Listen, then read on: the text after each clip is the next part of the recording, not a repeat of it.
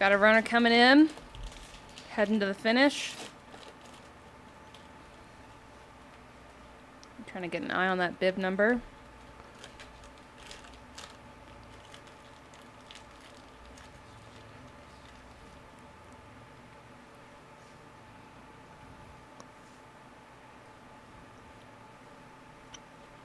Oh, look at that jump. That was pretty impressive. 146. Jody Sanborn from Wyoming. Nice.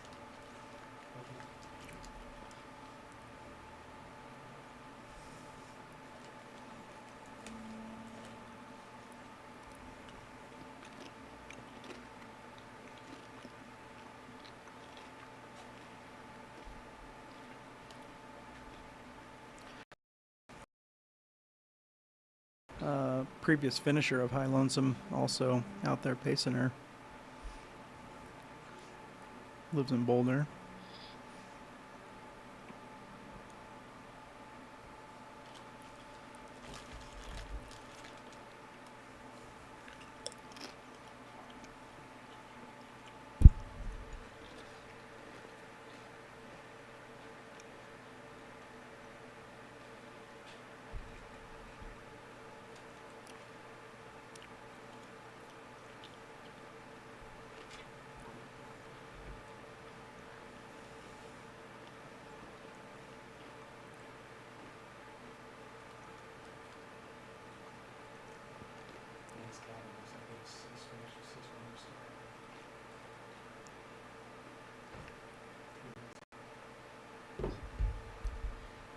All right, we have about 2 till, I think we have 32 hours elapsed, which will be the next cutoff. And we have 6 runners who still have to make it to and leave that aid station by 2 p.m. So sending a ton of energy their way right now.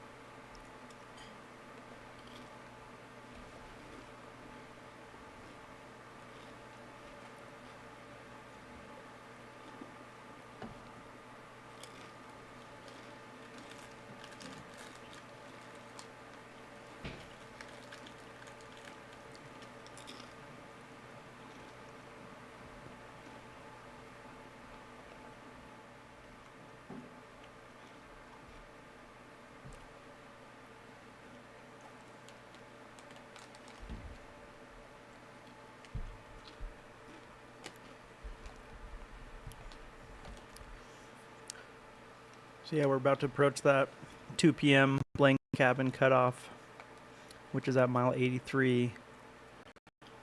And I believe that's the bottom left-hand part of our screen there.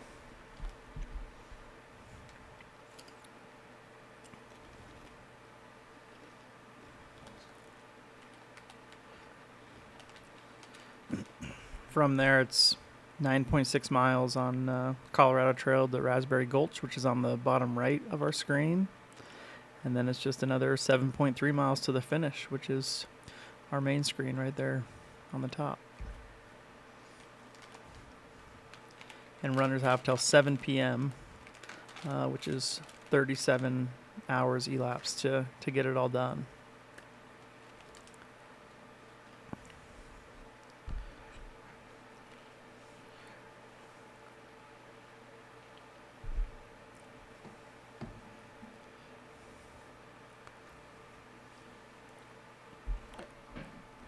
Talking to Caleb a little bit yesterday about the route.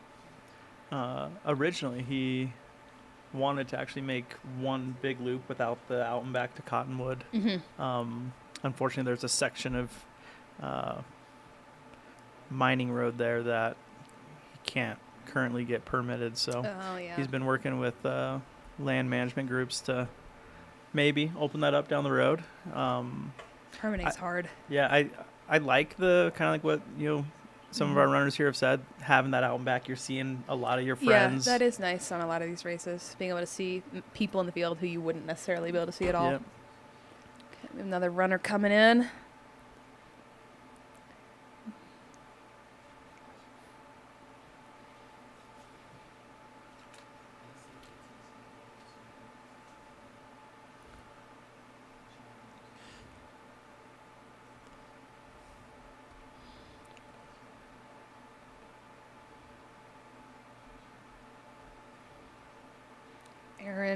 Draler from Boulder, Colorado. Crushing that 32-hour finish. All smiles. It's a pretty good feeling. Yeah, 100 miles, 23,000 feet of gain. Average elevation, 10,600 feet. Can't be more proud than that.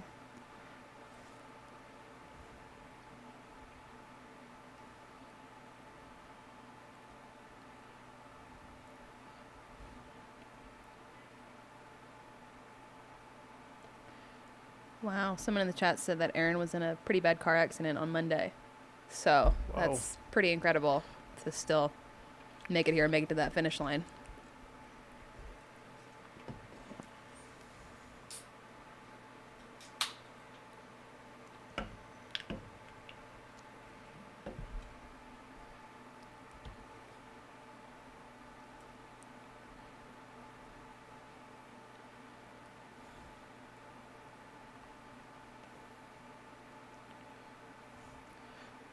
Aaron did the Lead Woman series back in 2017. Jeez.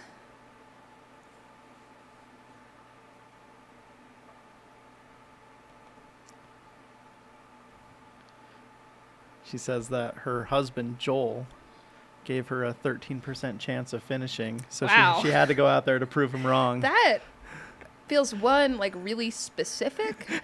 And also, two, I would be kind of mad if someone said that to me.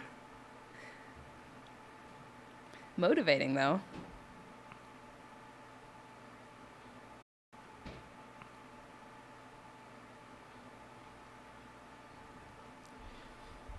She said in her pre-race questionnaire she was excited about just the beauty of the course and the company that's out there, crewing, having,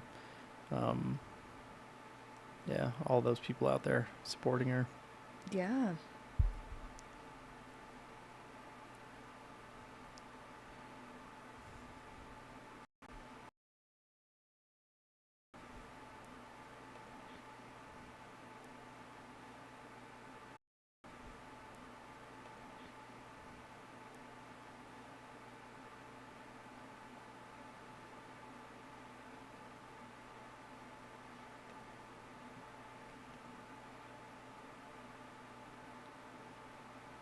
She wanted to give a shout out to the awesome ladies that were crewing and pacing her: Abby, Alana, Malia, and Kelsey.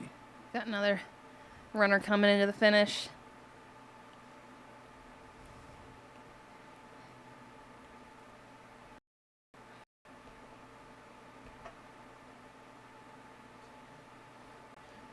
Got it done.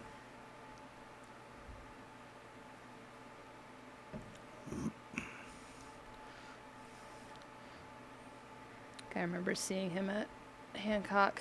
His glasses are memorable. His crew has some memorable sunglasses. Yeah, no, they are dripped out, I would say. Don't worry about it, you're old.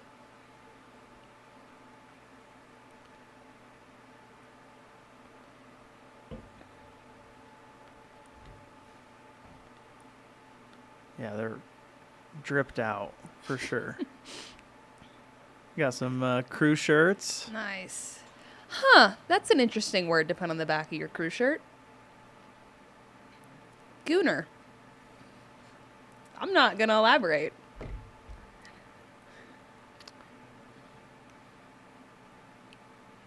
Y'all can Google that on your own. I also have no idea what's going on. I'm not explaining it on a live stream. That is a wild thing to put on your shirt.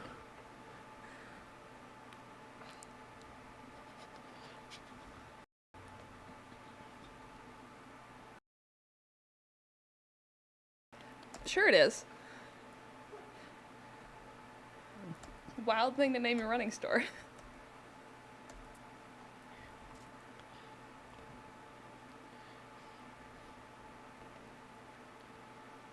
Yeah, it looks like one of his pacers is wearing alpha flies.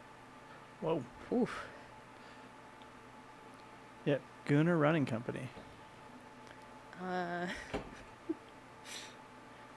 Keywords there, running company. Yeah.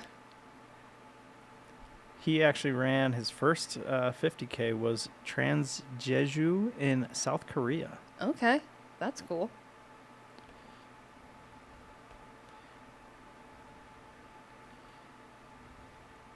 So definitely got some luck on his end. So definitely got some luck on his side. I can't decide if I want that sort of luck on my side, if and when I do enter the lottery for next year. You want to give a shout out to his parents, his friends, girlfriend. Yeah. For the person in the chat asking why I know what that is to begin with, I'm extremely online to my own detriment. So.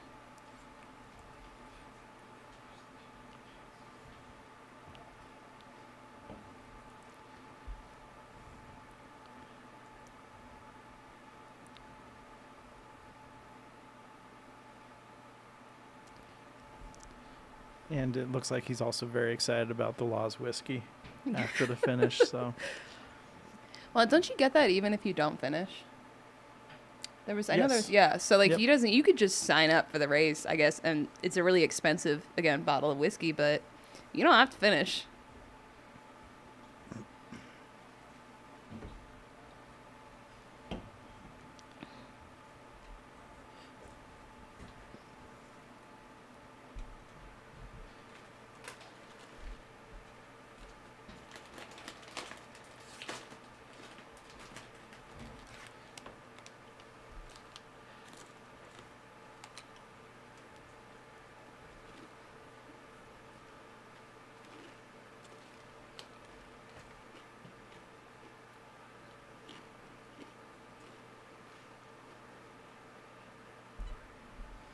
All right, now that Kel finished, I think the chat has to decide what random runner they're going to unilaterally support next. So I would maybe take a look at open split time, pick someone that has left Raspberry 2, and just kind of go all in.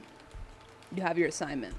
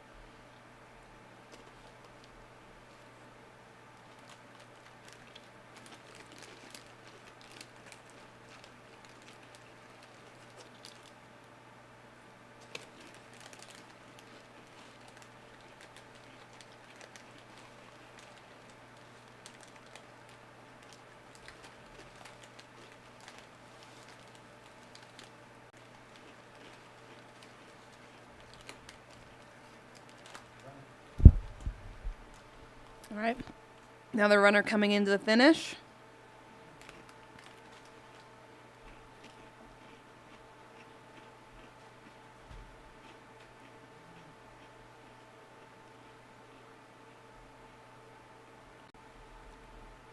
Running in with another adorable little pacer.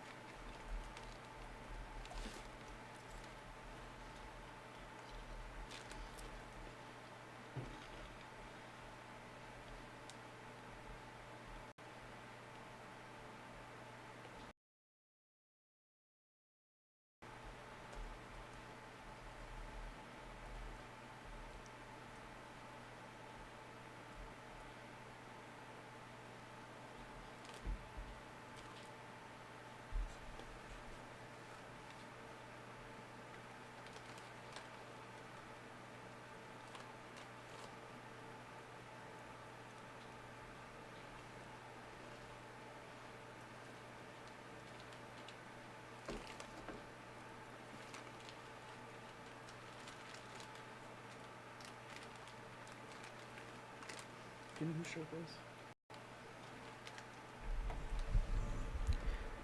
Could you guys in the chat, could you guys let us know who Sherpa is? Name or bib number would be great.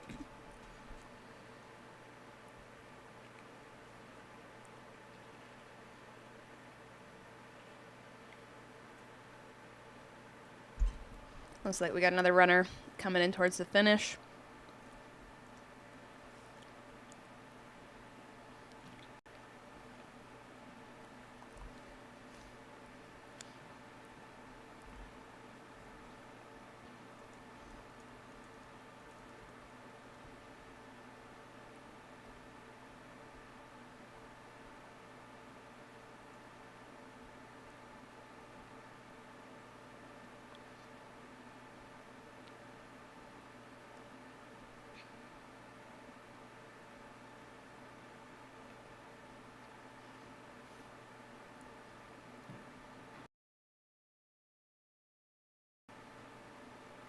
Chris Hayden from Sheridan, Wyoming. Nice. Getting it done.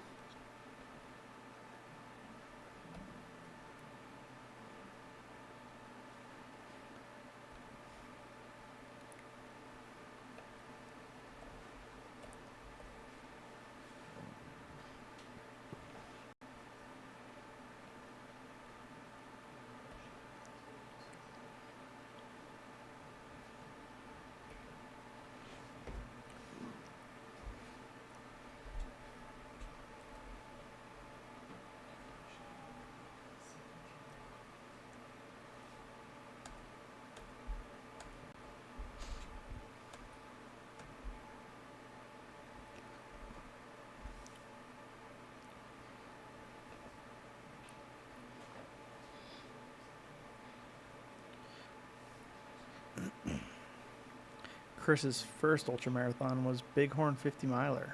Absolute classic. Oh, yeah. Always Bighorn, fun when man. it's a mud year. Oof, it's always a mud year. When is it not a mud year? Like, there's years with slightly less mud. Always It's mud. still extremely muddy.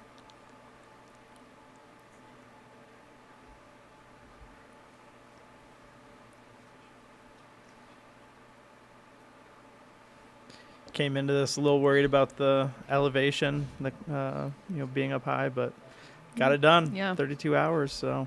Well under that final cutoff.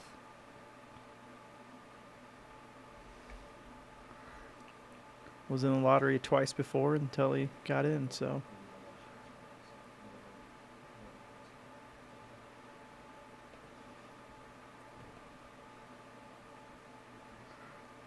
Want to give a shout out to his crew chief, Steve.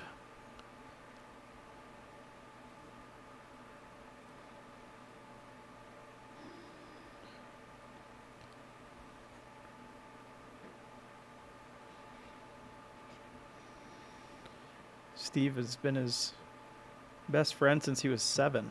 And now they're Wow. currently 50. I have a couple friends from when I was really young. None of them run, so I don't see that happening anytime soon.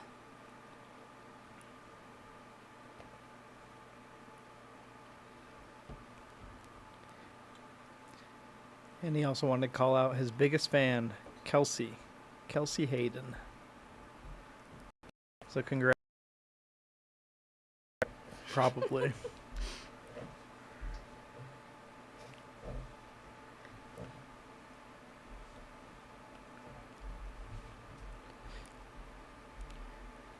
And he hopes to just drink a PBR after he finishes. Hell yeah, brother.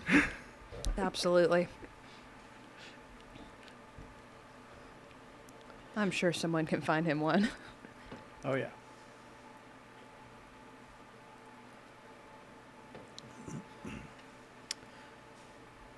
I know in past years they had like a tasting room set up at the finish with Oh. laws, so. That's fancy. I didn't see it there this morning at 6 a.m., but Okay, well, 6 a.m., yeah. they might have set it up now.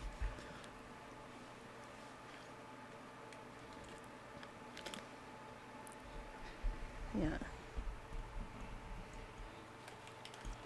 We don't have another cutoff for another 2.5 hours. At 4:45 at Raspberry 2 on our left is the last cutoff before the 7 p.m. cutoff at the finish line.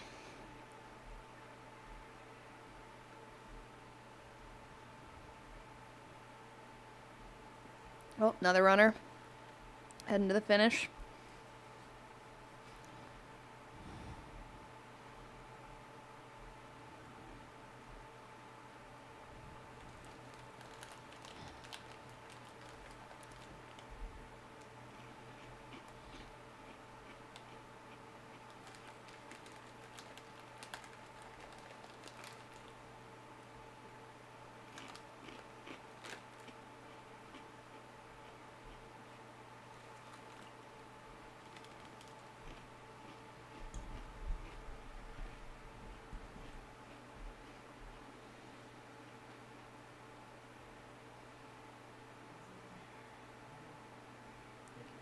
Oh, fan favorite in the chat.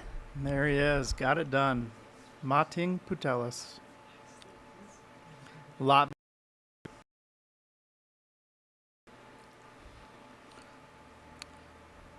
I know his brother also runs ultra marathons. Mm-hmm. Love a family affair.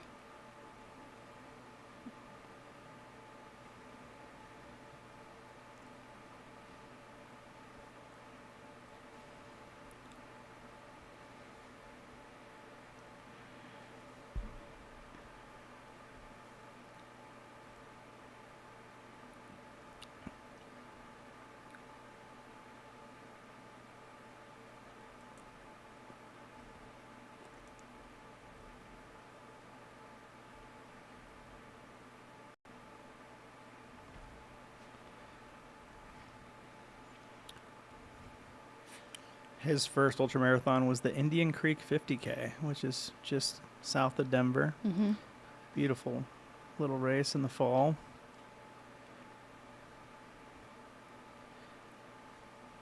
Lives here in Salida, so able to get out on the trails here easily.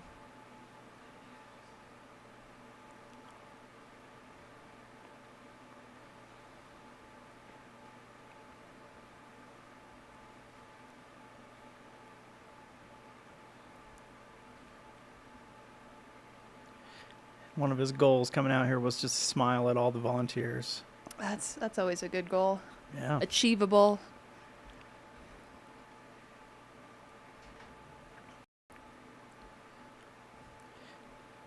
Wants to give a shout out to Erica, crew chief, his wife, and good friend Tia, flying in from Milwaukee Nice. to be the vibe chief. Do you have a vibe chief? You know, I don't, and I think that may be where I've been going wrong. I think that might be more important than an actual crew. Tia makes some running lifestyle gear from a brand called Third Coast Authentic. Okay.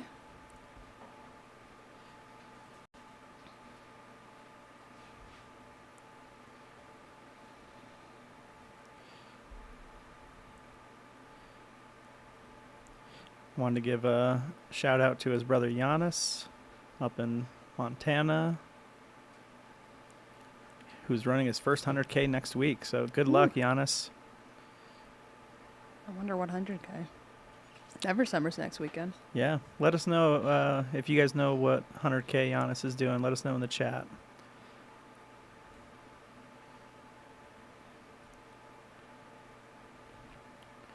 And he's most looking forward to just getting done and hugging his wife. Yeah, that's an understandable thing to be looking forward to.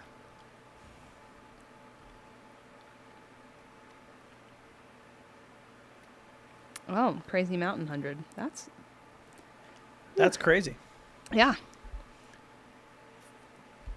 Talked to Rachel Entrikin, and she's won Crazy Mountain, I believe. She was talking about the comparisons between this and High Lonesome and Crazy Mountain. Got another runner coming in. Both now Hardrock qualifiers. Miranda Williamson from Boulder, Colorado. Hell yeah.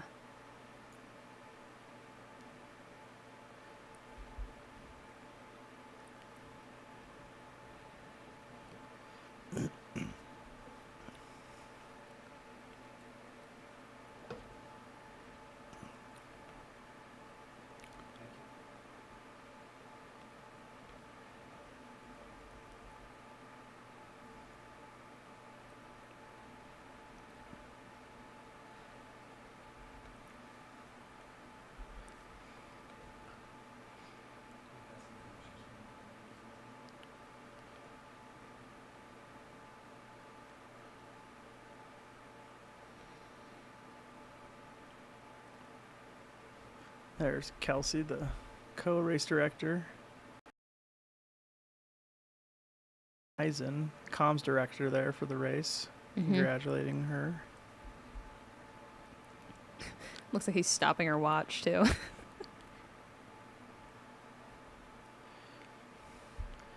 She mentions that she had a great time in training, and sometimes those are the best parts. Yeah. The race is a race, and it's fun, but just getting out and doing those training runs in really cool places is awesome. Yeah. Well, and you spend so much more time doing that than actually doing the race, so Yeah. it should probably be fun.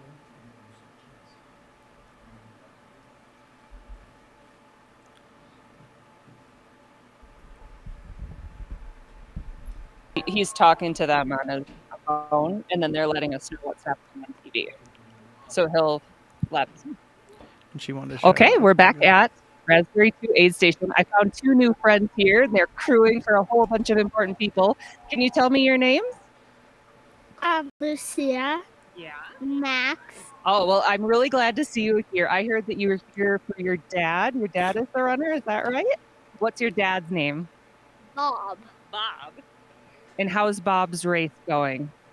Well, What's the best thing that you've seen your dad do? a belt buckle, like 5 belt buckles.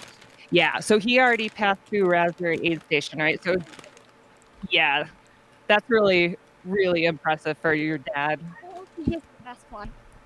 The best belt buckle? Yeah. I think he'll do a great job. I think he'll be really happy with it no matter what. So are you going to run into the finish line with him?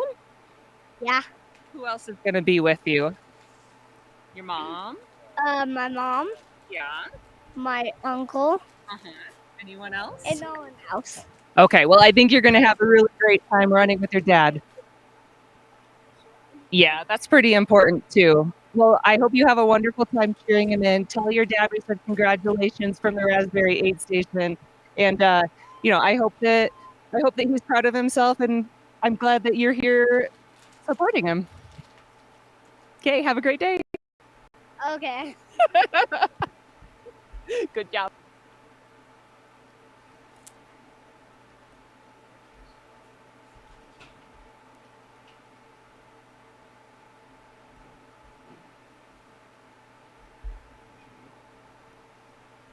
I love the kid interviews. They're so much fun. Yeah, my wife and I are expecting a baby in the fall. Aw. So maybe 5 years from now, my Yeah. kid can be out here cheering me on and on the live stream. Yeah, I mean, and that's really one way to make sure you have a pacer. You know, it's Create them. yeah. I don't know if that's easier or harder than recruiting a friend. I think there's more time involved, maybe.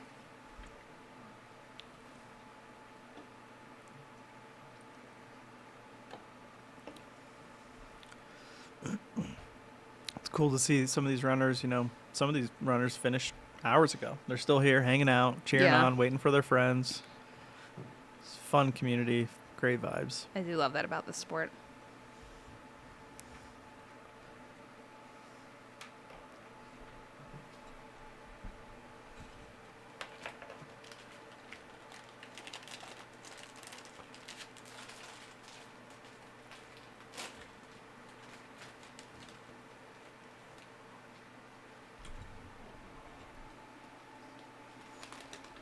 The guy in the brown shirt on the bottom of the screen, can't remember his last name, but his first name's Kevin.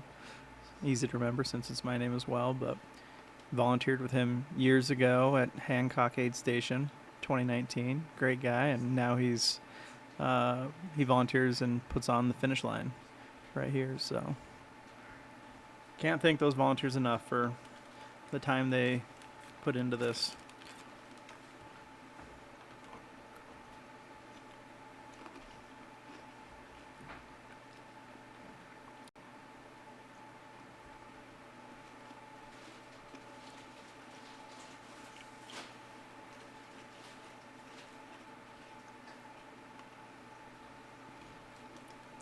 See someone there chugging a Dr. Pepper. What's your go-to after a race? Do you have a favorite drink that you splurge on?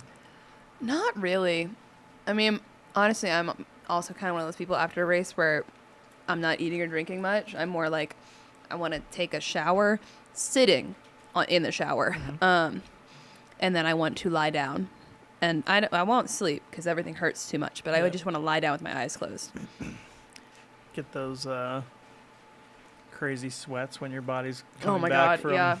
doing so much work. I really, after Run Rabbit Run last year, a few of my friends, I think, thought I was dying because I was like asleep, but I was breathing like I was running up a hill, like sprinting up a hill, and they like went and got my parents because they were concerned that I had to go to the ER or something. And I was like, why are you waking me up? Like, let me sleep. Like, we're so annoyed. And they were like, well, we're a little concerned. I didn't die, just in case anyone was wondering. Good. Very good. We still have Stephanie on screen there, who finished a little while ago with her crew.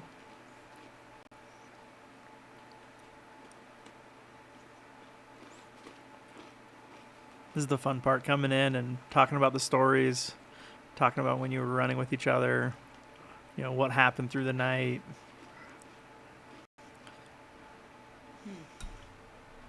Have you ever had many hallucinations?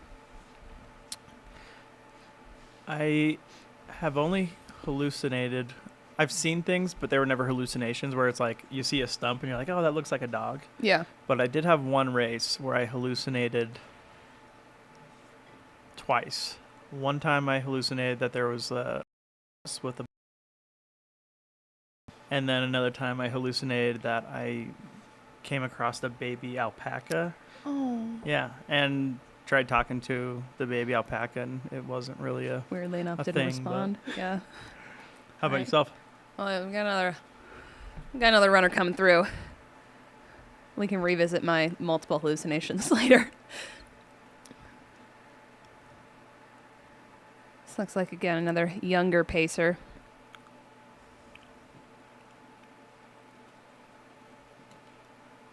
Was this the kid that we had the interview with earlier? I think that kid was going with their dad. Oh, so that's right. Yep.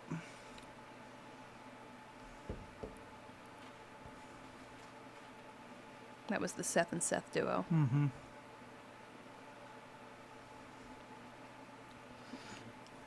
All right, we got Jedka O'Farrell from Lakewood, Colorado. Oh, I remember seeing her at Hancock because her shorts, they look like jorts. Oh, really? And everyone really loved them. She came in just as I was heading out.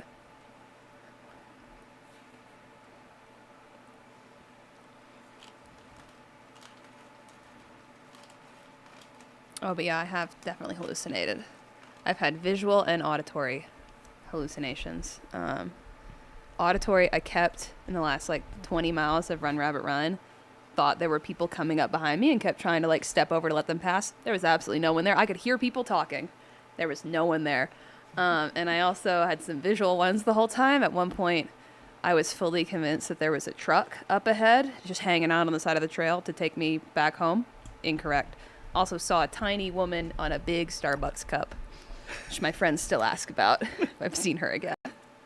Oh, there's some good ones. Yeah. I've never had the just Yeah. auditory. That's wild. It was really freaky because I was like, oh, God, I should let them go. I should be polite. And just fully no one there every Yeah. time I look behind me. We got Maya coming in here from New Mexico.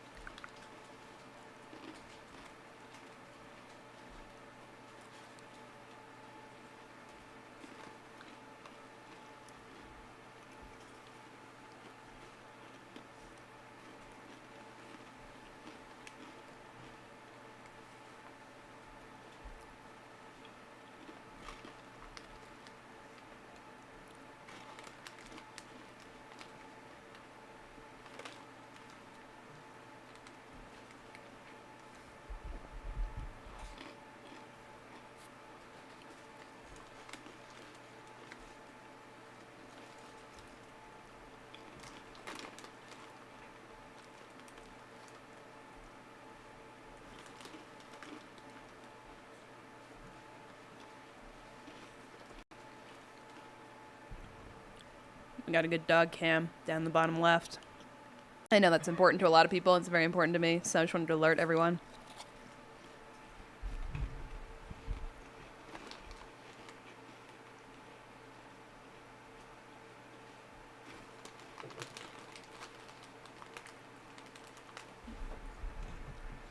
That is what looks like Kevin Canada.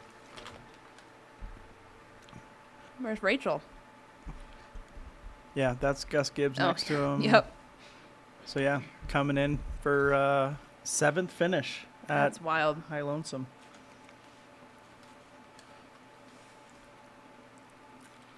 Did it? It looks like all by himself. I don't think he had crew or pacer either. I may have had a pacer there. That's crazy. Oh, there's Rachel.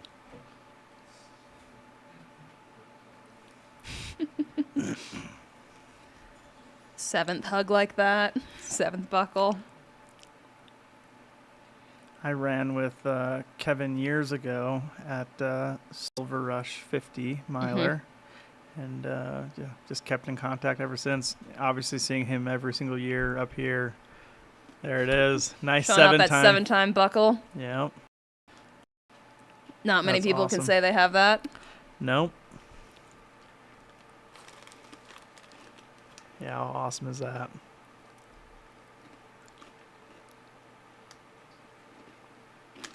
And there's the 9-time finisher? 8-time finisher next to him right there.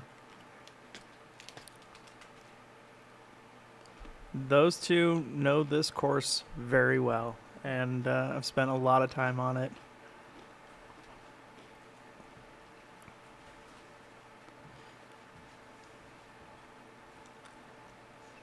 They got stories. They got a lot of stories.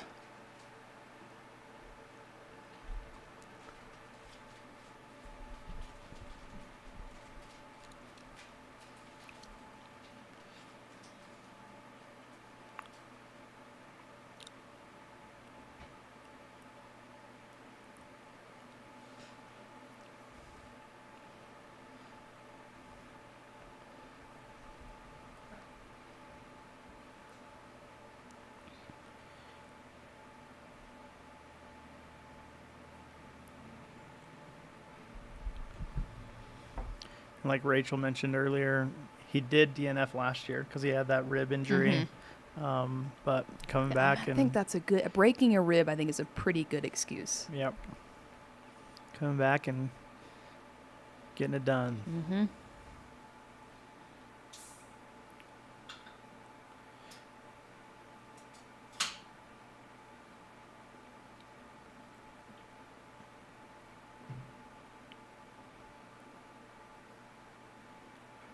They were able to get out here, and him and his partner Rachel Entrican were able to get out here and run a good amount of the course. Yeah. Now that she gets to be fun employed for a while, I'm so jealous. All I want to do is quit my job. If my boss is watching this, I don't mean that, but I kind of mean it. Yeah, they went on everything except for the Chalk Creek Pass to Hunt Lake area.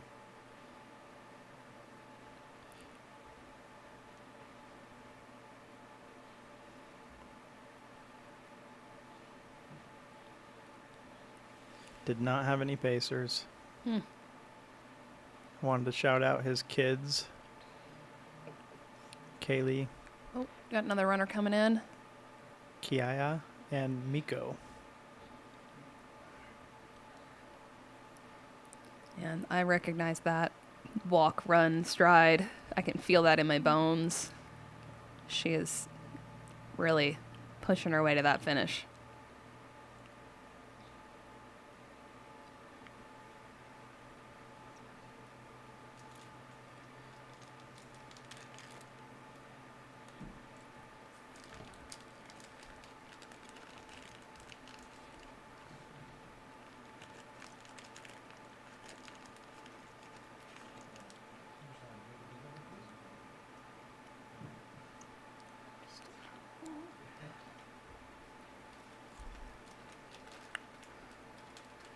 Oh, another finisher coming in, right on her heels.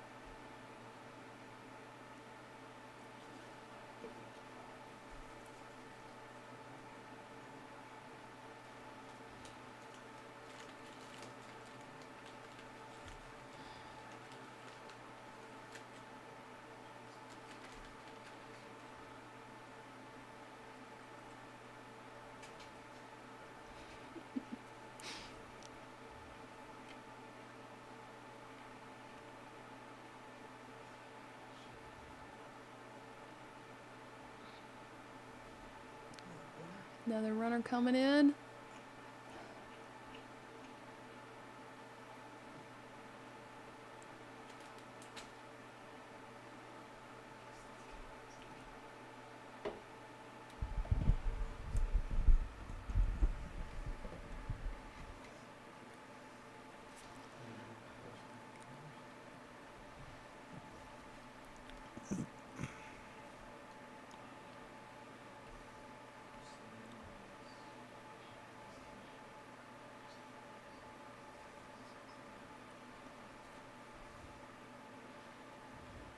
Ooh, that's a good bucket hat.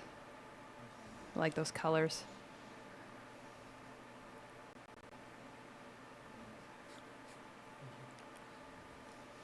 We got Jesse Alexander coming through from Flagstaff.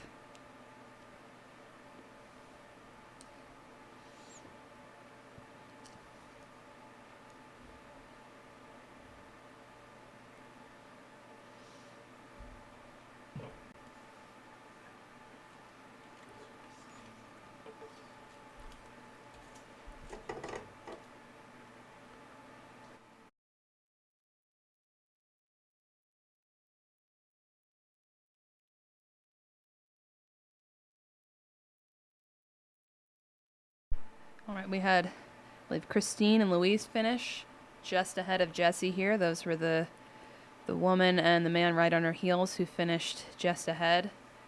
Just wanted to give them a quick shout out because we weren't able to see their bib numbers before.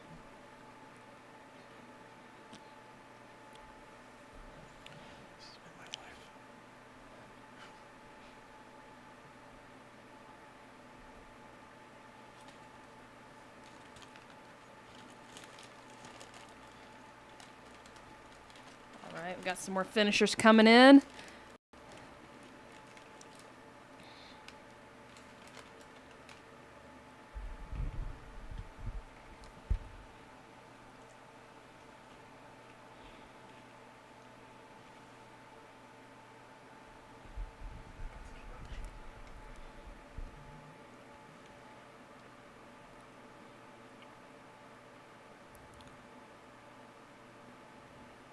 That's the sprinter. Right? That's the sprinter. He finished. Wow. He finished. Chat should be going crazy right now. That was the sprinter from the very beginning of the race. That's 156. Higgins, I think, was the Yeah, last name. Andrew Higgins from Birmingham, Alabama. I did not catch her bib number.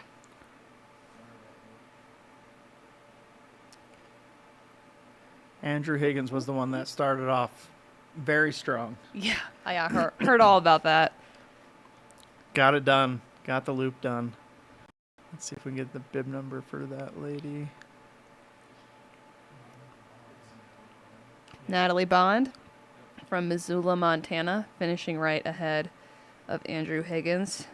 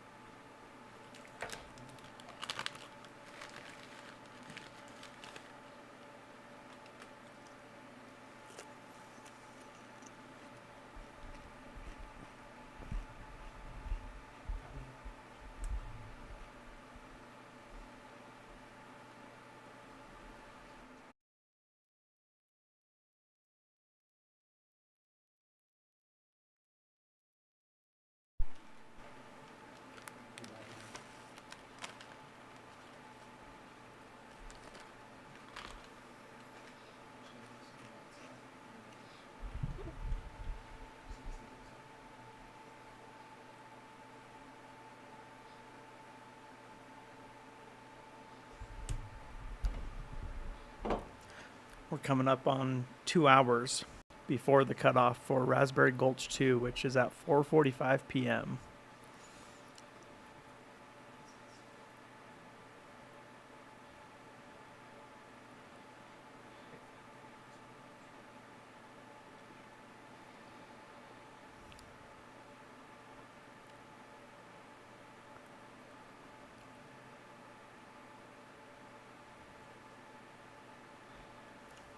And that's Raspberry 2 on the bottom left video feed.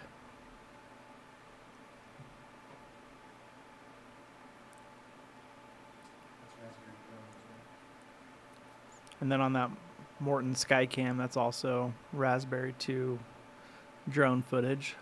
Thank you so much to Maurten for providing this aerial footage with us with the help of the drone operators for Mountain Outpost.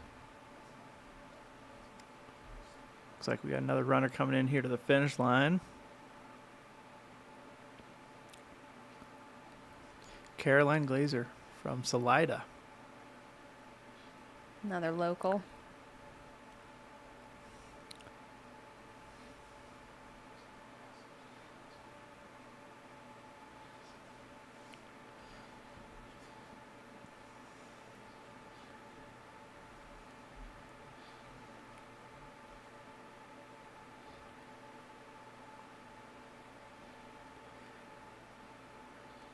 I could be wrong, but I believe that lady next to her on the right is Nikki Kimball. It does look like Nikki, yeah. It looks a lot like Nikki. Nikki Kimball walked me up through mile 99 a couple weeks ago Wow. at Western States. So She's a legend. absolute legend.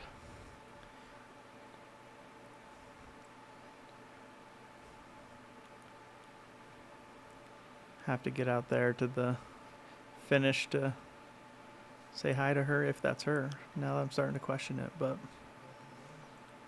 One way to find out. yeah.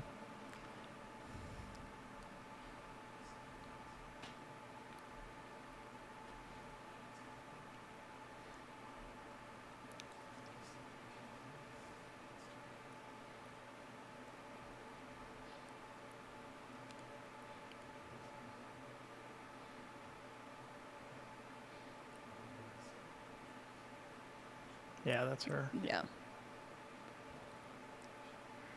Friends coming in to congratulate her. Look at that. Big group Love hug. a group hug. Yeah. That's awesome.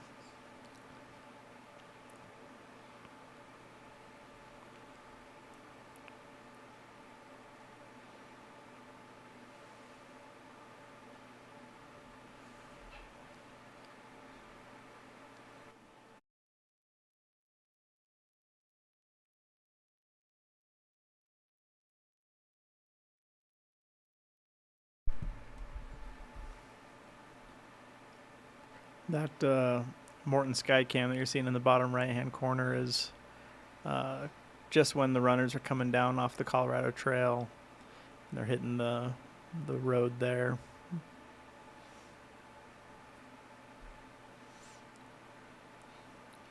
Which, by all accounts, runnable section of the race. Sure. Late in the race, so obviously you're gonna want to take it easy, not do any serious damage that late in the Mhm. race. But when I finished the race in 2021, I definitely walked all of it because it was not runnable for Yeah. me. Yep. Stick with us here for a little bit. We're gonna have Ryan Smith in here, second place male today, to do an interview with.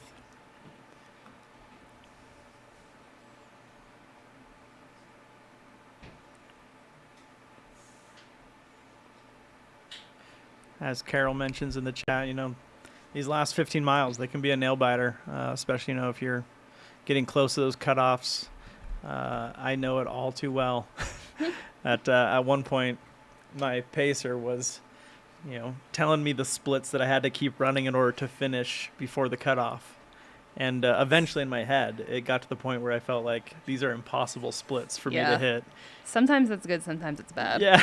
So I called it a little bit early. Still was able to get a finish, but that's a story for another time. But we do have Ryan here in the studio. How are you doing?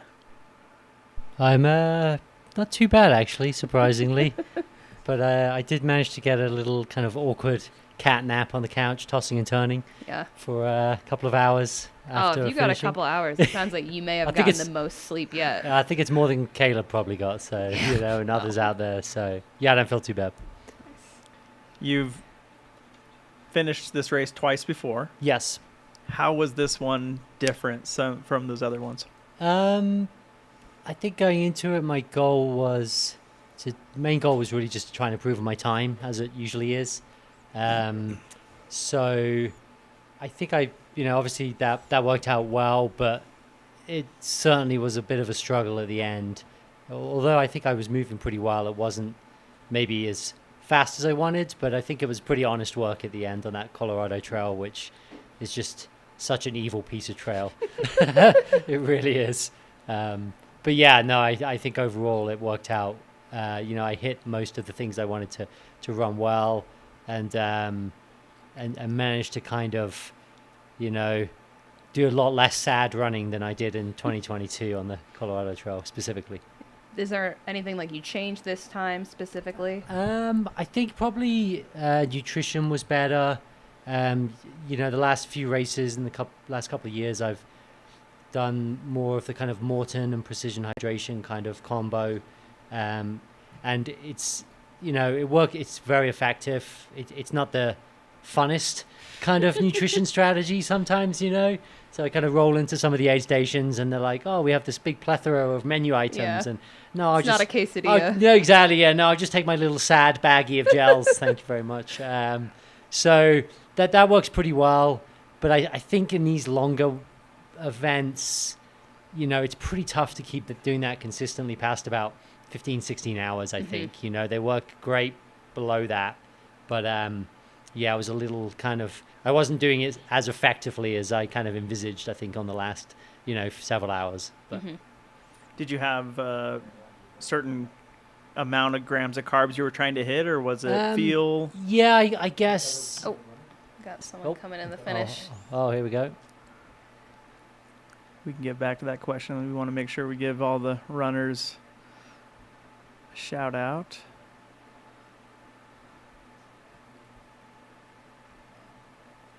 See if we can get a bib number on this person. 241. Matthew Cade. Looks like, Oh, fellow Boulder, Colorado runner. Jordan? I don't know. Open split time says that bib is Matthew Cade. Yeah, it looks like Jordan based on the face there. Boulder, Colorado. Another Boulderite. Nice.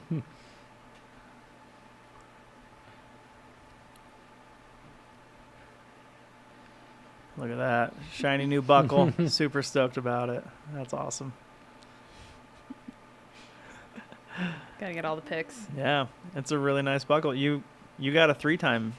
I got a buckle, 3-time. Yeah, it's pretty nice that you get kind of the custom buckle every time. Mm-hmm. My wife finished her 6th today. Yeah. So she's got a nice new buckle to add to the collection too. Yeah. You gonna try to catch up to her? I don't think so. I'm not sure I'm tough enough to do this every year. It takes its toll on you. It is one of the more challenging 100-milers out there. I think it's kind of relentless. It's really front loaded with kind of mountain climbing that just wrecks your legs, and then by the time you hit that head wall on the divide, it's really all runnable from there. But it's so difficult to wrap your head around that and kind of execute on that last bit, I think. So, for me, I'll keep coming back every year in some capacity. Last year I did some commentary on the live feed, and then, I have lots of friends and, running typically as well. And, we volunteer as well, so. Yeah, it seems like you kind of make this area your summer home. I see you up here in the mountains quite a bit, training on the course. Yeah, we do, like Raspberry. I think this race introduced us to kind of Raspberry Gulch area, and we've camped there with our kid like for the last several years a lot. So running up Antero a bunch and training, and just it's a great spot to be. It's kind of hard to beat this area, to be honest. We've got another runner coming into the finish right now. Pacer and runner. Excited to get this done. Last right turn. Down the finish chute. Don't twist an ankle.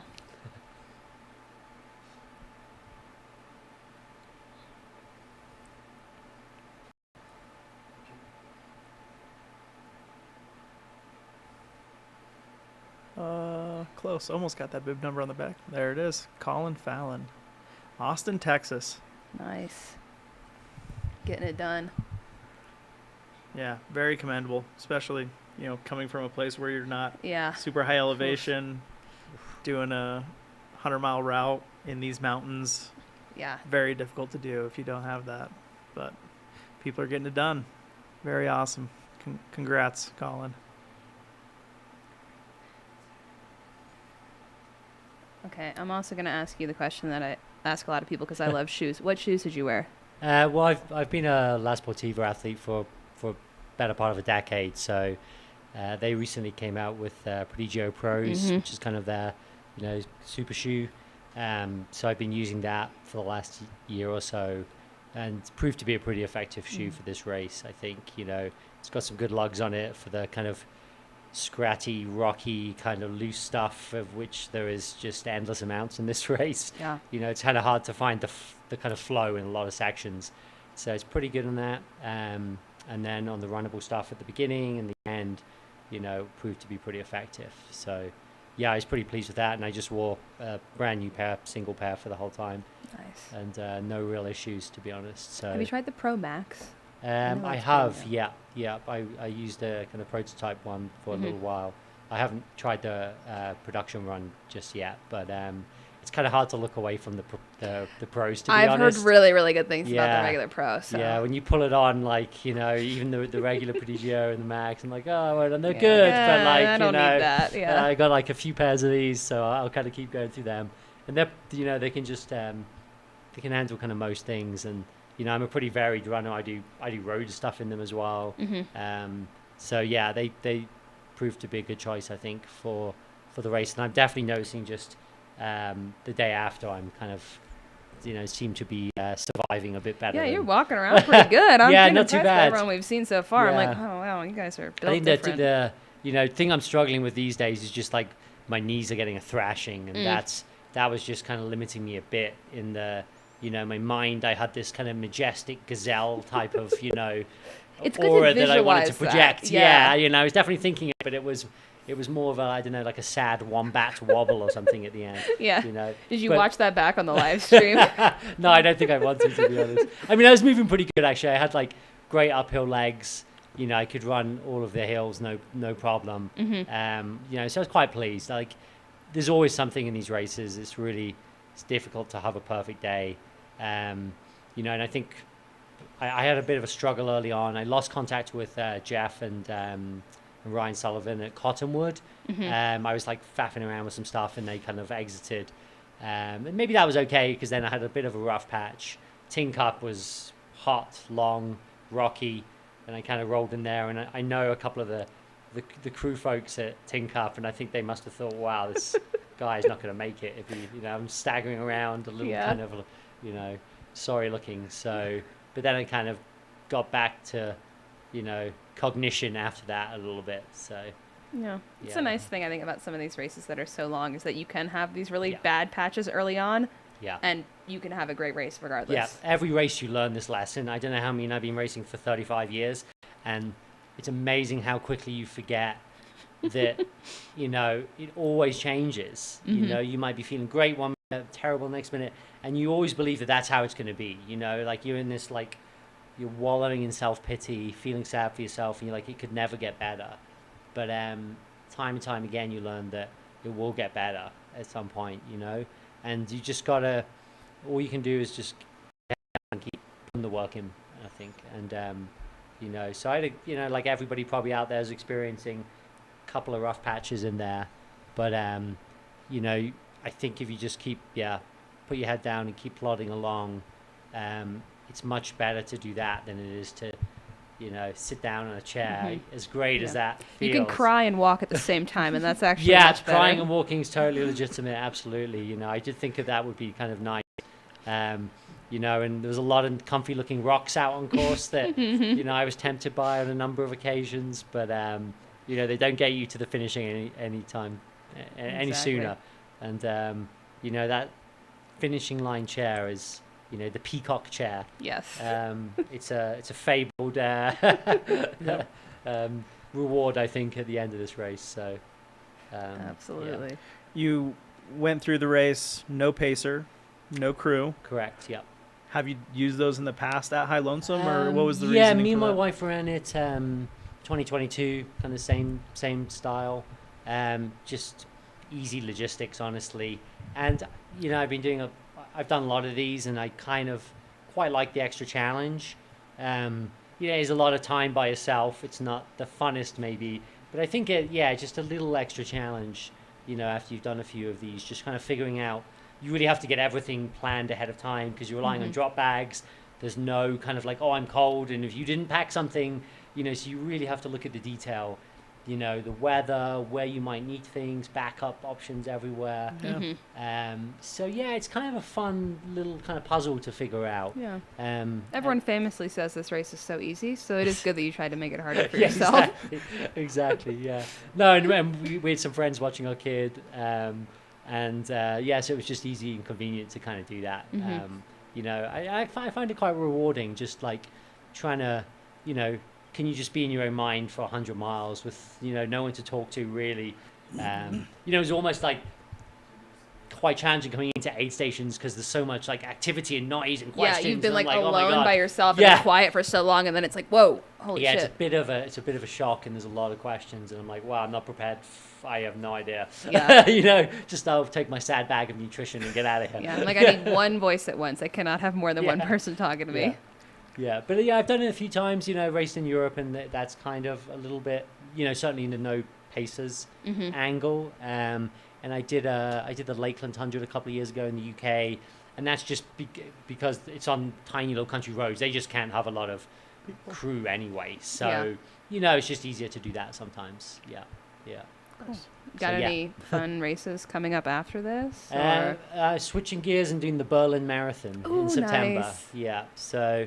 Very for the last different. few years, I've flipped from high alpine mountain walking to fast road running. It's a very common combination. Yeah, no, I mean, as I said before, you get time on feet. Yeah. And that's really a lot of aerobic work. Yeah. Which is important in the marathon. Yeah. No, it's good. It keeps me honest. I'm no spring chicken anymore. So it's kind of good to dive into some kind of good old honest running where you can't hide from anything really. The numbers are the numbers. So, do you have a specific time goal for Berlin? I've been trying to crack 225 for the last couple of times, and I've got close, like 226 the last two marathons I've run. Wow. Last year in Cincinnati. So getting close, but I kind of just need a perfect day to shave an arbitrary 30 seconds off. It's a fast course. You'll have a lot of people to run with probably because it's so large. Yeah, so it's a good spot to go for it. Yeah, exactly. Yeah. No, as the T-shirt says, I think this is Sage and Sandy's. Any surface, any distance. It's a good motto to live by. I like track, road, mountain. Anything really. Yeah. You learn something, I think, from all of these. Just how to prepare, how to execute, how to train. But I think more than anything, just the psychological component to performance is quite challenging to figure out. Yeah, absolutely. With your 3 finishes here, every time getting faster. Yeah. Not getting younger. No. What is it? The experience on the course? What's getting you to keep running quicker? Yeah, it's a good question. I think experience does come into play a lot. Like I was saying earlier, even though these lessons are tough, I'm quite good at just like, okay, well, it's kind of miserable. You just keep moving. And then, you tweak things like, maybe nutrition, something hasn't worked. And it's always a moving target. There's no magic recipe. So I think you get good at just having contingency plans for things like that. I think, like I shared the first 50K with Jeff and Ryan. That was kind of fun. It's very lighthearted. We were just chit-chatting. I think that's one of the great things about the sport. It's just full of great people, so we had a good time just kind of, working together and just moving pretty well. They were moving at a good clip, but, and I was at the beginning, I was like, well, should I stick, these guys are really fast, and it's probably a little too hot, but why not? Throw yourself in and just see what What's happens. the worst that could what's happen? Exactly, you could just sad walk 60 miles Yeah. at the end. But I think you just got to try some things sometimes. So, and I think like we were just saying, the marathons have been helping. I'm probably the only person to get slower at 100-mile races and faster at marathons. As I age, but because I PR'd in Cincinnati last November, at 45. So Hell yeah. I guess, you can just, just why not? You just got to try it. And I think you're seeing that in lots of kind of endurance sports, I think, specifically marathon running as well. Women's, in the American side, marathon running, you're seeing great performances by, folks like Des Linden, Sarah Hall. They're just performing at like international standards, and they're in their 40s like me. So, I think they're kind of rewriting the books a little bit about what performance might look like. And, Hardrock, Ludo Pomeray, just, Absolutely crushed killing it, right? So I think there's no reason, you got to capitalize on it if you're having a good streak and just keep showing up and, don't have any excuses. Age is just, number, I suppose, as they say. Absolutely. What does your training look like? Do you have a coach? Are you self-coached? I've always been self-coached. I really like running, and I don't want to I don't have any rules. Yeah. So I run when I can, and when logistics, dictate. Me and my wife have jobs, we have kid. So I've always been, I think, lower mileage maybe than people I race with. That's worked great for me. For me, it's important to really enjoy it. Yeah. So I don't try to put too much of a structure there. There's probably a loose structure in the back of my mind somewhere, but I don't tend to overthink it too much. I probably do much more road fast interval work than maybe many other mountain athletes, I would say. And that seems to translate a reasonable amount. And I think if you pair that with experience, yeah, absolutely, that probably works, So, that's been kind of what I've done the last few years, is just, have a little kind of early season, a marathon or something like that, jam a bunch of hard interval stuff in, and then switch out and maybe do a couple of races or something like that. I did 250 milers coming into this, which was maybe a little too much, but I just needed a bit of kind of confidence builder, because I hadn't done like a big trail race in a year or two. So I was feeling like, do I know how to do this? Yeah, still? exactly. It's like, well, I've been doing this for like a long time, but still you're just like, can I, you can't underplay the psychological strength you need to finish 100 miles. Like, a finish is always difficult, and it's elusive for a lot of people. And it takes a lot of kind of like mental energy to finish these things. For sure. Yeah. I feel like one thing I like about this sport is that you do have these people who are doing like 100, 150 mile weeks and doing really well. And then you have people who are doing maybe like 50 miles a week and also doing really well. Like, there's so many ways that you can train, because it can be so specific to a person. So I think that I think a lesson I learned a long time ago is you just have to be okay with what you can do and what you can fit and what works for you. Yeah. Strava isn't a competition. Yeah. And you're only really racing yourself most of the time, and just seeing what you can do given the work that you put in. And I always think about that. Like, if I'm towing the line at a marathon, it's like, okay, well, I didn't get the training block maybe I wanted. It's like, okay, well, now you just got to adjust your expectations a little bit and try and execute on, some arbitrary, not arbitrary, but like a data-driven kind of goal. It's like, well, what is like maybe possible, and let's try to hit that. And I think you can sometimes get a little caught up in this quest of optimizing everything to the nth degree, and it sucks a little bit of the joy out of it for me, I find. So if you can get 30 miles, like John Davis, a friend of mine, he's finished his 8th High Lonesome today. Wow. He fits running in, like any kind of family person, when they can, and you can toe the line and finish, because I think what'll get you to the finishing line is your kind of mental fortitude more than your physical preparedness, for this. It can really counteract that a lot. You need like a baseline, but past that, it's very much mental. Experience will get you a long way. I think, you'll suffer probably more. For sure. You're not going to have a good time, maybe. Exactly. And you'll definitely be hobbling around the next day. I think, if you really prepare physically, your recovery goes much better, Mm-hmm. you know, but you can honestly, you know, you could couch to 100-mile this. A lot of people could that have done it before. Yeah. You know, you remember a little bit, you know, what it takes to get to the end. And stubbornness is probably your biggest, you know, ally in this kind of quest to Absolutely. finish these things, I think. Yeah. Awesome.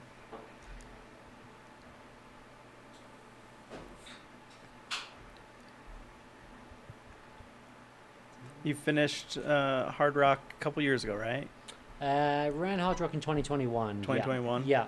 So you got your qualifier again this year? Yes, exactly. Last year I didn't have a qualifier, kind of ran out because I Mm. hadn't done a kind of a qualifier 100 miler in a couple of years. So yeah, I'll put in, but you know, I had a great Hardrock when I ran it. You know, I picked a poor year to do really well with Francois and Dylan having exceptional years too. But you know, it doesn't bother me. I love the competition. But more than that, I just love executing a good race that you can feel proud of, you know. So I hit my goal, and you know, so I don't feel necessarily a need to rush back. You know, if I get in, maybe great, but Yeah. it is a fantastic race. It's pretty difficult to, you know, you can see why everybody kind of obsesses about that race. It's a beautiful course Yeah. and this amazing kind of logical route through the kind of historic towns on route. So yeah, I mean, at this point I've ticked most of the big races, you know, UTMB, Western, Hardrock. So I'm not sure what's next. Well, I mean, really. Hardrock, you do have to do both directions. It is true, yeah. So Yeah. next year is I mean, I certainly wouldn't clockwise. turn it down again, I guess. Western, I had a terrible day out there, so I'm probably never getting back in there. But if I did so happen, I'd probably do it just to see if I could redeem myself. yeah. But there's a lot of other great races out there, so I'm not sure what's in the future for next year. It's just nice on the week after one of these when you could just not think about running. Yeah. You can just be lazy, you know. I think we have a runner coming into the finish now. Nathan Alexander, Fayetteville, Arkansas. Ooh. Again. 25 years old. Wow. I was not doing this stuff when I was 25. Let's say that. No. Oh, wait. No, yeah, I was. I did my first ultra when I was 23. I'm going to just be quiet right now.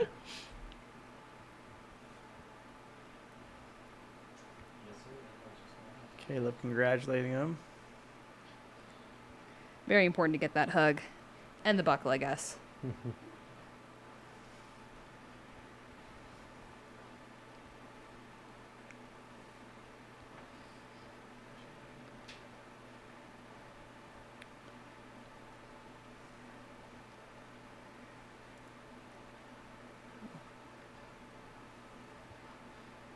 Getting the crew together for a photo.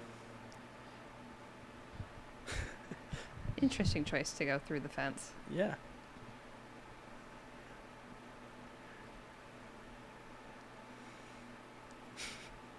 Especially when you're a pacer and you've been running for Oof. a good amount.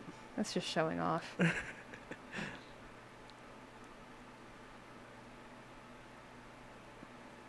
Very nice.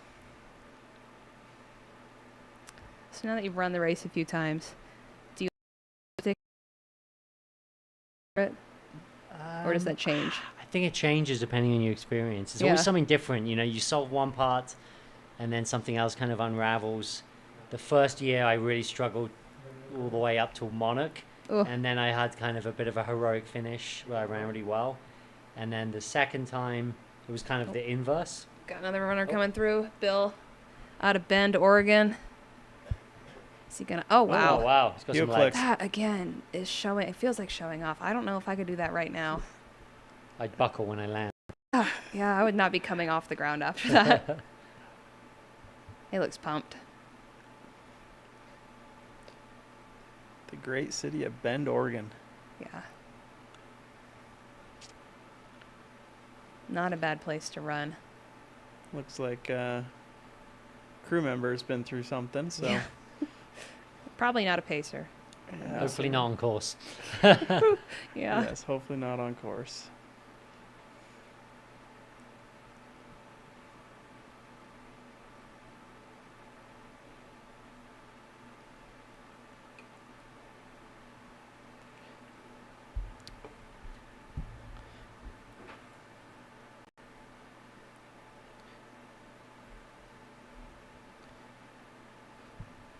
Nice photo.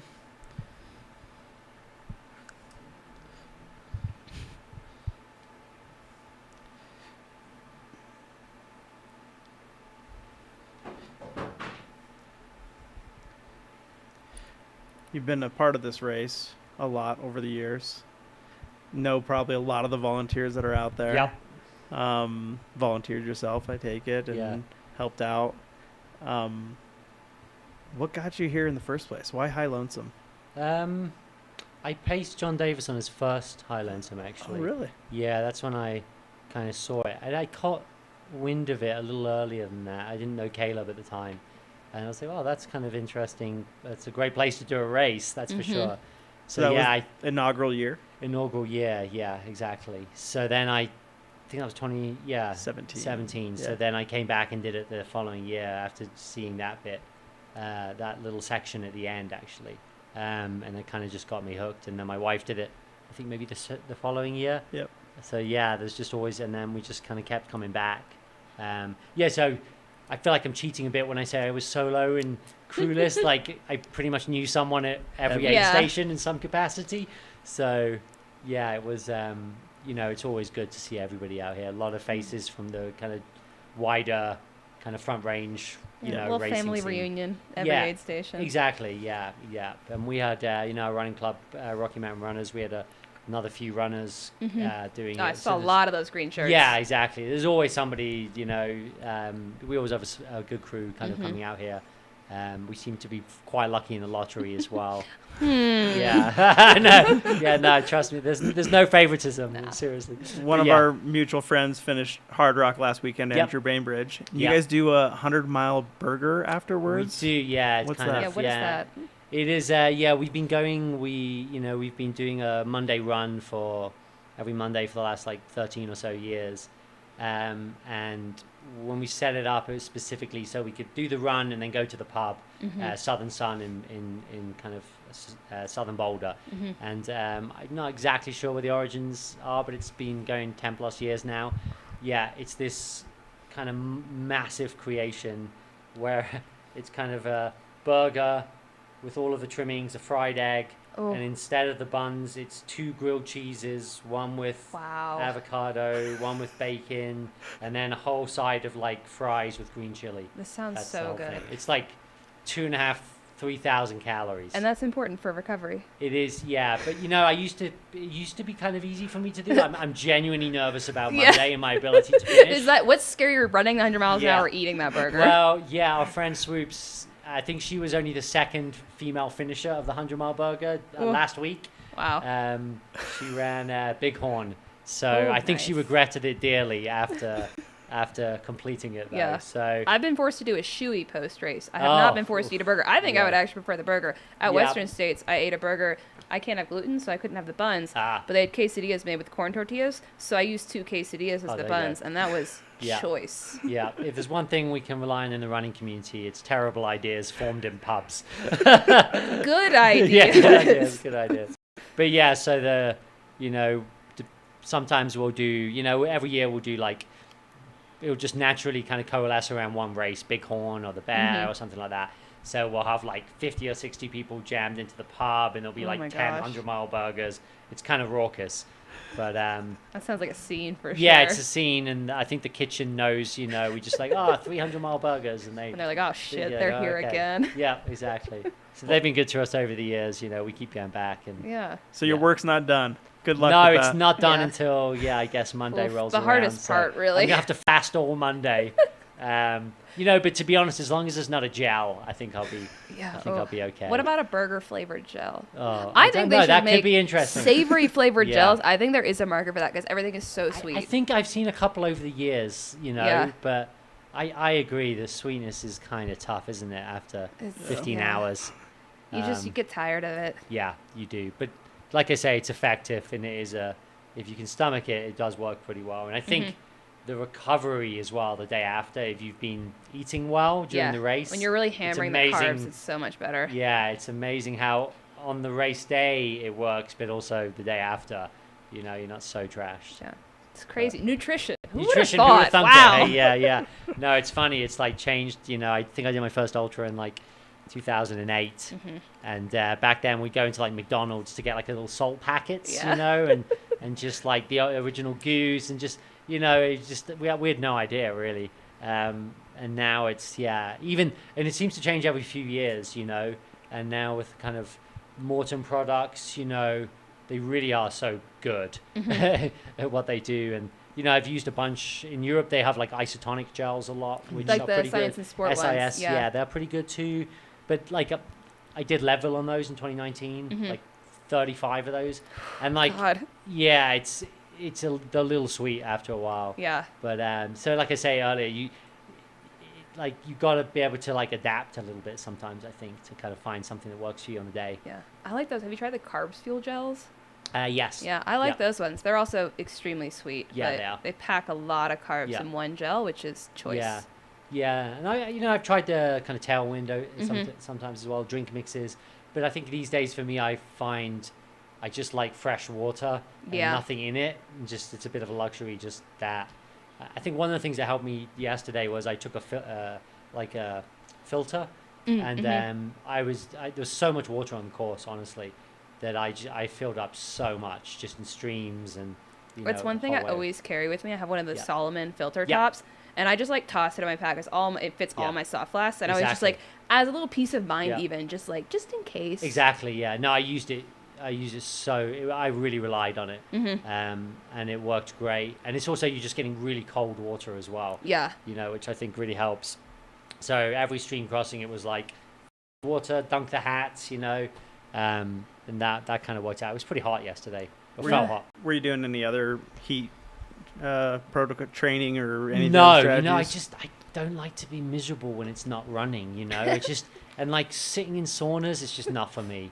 It's just, you know, I could do a hot tub because that's like enjoyable. You can have a beverage. I mean, there. that is a way to heat. But I don't know. It's just I know these things can help you. I'm just not willing to be. I just find it so hard to do things that aren't running. Yeah, even me like too. strength training, cross training. I'm like, Yeah. okay, but I could use that time to run. Yeah, no, that's instead. my philosophy as well. It's like they say in every sport. Like if you want to get better at climbing, climb more. You want to get better at running, run more.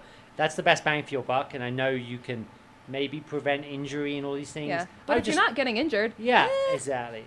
I think you can just be more sensible in your how much running you do, and then just enjoy not running. Yeah. You know, and not lifting weights or yeah. being on the bike. If you don't want to do those things, you know. So Yep. yeah, I'm not willing to like cross train. It's just not for me. Yeah. It's not for me. For people who like it, I love that for you. But Yeah. yeah, my main thing is I'd rather be like a little bit under trained or under Yes. optimized and like Yeah. really like what I'm doing versus burning myself out, Yeah. having like the perfect training block or whatever. Yeah, So not exactly. worth I'm it. not looking for, like I said earlier, perfection or to optimize to the nth degree every facet of the It sport. seems so exhausting. Yeah, it's exhausting, isn't it? I just like to be pretty good.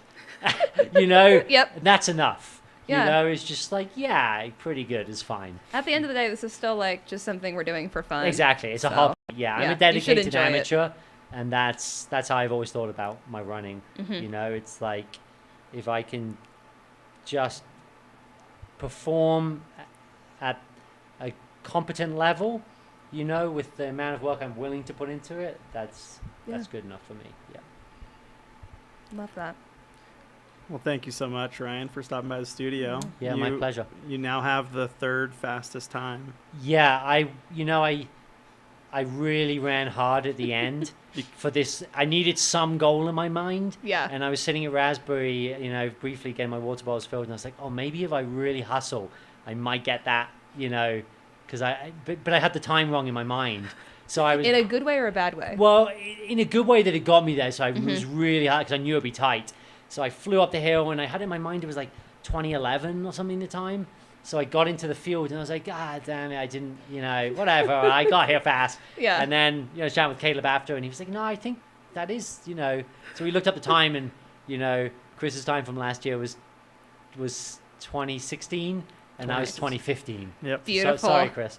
But it really motivated me at the end. So it was Yeah. very key for me to kind of hustle. So yeah, I'm pretty pleased at that. It's That's awesome. It's not easy to do. No, definitely not. Cool. Yeah, thanks again. And I'm sure you'll be out there at Golden Hour. Yeah, I'm gonna head over there in a bit, and you know, and just kind of soak it all in. Yeah. It's always a good time. For sure. You can get a tattoo. Yeah, maybe not. Maybe if I broke the course record. Yeah, but, that luckily is- for me, yeah, I that was didn't. the Yeah. Thank you so much. All right, thank you.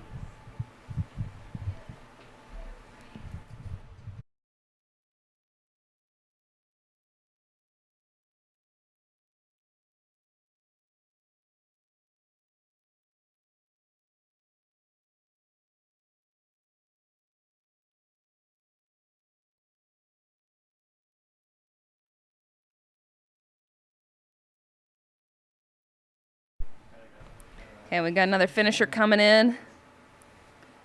Trying to peep the bib number.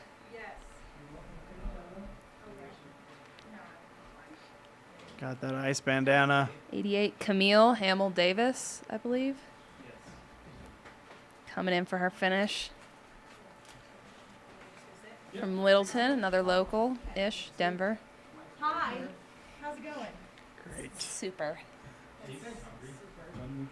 Like if I make like jalapeno poppers now instead of like pre-dinner.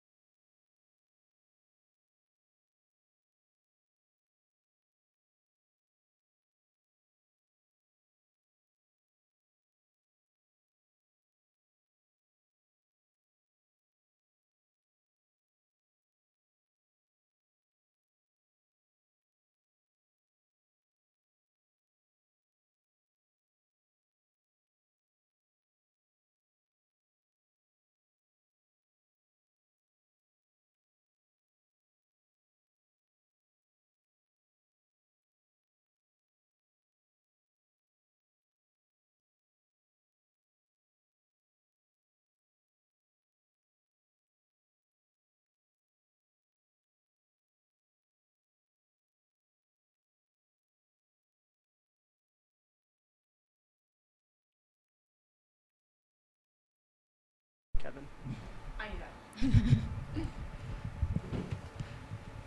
Thank you guys for being with us. We now have another special guest, Yes. Rachel Lemcke. How are you feeling? Like $1 million. Okay. I'm Go a out little- and do another loop then? I feel like I could actually go do this route again tomorrow. Yeah. Jeez. Wow. Yeah, totally. Yeah. Okay. No, just kidding. I don't think I'm going to be running for a little bit. Yeah, a couple days off. Definitely. I like to take a solid, I'll take probably a solid week off. Hell yeah. I think Absolutely. so. Hopefully. My husband might keep me accountable to that. It's good. I think that's important to have someone to hold you accountable. Yeah, my dog won't, though. She's going to be really mad. Yeah, that is a She's- problem. Well, that's why you have someone else to, take care of that, right? Oh, yeah, right. Yeah, my dog got very fit during this training block. So I think I created a monster, and she was really upset that she didn't get to do the whole loop.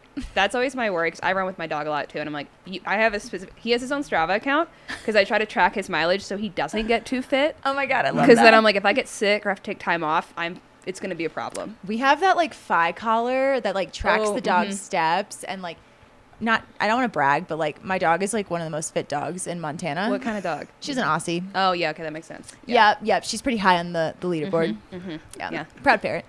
Zach's Aussie, who I've been running with this weekend. I think she also has a Strava, and she's done 40, 50-mile weeks.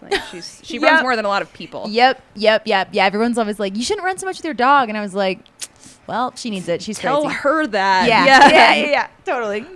So curious, what brought you here? Why High Lonesome? I've actually put in the lottery the last 3 years, oddly enough. I know people are like, wow, it took you that long to get in. Yeah, I put in for 3 years, and honestly, I didn't want to do a 100-miler this year, and then I got in. So yeah. Whoops. So yeah. But I love the mountains, and I like just the technicality of the course, and just it's a lot of strategy. You have your poles, and there's just so There's many a lot of different parts to this one that you kind of have to manage. Yeah, versus you don't just have to be fast, Yeah. I always joke I like to hike. So yeah. Good race for that. Yeah, it's a great race for that. Yeah. So I was I think all those elements.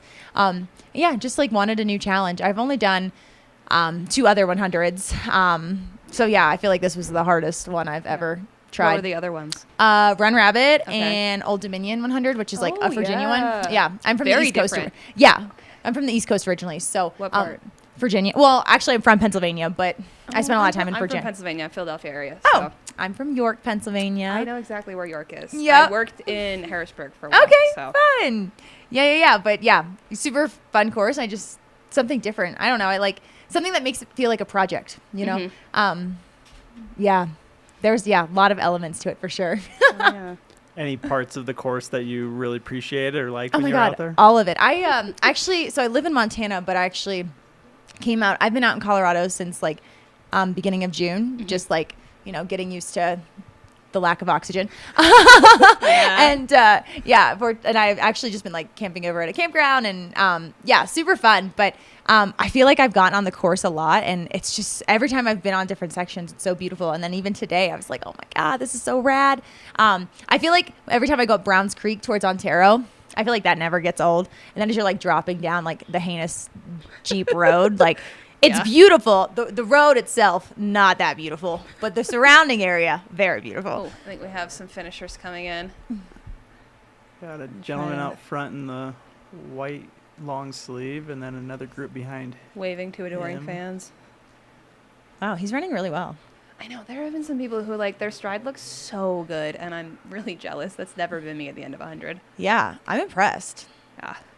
Also, I feel like you want to talk about things I don't appreciate, though, is the road climb up. Yeah. Oh, yeah, so that's Mike. Mike out of Colorado Springs. And then coming in behind him. You're referring to Swear Hill, the hill right before the finish. Yeah, that was mean. When we were going down it earlier, I was like, we have to go back up this. Actually, when I was out here, like the last couple of weeks, every time I was like driving that area, I was like, oh my God, that's going to suck. That was Clara Miller. Yeah, that's my guess there from Boulder, Colorado. So third 100 miler. Yes, I did attempt Run Rabbit last year again, but I did DNF at mile 80. I did too. I DNF'd Run Rabbit last year too. You should not DNF at mile 80. It's I tried to. oh I tried to DNF there and at like mile 90 something, and they wouldn't let me. I Oh. did finish the race. yeah, over the I cutoff. was basically unconscious. It wasn't a great day. Yeah. Those are some hard spots to DNF at. Yeah, I don't recommend it. Make sure you DNF before or after Yes, that. Dry Lake, really yeah, good spot to drop out. exactly. But yeah, just how'd this one feel compared to the other ones? This one felt really good. I felt like I was having just like one of those days where things really clicked, up until like, the last like 15 miles where you're just like everything sucks. And I had a really good day. I feel like personally I've just had some tough times during some races the last couple years, and this just felt like one that went really well. And Love yeah, that. it was So good. someone that was like affirming, like, okay, this is where I am supposed to be. Like, Yeah. this is good. Yeah, too. And I think too, like it helps to start to like pick races, not because like they're popular, because people think you should do these certain races, but just Yep. because you're like super like inspired by it, right? Yeah. And just, It's like, hard to run 100 miles normally. I think it's harder to run it when you're like, why am I doing this in the first place? Yeah. Like, what is the point? Yeah. Like I was definitely like inspired by the course itself, right? And so I think that helped, especially like when you're in like the thick of it and like you're just like in the suck, Having that really good reason. Yeah, totally. Oh, we got Another another one coming runner through. coming into the finish.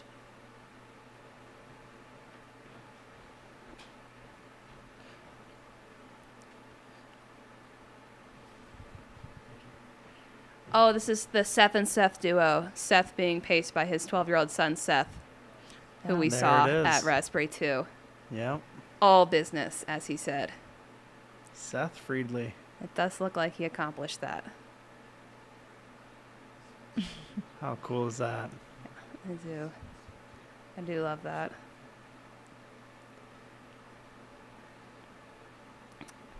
So did you have a crew and pacers out there? Oh yeah, I don't think I would have survived this race with anyone that did this race without a pacer. This is like I feel like the first 100 that I've gotten a pacer for. Like Run Rabbit, you don't really Oh, get yeah, one. In okay, Old you don't get Dominion, you one. get like a safety runner for like 10 miles. It's very interesting. So yeah, I had a huge crew. I had my husband, who's crewed me at all of my ultras, and my friends Nick and Claire, they've crewed me at quite a few 100s. Chelsea coming into the finish here, also out of Boulder, Colorado, crushing her finish. shout out. And then my friend Hannah and Cody, they both crewed and paced me. I think I saw Hannah at Hancock, and she said how it was going to be her longest run since States. Yeah. And also that I think originally maybe you had asked her to do all 50, and she was a little nervous. It was mostly a joke. But I was like, if I can't, probably could have, right? she definitely could have, and she would have. And it's funny, I actually paced her at States a couple weeks ago. So, summer of hundreds, crewing and pacing each other. So, she did. What was that section? Hancock to Monarch. So she was great, just like keeping me moving and happy. And there was like one point on like one of that awful big long climb up towards that lake or whatever. I just looked at her. I was like, I think I'm having my first low. She's like, okay.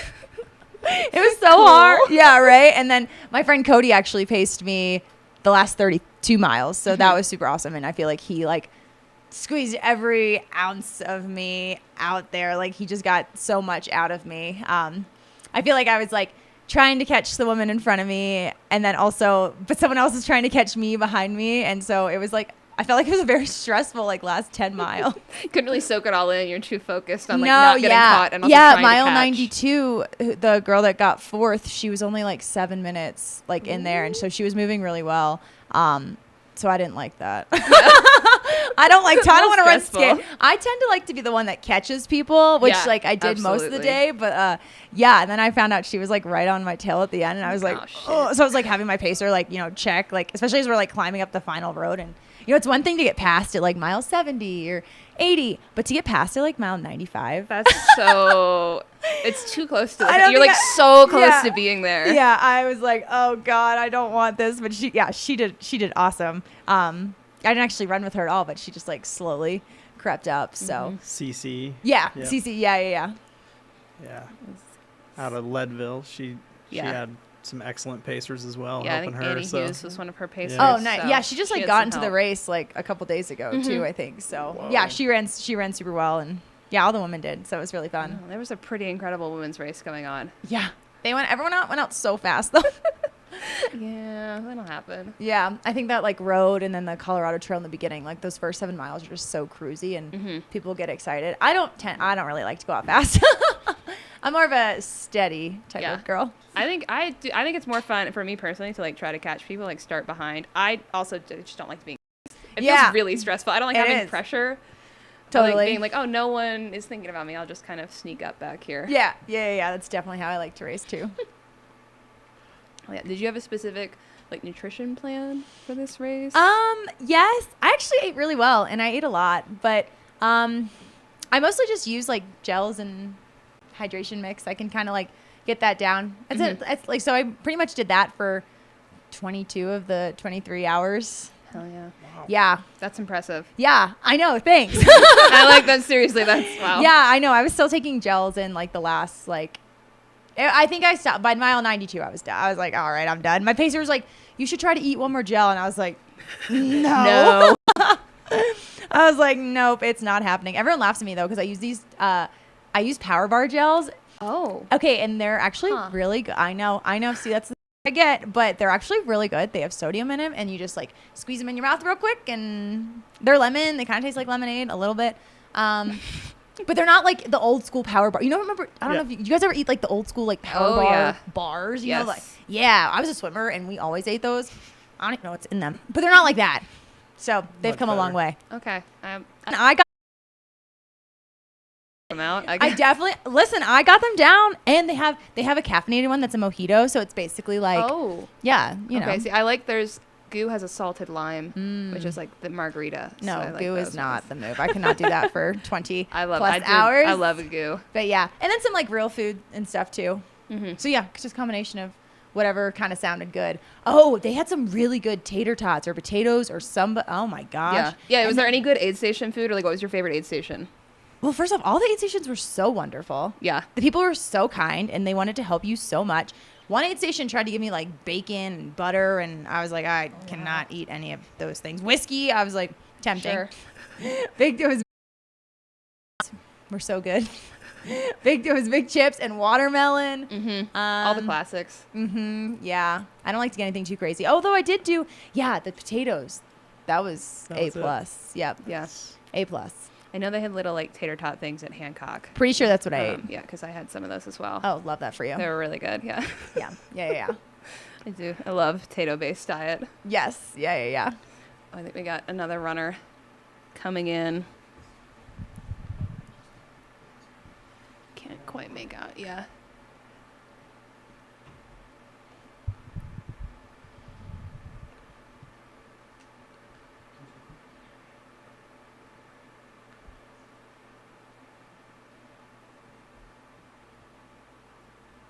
There's a bib somewhere on that person's body, I swear.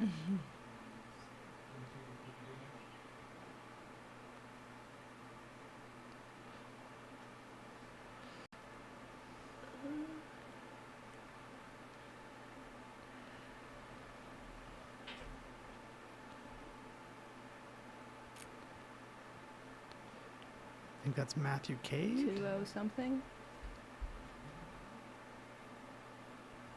205. That's Robert Craig from Golden, Colorado. Nice.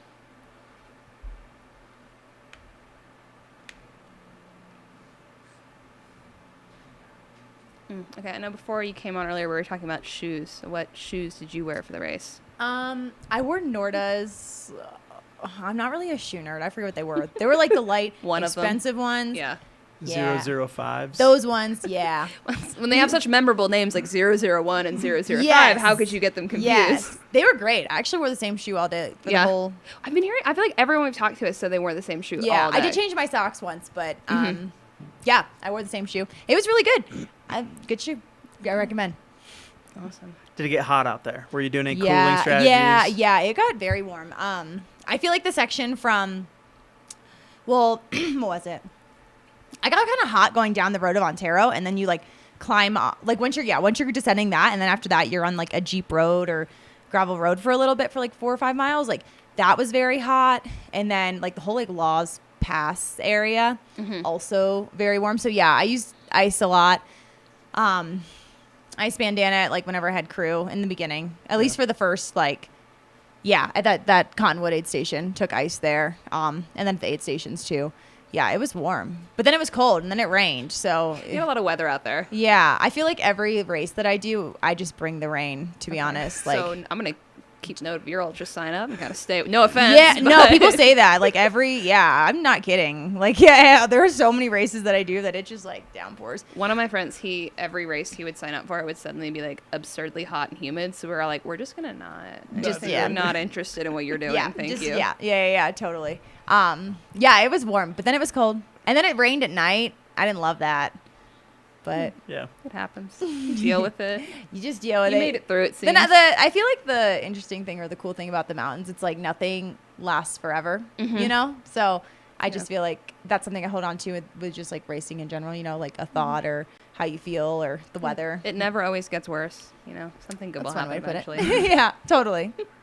I know you're just coming out of a 100-miler, but what's next? Do you have anything on the calendar? Are you Besides your taking- week off Yeah, after. taking it easy. No, it's so funny. I feel like when I go, I kind of like front loaded my running a little bit more this year. And then I feel like when I go into like a bigger race, I don't like to have something on the calendar. I feel like sometimes it's easy for me to just like, or just people in general, you know, just kind of like bail. You're like, okay, well, I have this other thing, and like this doesn't matter as much. And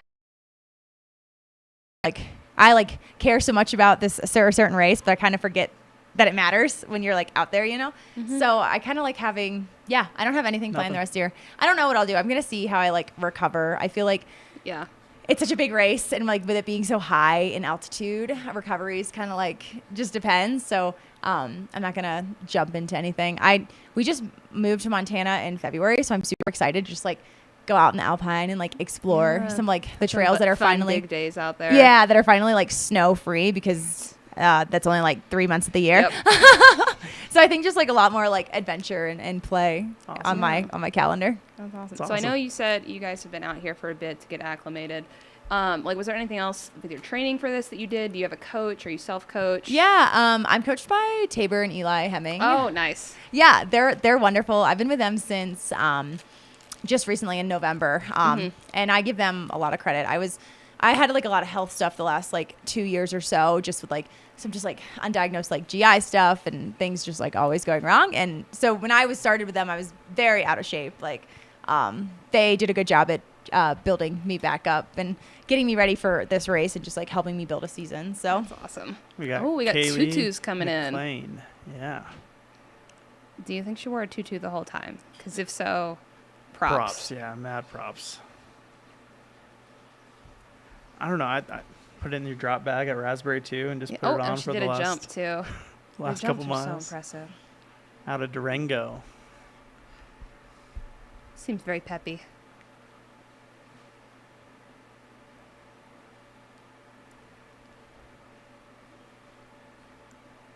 And we are coming up on an hour before the cutoff. At Raspberry. At Raspberry, yep. 4:45 p.m. is the cutoff at Raspberry too. So, gonna have a lot of runners going through there in the next hour, just to get through and make it to the finish in time.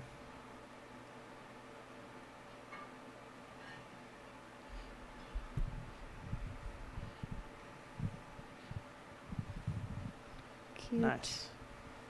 I love the photo ops.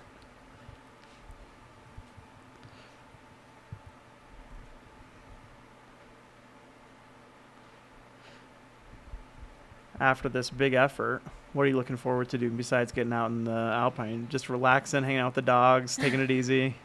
I mean, that would probably only last for like a couple days, but I don't know. I think I'm just like moving slower, moving like a little bit like less intentionally. Maybe I feel like I personally like to like have like only one or two like really big goals on the calendar, and just like I like to like give a lot of myself to like I said, that like one big goal. So like if it was this race, right, and like put a lot of effort into it, and then like reset, because I think people don't like talk about how much like mental energy, right? Like I think you don't want to burn out. Yeah. So yeah, like I said, just kind of get, like I said, coming out here early and like spending time on the course and getting acclimated and, you know, focusing on this race, and then just taking a nice reset and moving a little bit slower. Mm-hmm. Nice. Did you manage to like get acquainted with pretty much all the course beforehand? Yeah, I probably saw like 80% of the course, I'd say. Yeah. At least like the main sections. I feel like the biggest section I didn't see was from Tin Cup to Hancock. Hancock. Didn't see that leaving Hancock for like a little bit either, because those sections are just like so hard to get to alone, you know? Yep. Yeah. So yeah, those are like big ones I didn't see, but other than that, like saw quite a bit, which was nice. And just kind of knowing too, I feel like when I was climbing up to Laws Pass, like, and like through Cottonwood and stuff, like I've never felt good anytime doing that. So you're like, when you feel like shit in the race, you're like, well, this is normal. Yeah, This is fine. I'll feel better later. Exactly. That's kind of, I was like, okay, I know that like I never feel good at this section, or just like knowing that, okay, I'm at this higher point and it's going to be harder to get a gel down. So maybe I should rely on my like liquid calories, or, or like, you know, front load, you know, some of the carbs, like in the beginning of this climb, because like sometimes, you know, eating while you're going uphill at 12,000 feet does not work very well, you know? So yeah, I felt like it helped like me like kind of get a strategy. And that's what I like about ultras, just like the strategy and, you know, kind of like the problem solving aspect of it all. There's like so much more time for things to go wrong, but also so much more time for you to like figure out how to fix them and like totally come back from it. Yeah, totally. I feel like, but fortunately I just had a pretty not dramatic day for the most part. Yeah. That's all you can ask for. Yeah. Really. Yeah, totally. Love that. Yeah, that guy's booking it. Yeah, I think that's the road into the finish there in that camera. Which you got to do in the nighttime. Were you, I mean, obviously being chased at this. Oh, that's the road at the end? Yeah, you were getting chased and you were chasing. Yeah. It was not fun. Not a fun time. Also, I feel like anytime we were on a road section in this course, I was like, let's get on the trail. Like the beginning, the beginning and the end, I was like, although at the end it was nice to have the road because then I could like turn my brain off. Like some of that end stuff is like pretty rocky and like technical and just like, you know, it's dark. It was raining on like the trail at the end too. And like, it was just hard to see. And so I feel like by the time I got on the road at the end, I was like, okay, thank God I can just take one foot in front of the other, you know? yeah, it wasn't fun to like I said, I kept having my pacer like turn around and be like, is she there? Is she there? That's the fun nice thing about like running in the dark though. You can kind of see a headlamp. Yeah. So I was wondering Totally. if people were ever gonna start playing the game of like where you turn your headlamp Oh, off so that people yeah. like, can't people, see you. Yeah. People definitely do that. Who was saying that? I forget his name. The guy, it was a guy that came in right before Kareth who got second, and he like didn't know if Kareth was a guy or a girl, so he was like, I'm just gonna turn my headlamp off so like you know like, They like can't- sneak yeah, up on yeah. them. And yeah, because Kareth was telling her pacer, she was like, I think there's someone behind me, and they were like, no, and she's like, I definitely saw a light, and then it was like off, you know. So Oh, that's so sneaky. I Yeah. feel like I would not want to risk that because I would fully fall on my Yeah, face. Like, totally. that's not. yeah. Anybody you want to shout out? You already mentioned your pacers and your crews.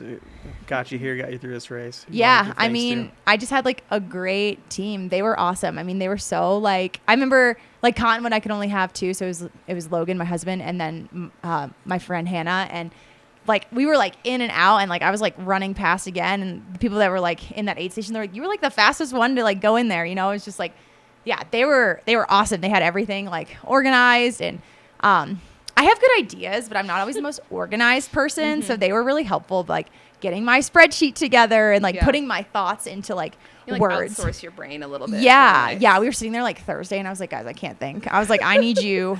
I was like, this is what I want. Help me make Yeah. this a thing.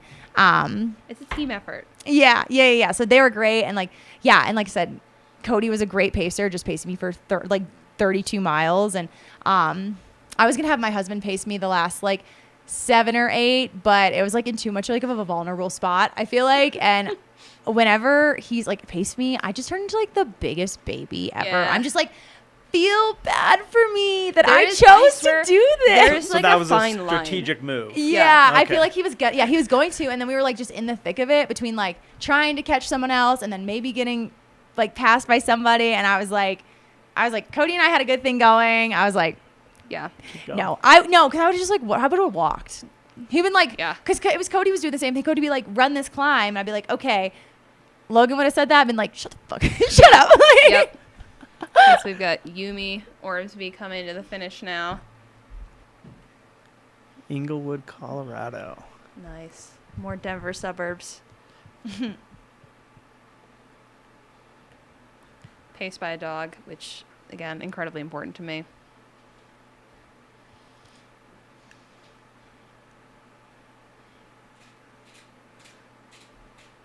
Congratulations, Yumi. Awesome job. Under 34 hours, getting it done. Mm-hmm. Obviously, shedding some tears. Just that. It's an emotional finish. Yeah. Such a long day. I know. Yeah. 1 day and a half. Oh, it's so long. Yeah, I feel like when I have a pacer, it has to either be someone, like I can't have someone I know too well because, Yeah. I will be such a baby back bitch the whole time because I know that, like, I know how to manipulate their emotions. I was It going to has say to that, be but I didn't know if I someone was that I, like- allowed to say that. Like, there's a really, like, I has to be someone that, like, I only know a certain amount who, like, I'm not comfortable enough with them to Yeah. be a baby. Yeah, totally. Yeah, so it was definitely strategic for sure. And like, Mhm. I think too, placing like Hannah in the earlier parts, just us having like a good time on this like beautiful section and just like being like stoked to be there. And then, and then like her just like keeping me happy too and just reminding me to eat and all these things. And, Yeah. and then like Cody's job, I felt like was just like a lot more of like, Hey, focus. yeah, focus, like run this climb. Okay, like let's Mhm. just take like 10 steps. Like let's just take 10 running steps. And then like sometimes it would turn into more, right? And just like not getting into like any type of slog. So yeah, they were great. And yeah. And like I said, my friends Nick and Claire, they've crewed me quite a bit at 100 milers. So they're really good at like just knowing what I need and like helping me problem solve. God, and it's so useful when someone, you come in and they kind of already know what you want. Oh, and yeah. You're like, Yeah. I had a great crew. Yeah, I had an awesome crew, and I definitely would not have gotten the most out of myself without all of them, for Yeah. sure. Yeah. Well, there was some very beautiful imagery last night of you and Hannah coming up the head Oh, wall. really? So go check Yeah, out you the gotta stream. I Rewind love that. story. Oh my God. It was so, yeah, we were like just like geeking out. We were like, oh my God, this is so like unworldly. It was just so rad. So yeah, we had a good time at like just like appreciating like I feel like we were just like out for a training run, so like Yeah. that was like perfect for that section. It's Like, really well supported long run, right? yeah, yeah. Well, the thing about like racing at high altitude, it's like you can't really like, you don't really have any matches to like burn, you know? Yeah. So like if you burn a match, it's like really hard to come back from that when you're racing at like 10, 12,000 feet, you know? Mhm. So I felt like it was just all about energy management throughout like the entire day. Seems Yeah. like you did a pretty good job. So Yeah, I'm kind of lacking the energy now, but this is actually a good time to be lacking the energy Yeah. now that you've finished. yeah, That's totally. actually fine. Yeah, exactly. So yeah, it was an awesome day. Hell yeah. Awesome. Well, thank you so much for stopping by the studio, Yeah. giving Yeah. us some of Been your great. time. Enjoy the rest of your day, and hopefully we're Take able a couple to. more naps. I think- Eat some more food. Some more naps and some more snacks. Awesome. Recovery. Thanks. Yep. Thank you.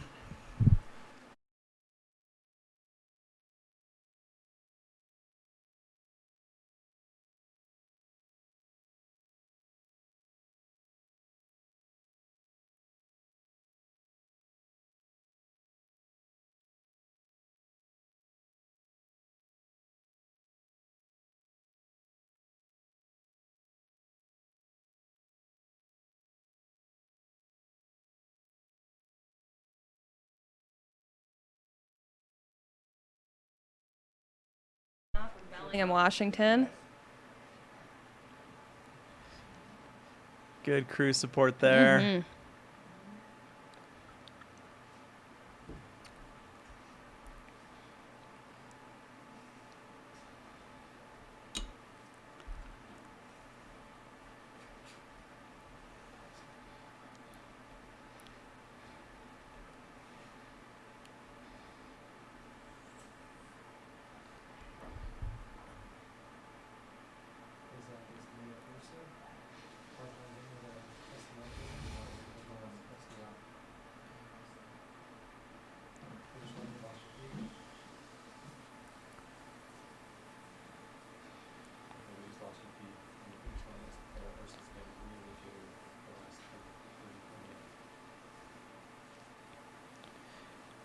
These are the runners at Raspberry 2.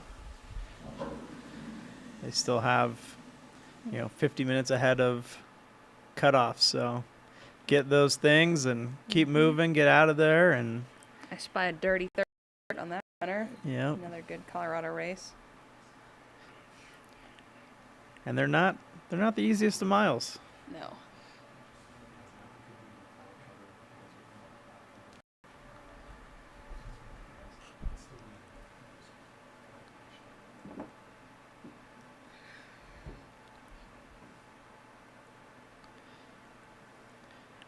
David Glazer mentioned that on open split, there was 114 females and 111 males that started this race. Yeah. I think one of my favorite parts about high low, we got a finisher, is how they're committed to that equal gender split. Lynn Froscher. Nice. From Crested Butte, another Colorado resident. I can guarantee you that that's the highest percentage of female starters in a 100 Oh, for miler sure. in the world, Yeah, absolutely would not be surprised about that. which is awesome.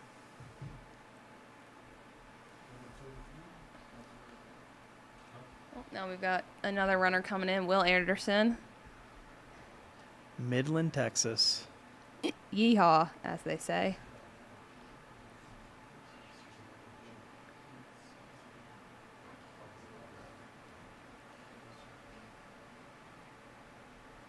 Looks like there's some wind blowing out there, so some of this afternoon cloud coverage and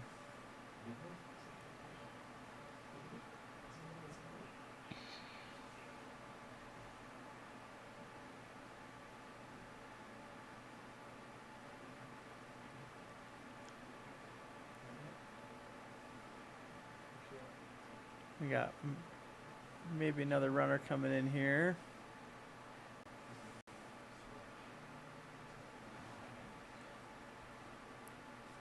See if we can get a bib on this. Miranda Bavier, Memphis, Tennessee.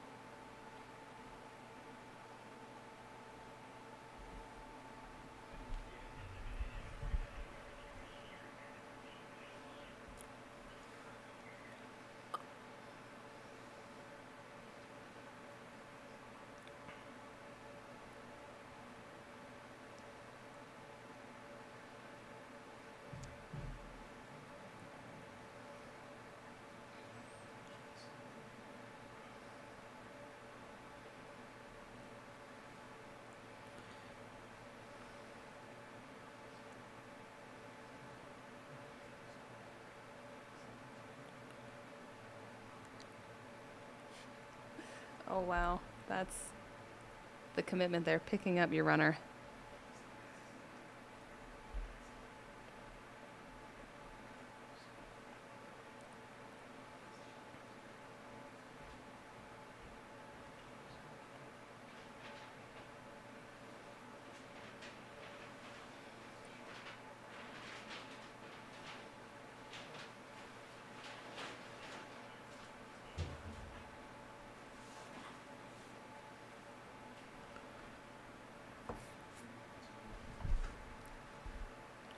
Another runner come around the corner here. With, again, the cutest pacers. This is the future you have to look forward to. I know. I'm so thrilled.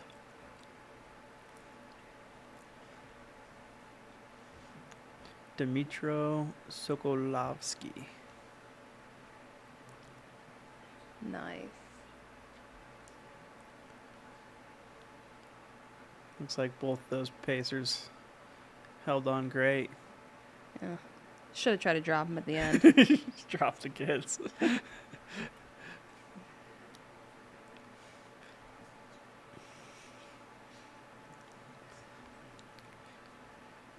Congrats, Dimitro, getting that done. Very difficult race. I mean, these runners here are the ones that have been out on course for 34 hours and got their money's worth and God, yeah. had the most weather, the most everything out there. So Yeah. well deserved. But again, got the good finish line lighting, which is arguably the most important thing. Yeah, great lighting. Mm-hmm.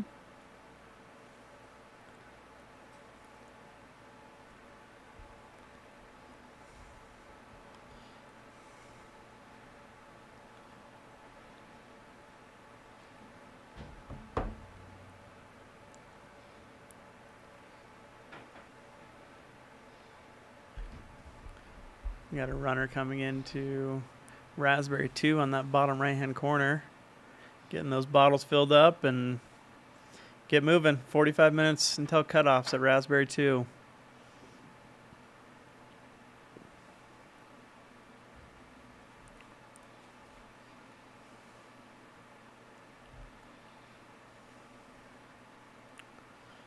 Looks like we got a runner leaving right there at Raspberry 2.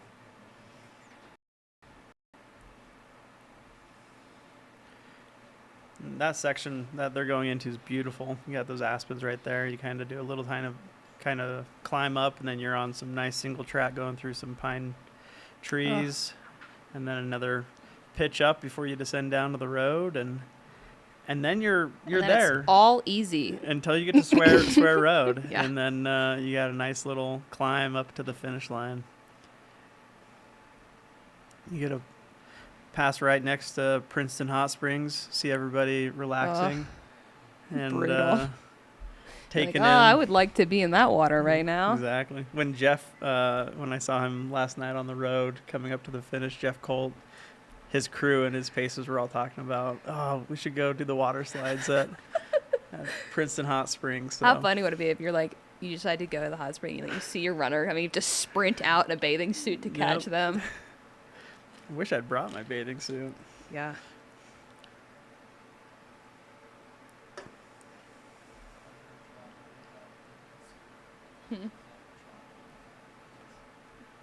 Sports bra and shorts. That's a bathing suit, right?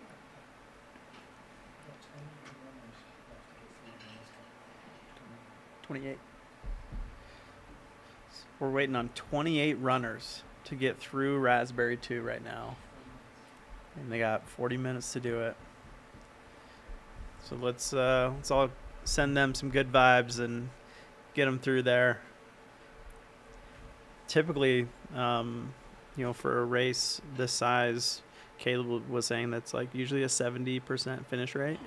I know early on this race was looking to be very good as far as finish rate. I haven't done the numbers recently, but Sometimes I feel like the really hard races, or at least races that have a reputation for being hard, do have a higher finisher rate just because everyone is either so terrified that they train super hard, or they only sign up if they are fully prepared to finish. yep.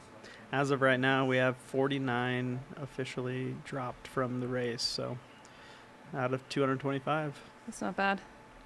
Oh, got another runner coming in. It's the finish. Although that looks like a pacer bib.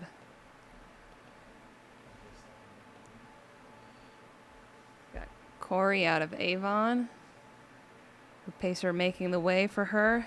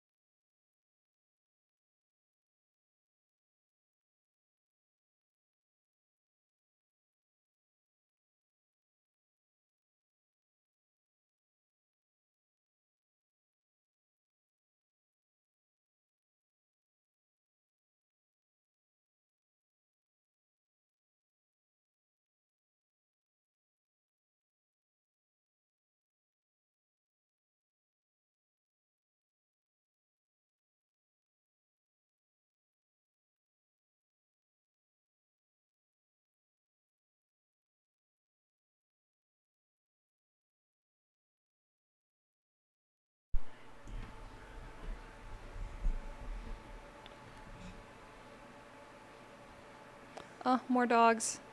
Oh, that's awesome. I'm so happy about that.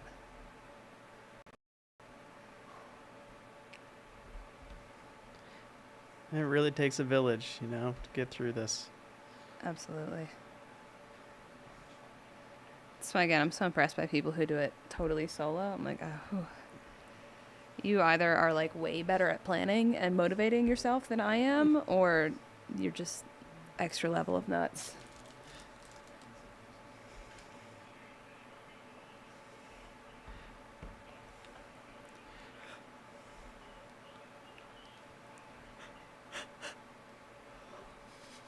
Another runner there turning the corner. See if we can get bib number here in a second. Reddish orange shorts.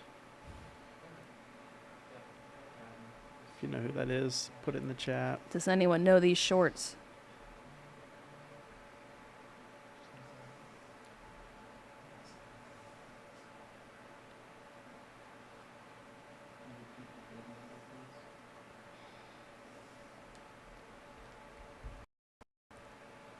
Nice finish.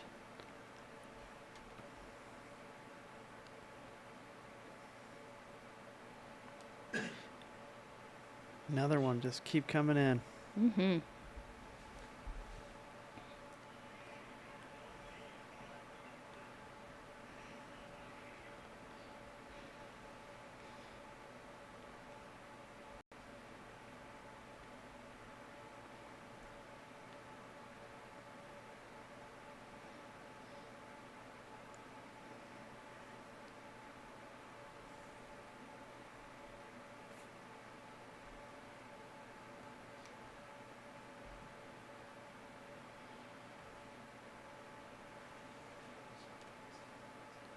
It's like that same John G top. I know. Everyone has been wearing the John G Sun shirts. I feel like I should wear mine more often. I just hate wearing sleeves. I also hate wearing sunscreen, though, so I need to pick one. I was impressed with how many I saw at Western States. Yeah. It was like, hot race, long sleeves. I guess if you get it wet, that would be good for that because you get more surface area. But yeah, I'm typically a less clothes in hot weather person, so I don't know if that works well for me, but that is what I do. Yeah, I was doing arm sleeves and just shoving ice down. Western.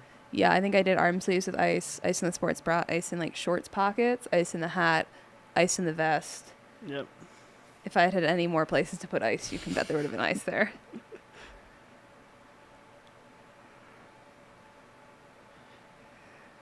I like that she already had a belt ready for the buckle to throw on. Really? Wow. Yeah. That's preparing ahead of time. I feel like maybe that was from the crew, but either way. Put that in your finish drop bag. You just got it ready. And then they also got a bottle of something. Some champagne, maybe? Feels fitting, right?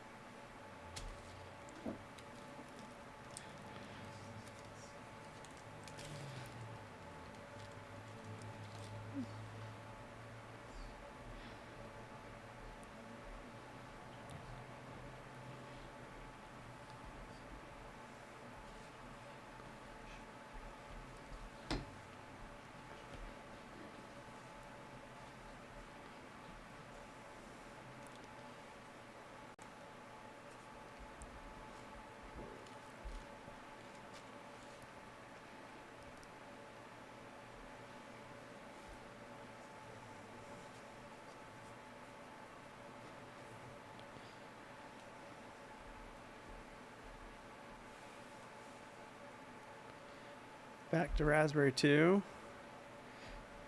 More runners getting in and out. Pacer getting them psyched up. Mm-hmm. You got this. Yeah, We're 30 doing it. minutes ahead of the cutoff, plenty of time. You just got to keep moving forward. Oh yeah, someone in the chat said that was probably rosé in that bottle. It did look vaguely pink, so.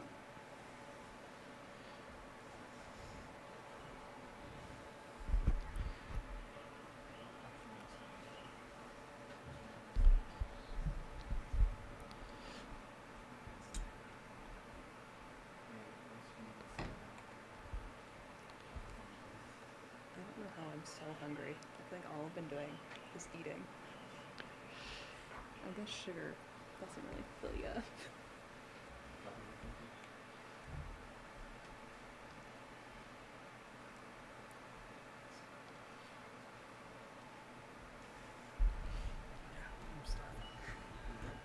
Mhm.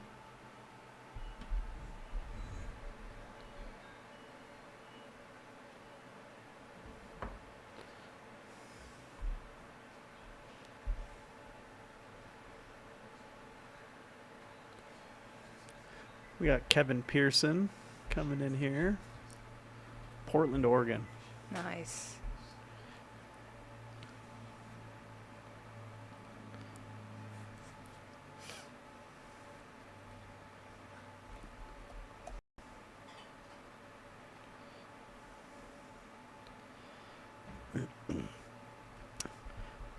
First ultra was the Tahoe Rim Trail 100 miler.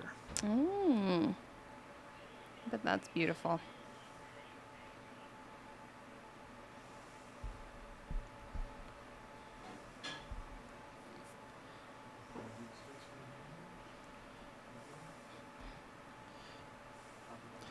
He had a secret weapon out there. He had a Red Bull in his drop bag.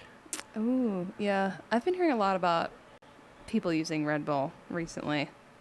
I don't know how I feel about it. And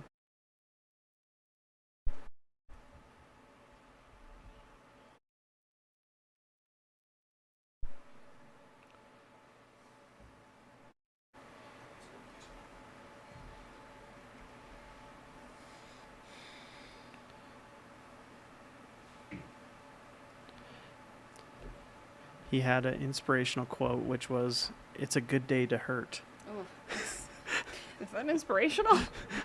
Huh.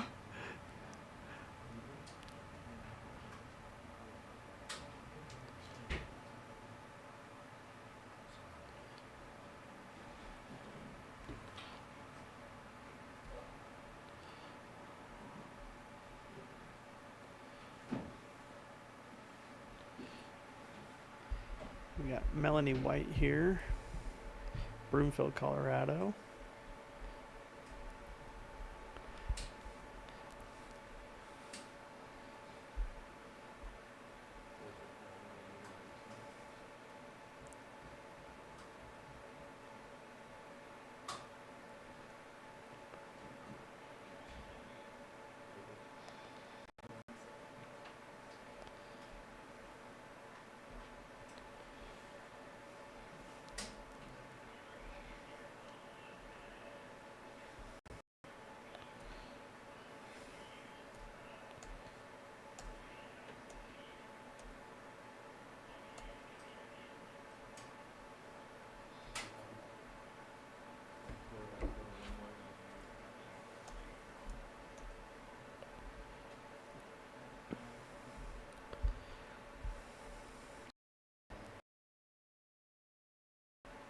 Yes. Do you need us further back since there's 4 of us? Or is it, okay. Yeah, hop on in here. A little bit of Looks like Get we're on gonna this have an side. interview out of Raspberry 2. and get all cramped. Yeah, front and center. Be front and center.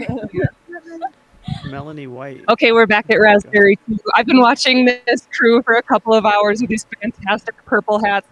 So if you can see, we've got a runner on the shirt. Tell me who's your runner. Yeah, Megan Rush. Megan. How do you say her last name? Megan Bruner Kemper. Well, congratulations to Megan. She just went through here, and it was an incredible turnover with this crew. Anything particularly funny that you want to report that happened overnight, or is it just a bundle of nerves in that last 7 miles right now? Honestly, How's she doing? Just saw a shopping cart in the woods overnight. Excellent. We love hallucinations. Yeah. And her stomach's going well. Everything is excellent. Yeah, it's the highs and lows of ultra running, right? amazingly positive through the entire event. Wonderful. That gets everybody far. Well, congratulations to you. You're doing a great job. The sparkles are amazing. Your hats are fantastic.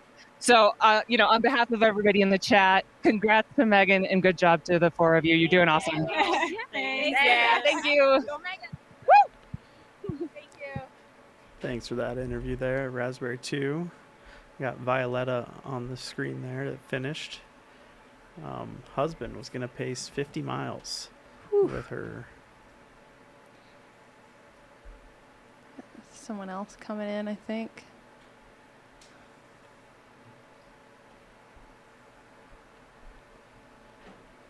Blake, another runner out of Arkansas.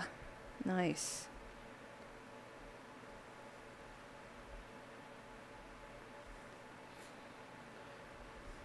Congrats, Blake.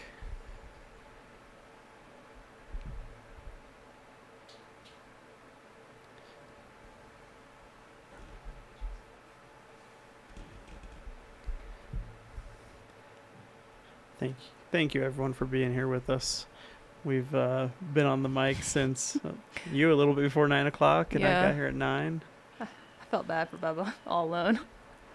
Yeah, Bubba was a warrior all night from midnight to a little bit 9 before 9, just a.m. doing it solo.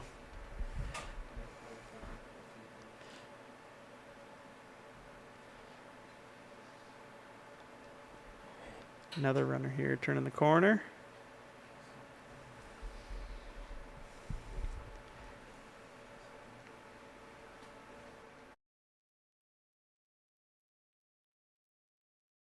Right, so we think this is Kelsey coming through.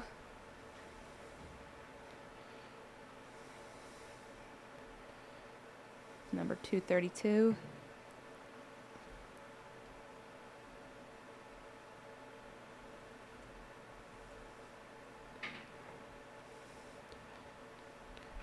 Kelsey Kuhn from Woody Creek, Colorado.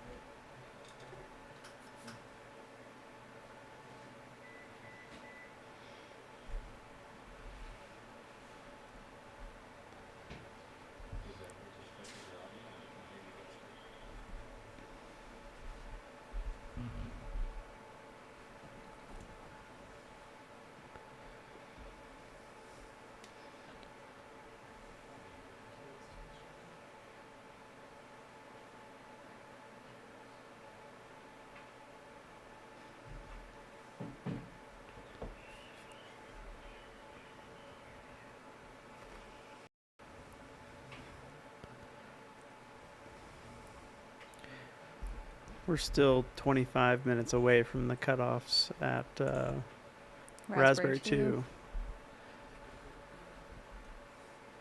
Emily Walter, Longmont, Colorado, coming into the finish here. Stoked, just excited. Big smile.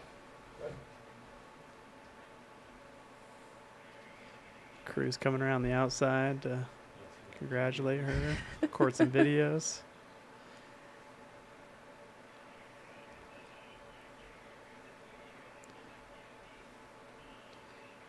Got to do all the hugs.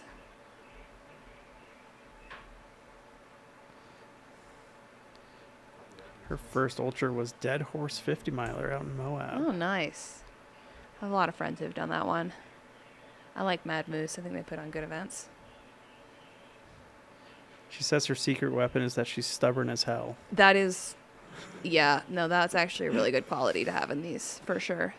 Can get you into trouble, but it can also be kind of your saving grace.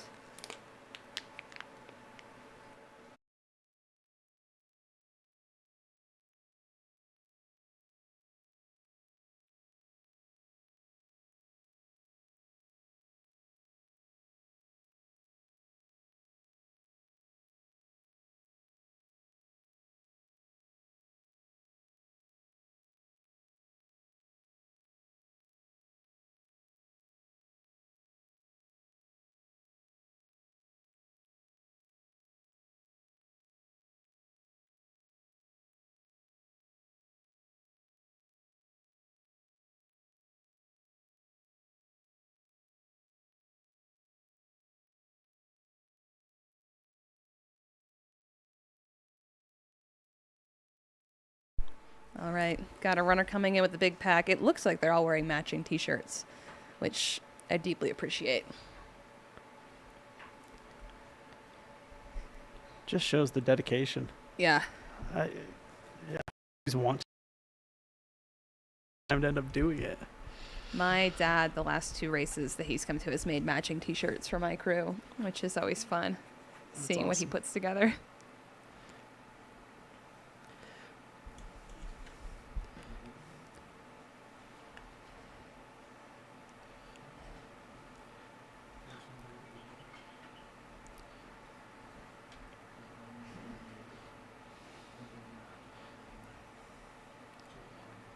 Okay. Looks like that was Joe Bodner out of Loveland, Ohio.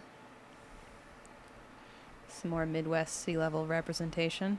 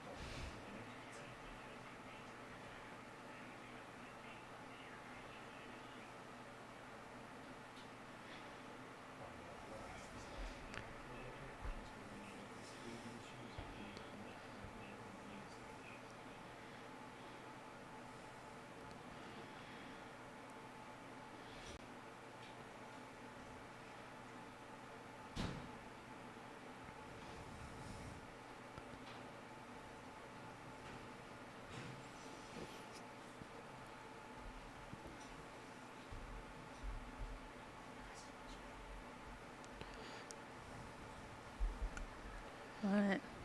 Looks like he has a pretty massive group with him. I do wish they all had the matching t-shirts, but I do understand it can be hard for, 8 people.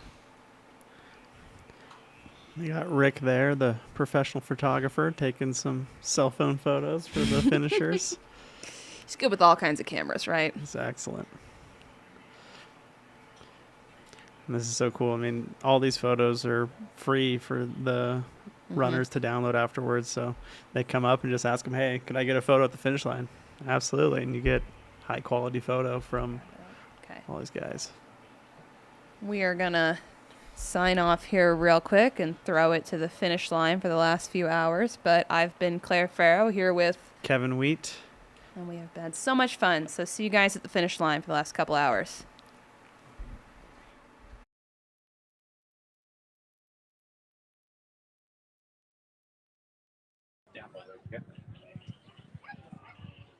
think we're good. I see us in a little.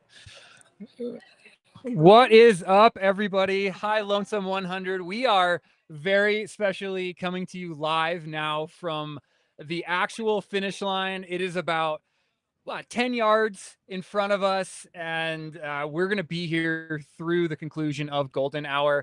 My name is Don Reichelt. I am lucky enough to be back here today after following a lot of the excitement, and super excited to have a new co-host on the mic with me. Hey there, I am Jeanette Lachesky. I am a 2024 High Lonesome finisher, and I could not be more excited to be here for the last bit of the High Lonesome 100. Jeanette's already gotten me amped up. I've already got the goosebumps going. I think there have already been tears here at the finish line. For sure. So we're gonna fight through the emotions as everybody else here. Again, we're you could probably hear the cowbells in the background. We're going to do our best to talk through some of these athletes coming in. We have Anthony Miller, a local here from Colorado. We all love our locals coming through. Yeah, Anthony! Go, Anthony! All right, we're going to cheer along with them. Try not to yell too loud into the mic, but the vibes are high. Yeah, Anthony lives in Salida, actually, so this is kind of his backyard. Gotta love the locals. I would assume he knows the course probably somewhat well. It's nice being able to train on course and just be able to pop up from Salida, just 30 40 minutes away. I mean, that's what he said. He said he ran the course all summer long, and it's paid off. What an incredible finish. He must feel so proud of himself, as he should. It's just this race in general, as you mentioned, just gives me goosebumps every single time, especially at this hour when we've got a few more hours left and the last remaining runners are coming in, which actually, correct me if I'm wrong, but this is actually when the majority of the runners. Yeah, I don't have the exact numbers, Jeanette, but I think Caleb, the race director, said something like a third of the race will finish between 4 and 7 p.m. So we're going to be counting down the hours here. We have until 7 p.m. Yep. Mountain daylight time, I think it is, if my daylight savings time numbers are correct. So it is currently 4:30, and we're just gonna count it down. We're gonna bring the vibes, bring the excitement, and if you're in the chat and you have somebody that you're following, shout them out in the chat. It'll give us stuff to talk about. We'll look forward to seeing them. If you have funny stories, and if you ran the race and you're in the chat following along, give yourself a shout out. Let's hear it. I think honestly what's been so cool about this race is just all the friendships made throughout this run. I always say that you live multiple lives when you do 100-miler because you really do. I mean, there'll be times when you're feeling low and you just want to quit. And then if you just give it maybe 10, 20 minutes, all of a sudden you're a different person. The relationships you build, the people that you meet. And we'll see actually, there'll be clumps of people that will come in all at once. And you can tell that they've been running together for a while and they've learned each other's life stories. They've talked about each other's kids, their dogs, which is something you're a fan favorite of. We talked about a lot of dogs, and I think everybody that was in the chat yesterday that was live and last year, we talk about dogs. You can see on my laptop, it literally just says "Tell your dog I say hi." So I live that lifestyle, and like you said, I don't think I've ever run an ultra race that I haven't somehow taken away a lifelong friend. I met somebody that I'm still in contact with today, and I think I'm 20 plus 100-milers deep in my life now, and I think there's somebody that I talk to from every single one of those races still to this day. So cool. Looks like we got a few more coming in right now. We've got a van in front of us. Yeah, we're trying our best to grab numbers when we can. If you guys see people, this is Robert Poole, Oregon City, Oregon, 42 years old, rocking in. Nice. Yeah, with the finish. He's got the cell phone out. He is flying. He's got those airplane arms up. Gotta love the airplane arms. He is zooming into the finish. What a landing. Nice job. I am here for the zoomies into the finish. So awesome. Let's see. What do we know? So he's a Mogollon Monster finisher, Wasatch 100, Crazy Mountain 100. This guy lives for these big, we'll call them Hardrock qualifying type courses. That is a lot of vert. We also got another one coming in. Well done. Woo woo. Oh yeah, we're picking up steam here at the finish line with these athletes coming in. So we're gonna do our absolute best to grab numbers and catch people. Oh, you gotta love to see the families coming out. It's such a good feeling at the end of the day to get a hug from a family member, especially your kids. I can't even imagine what that must feel like. So cool. So cool. Can we get a number? Is anyone in the chat by chance know who that?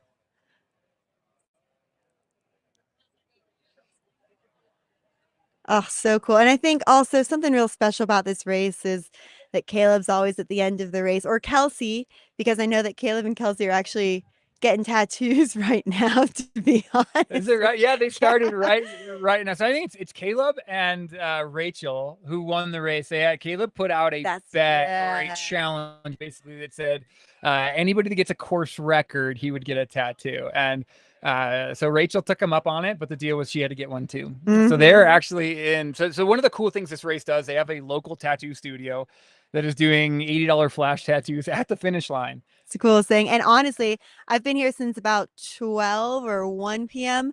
and we've had a ton of people filtering through. Yeah, it's constant. That pop-up tattoo parlor. Yeah, it's been great. And so that was number 73. I'm finally seeing a number on that last runner. So we'll. No, that was Robert Poole. We already talked about Robert. So there's another number coming through after that. Okay.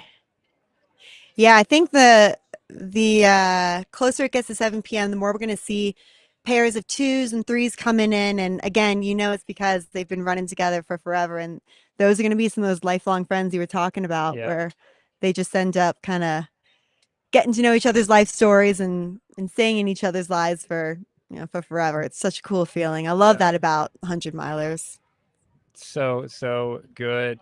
Yeah. And it's interesting with the tattoos because running 100 miles leaves an impact on your soul and your body anyways. You're physically, mentally, and emotionally taking something away from this. And it's just a cool way of making me taking that to the next level of adding a physical reminder of a tattoo on your body. Yeah, truly. And like every time you look at it, you just think the resilience, the grit that it took to finish the High Lonesome 100. I mean, it's truly a feat in its own. Yeah, and for anybody that maybe is recently coming into the chat, I just want to kind of recap this race.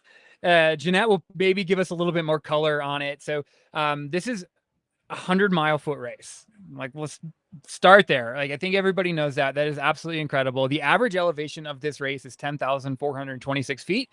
The high point, which they hit very early on the race, is 13,100 feet with a low point of 8,200. All told, in those 100 miles, you're going to go climbing, so just the uphill of 23,300 feet. So every single person you see coming in these next few hours has gone through that journey.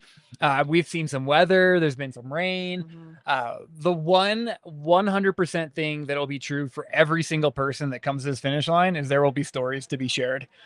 That's so true. I mean, all the way from what they chose to eat at the aid stations. And I will say, I went to a few of the aid stations over the course of these 30 something odd hours.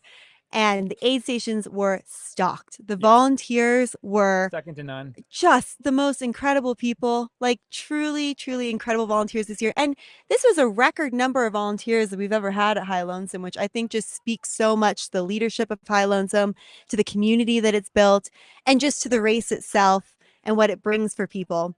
I think it's just been a cool experience. It's hard to really describe this race, having been personally at a lot of different 100-milers and different events. This race has a kind of a different aura about it as far as the community and the love and the people. And all ultras have some degree of a community, but this race, there's just something about it that's hard to describe, where like so as I walked up to the finish line, I got here a few hours ago.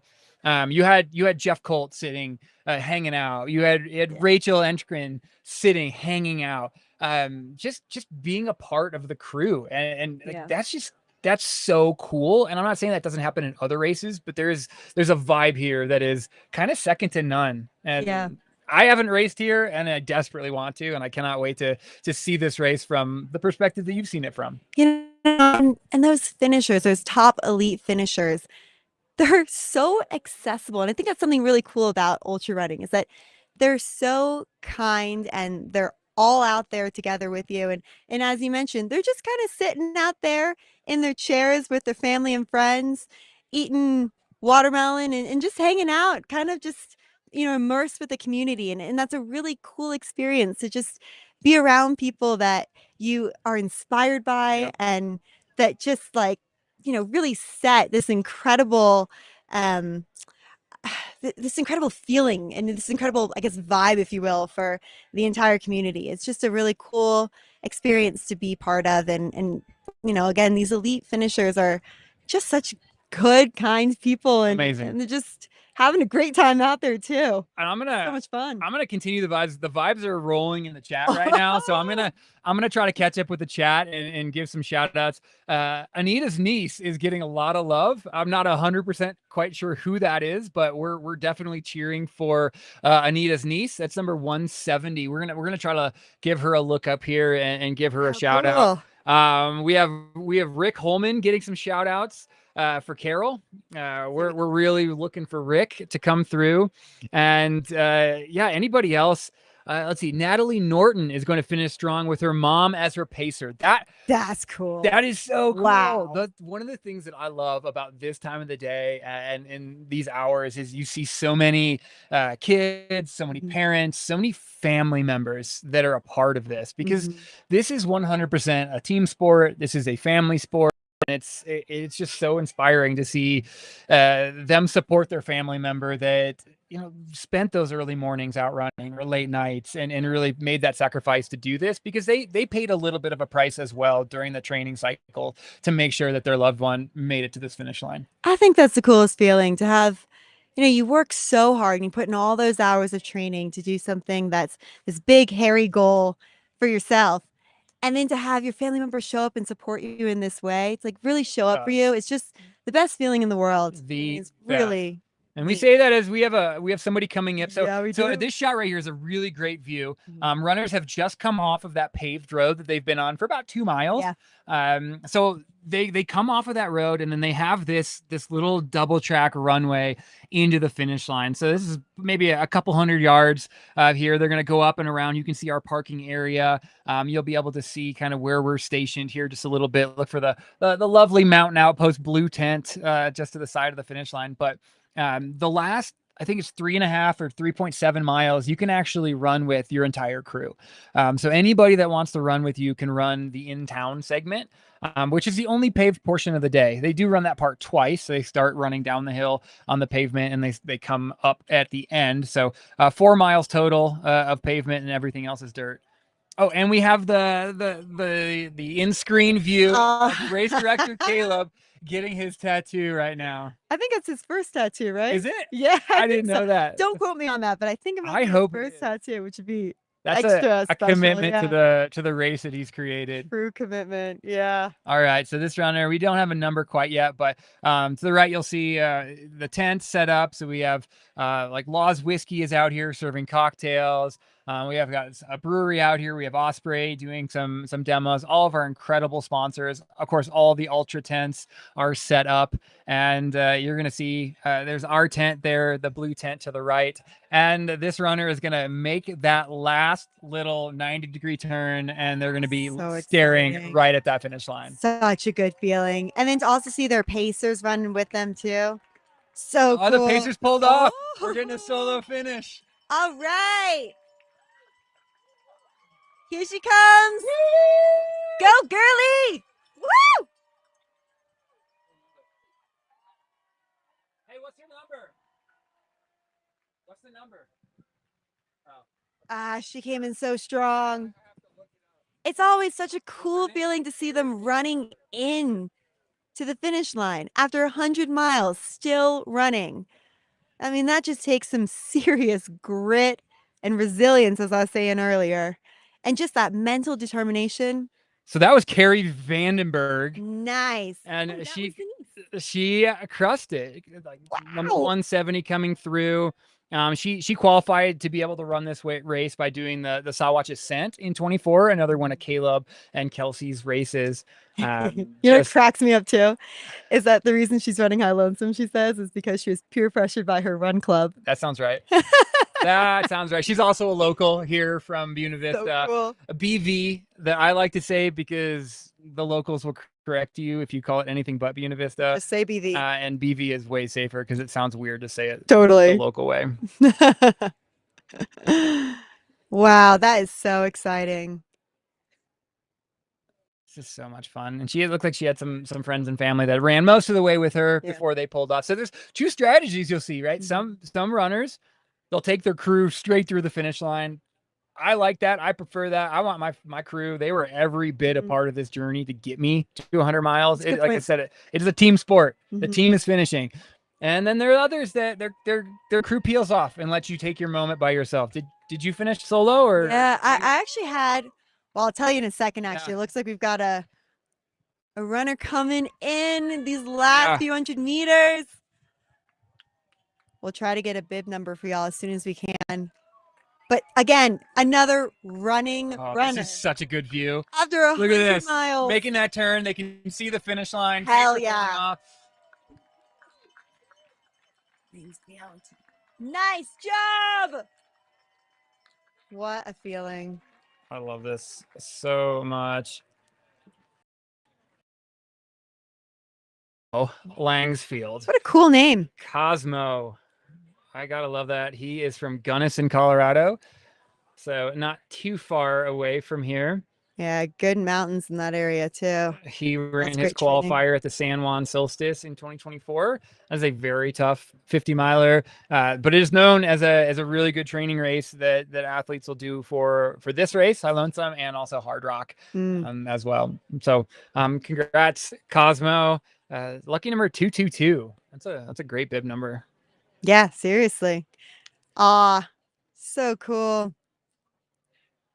We have any other fun facts from him? What do you got? Real fun fact that I personally love is that he actually got engaged a month ago. Congratulations, Cosmo and partner. I know, seriously. What an incredible 2 months he's had. I mean, that's so special. That is, I gotta love that. Seriously. I wonder. So the people who are supporting him out here today are his fiance, his sister, and his brother-in-law. That is so cool. It looks like he's also done Bighorn 100 a couple of years ago. And so this would be his second 100 miler. Wow. And he did it. Very, very cool. So I don't want to let you off the hook on the finish line. All right. Question. So what do you think about for finish line?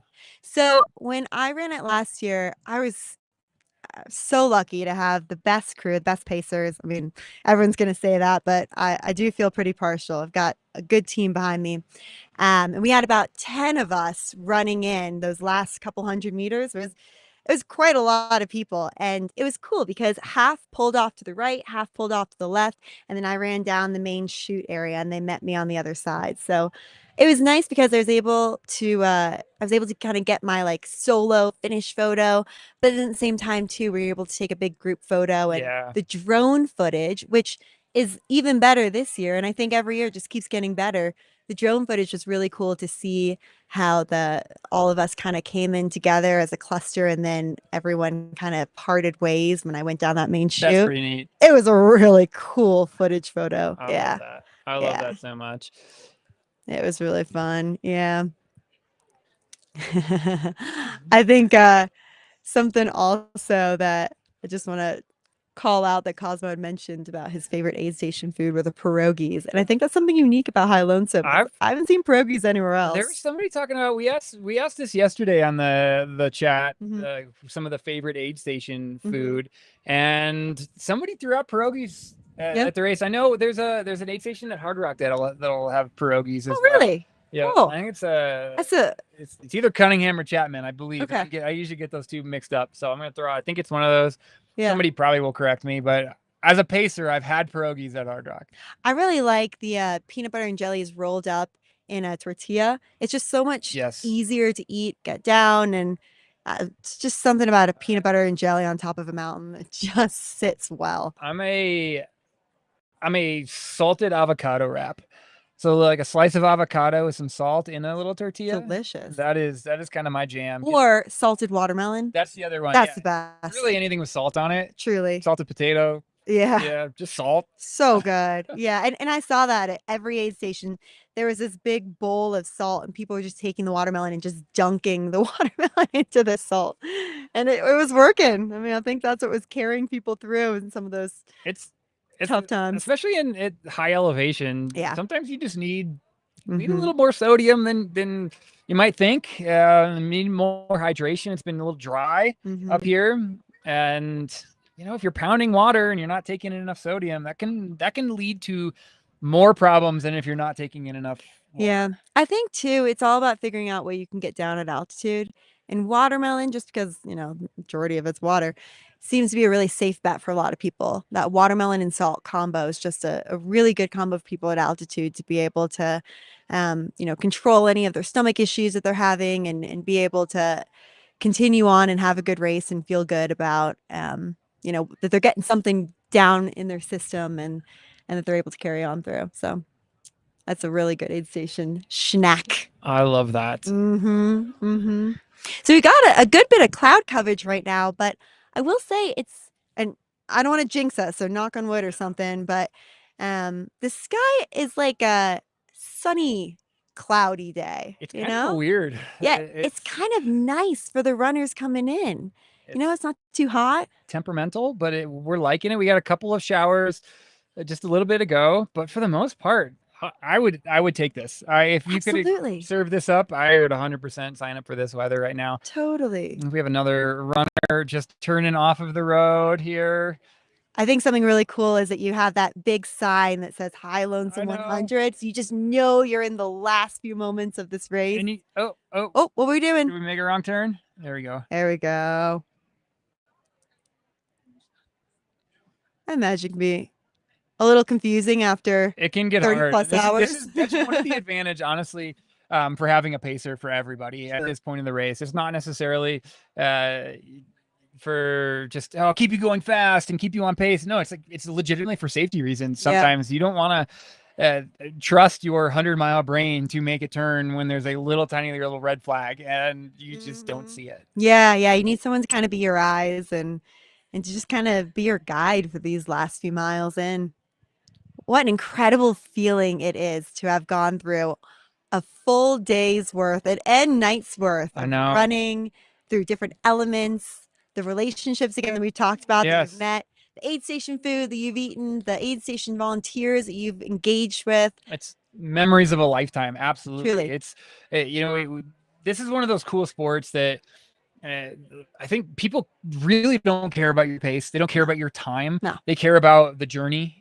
Some of the things that you saw along the way. Like if you and I ran the same race, we would maybe spend 10 seconds discussing our finish times. And it would be like, oh my God, did you see so-and-so at this place? Did you see the aliens in the middle of the night? That's what truly matters in the sport. And even people like the Jeff Colts and the Rachel Entrekins, they're also sharing those stories. I talked to Rachel and you would have never known she set a massive course record. She literally finished the race and goes, does this mean you have to get a tattoo, Caleb? Like that was her priority. They're just the best. Yeah. All right, here we go. We got a runner. Good. All right. Woo! So good. So we have a name. That is Connor McCarty from Golden, Colorado. We're going to give Connor just a little bit of love here. And we are pulling up. We are working with so many spreadsheets here to make sure that we're giving everybody the love and respect we have. So what do we know about Connor? Well, honestly, he, okay. Very cool. And so Connor has a 1-year-old. I'm wondering if the 1-year-old is at the finish line or not. That would be pretty cool. Do we see a baby? I don't think. But his favorite part about there's a baby in the screen. There we go. That's his 1-year-old. Oh, how special is that? To have his family all at the finish line. I love this. So he's a veteran of the Bighorn 100. Gotta love that. Clearly knows what he's doing in these big mountain Oh, races. totally. So he did Bighorn in 2023 and then now High Lonesome in 2025. Looks like he's keeping on the every 2-year Hardrock qualifier that a lot of our athletes are doing to make sure that they can keep putting in for that lottery. You know what's also really cool about this is that he actually had no pacers this entire race. I mean, that's some sort of mental like strength that I can tell you. So I've done a few 100-milers without pacers. Really? And it is really hard. It is as hard as you think. Just from the emotional standpoint of being like alone in the woods it's hard. Like you don't realize kind of the emotional pick me up that you can get from somebody just being like, it's going to be okay. Versus just you're all alone and it's dark and maybe a little cold and you're like, I've caught myself just like I just want to sit and cry for a little bit because I have nobody. So pacers, shout out to you pacers out there. You guys are definitely heroes, the unsung heroes. Massively. I think it's cool though is that we asked all of our runners a couple different questions. One of the questions we asked was, what makes you laugh no matter how deep of a pain cave you're in? And the answers we've gotten have been all over the board. There's been dad jokes and there's been farting jokes and you kind of get the whole gambit. But one thing that I really loved that Connor said was that the way that he's able to get through the pain cave is by remembering, imagining, and picturing his daughter laughing. And I just think that's my heart. Just so cool. Yeah. Love that so much. Well, congratulations, Connor. Seriously. We have a few seconds. We're actually going to step away and take a little bit of an ad break, and we will be right back and make sure we catch the next runner coming through. Cool. Every day, I open 7,000 feet for Salida, Colorado. Here, we are about community. Running here is more than putting one foot in front of the other. You run in the footsteps of those before you, next to you, and after you. Running in this small mountain town means being part of something greater than yourself. It isn't just the shoes, it's where the shoes will take you. Timing into the break. Yep. So it's like, let's give the athletes their love, give them, I would say, time like 30 seconds to be like, so-and-so, that's where they're from, so they're doing, blah, blah, thank you so much. Couldn't do this without our great sponsors. Like, they just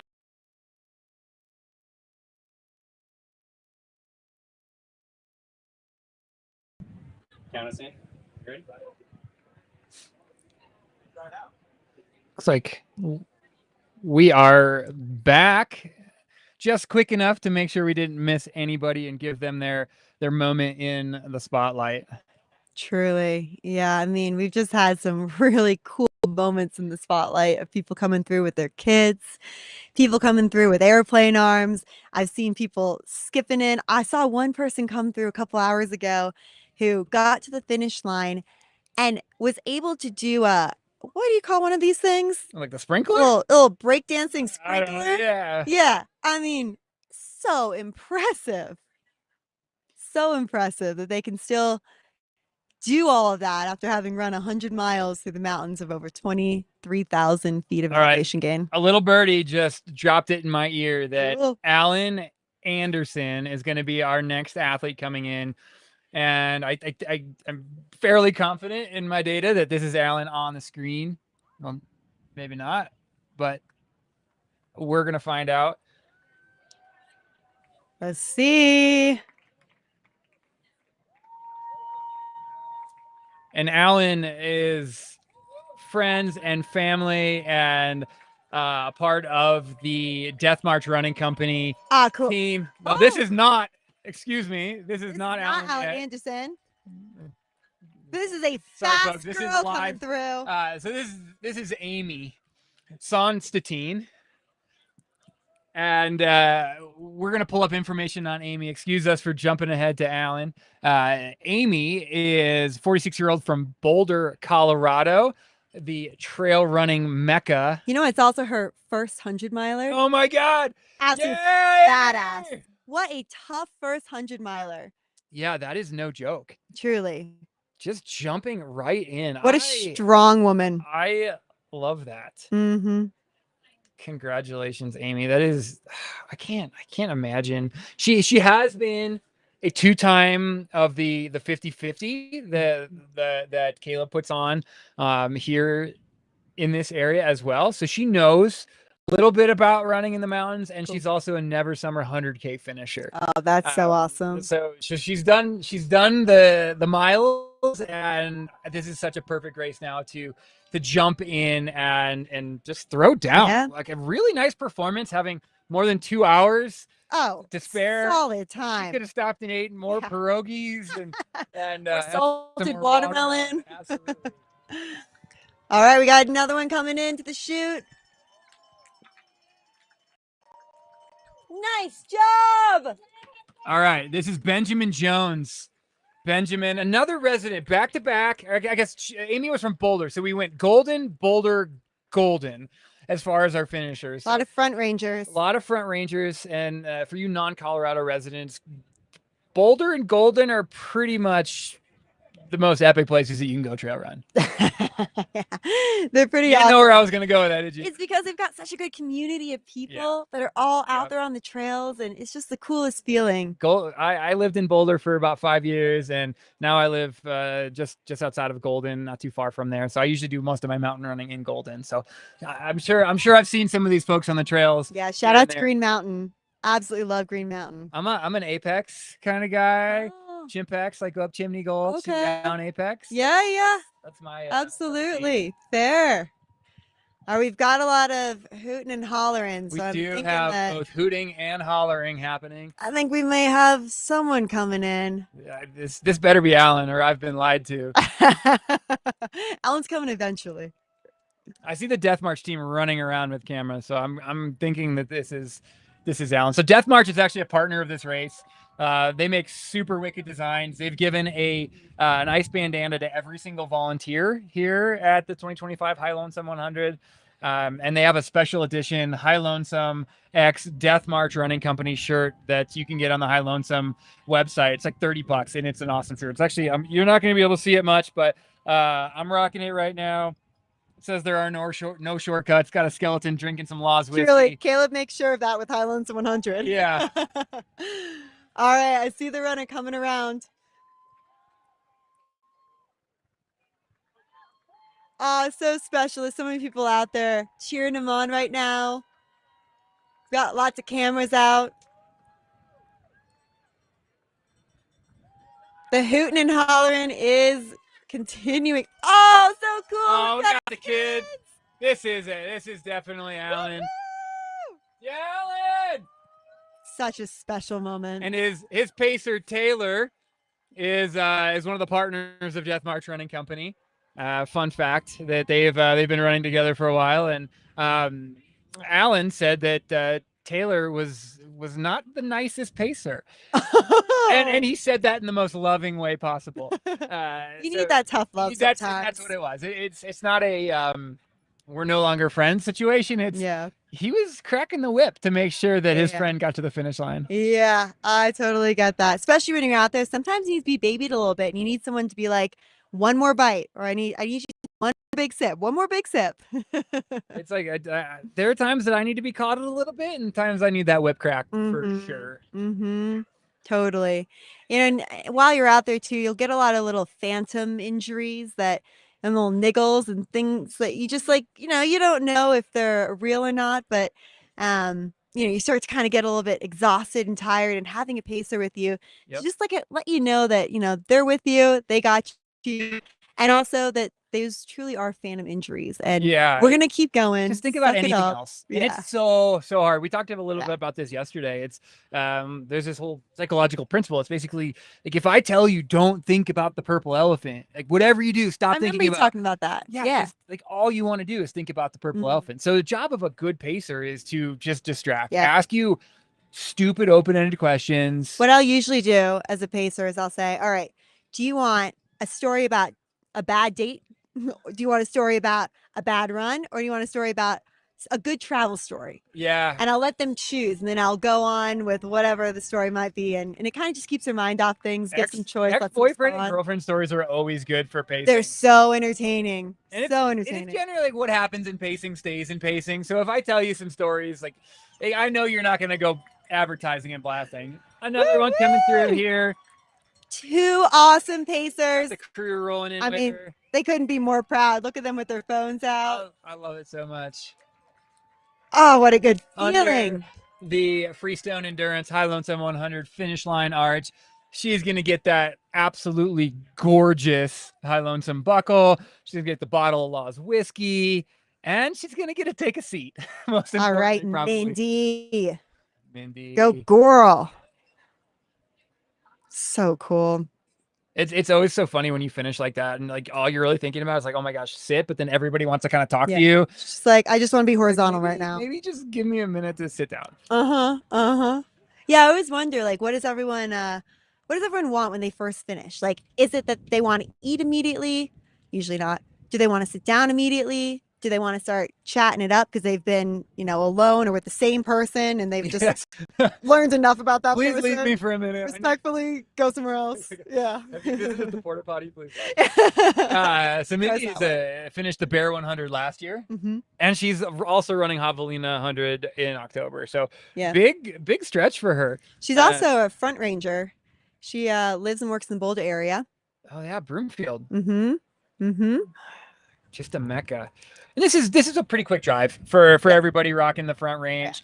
Within a couple hours, you can get up here. So easy enough that if you wanted to, you could get up here for a training weekend, maybe camp. This is an absolutely gorgeous area to camp. Plenty of opportunities to throw up a tent or grab a cabin at Mount Princeton or just stay up here. So whether you're making a day trip of it or you're coming up for a weekend to train, you see a lot of these athletes from the Front Range just making this trip to train and then coming back here now to racing. Yeah, and that's what it seems like Mindy was doing when she was training. She says she was doing a bunch of 14ers.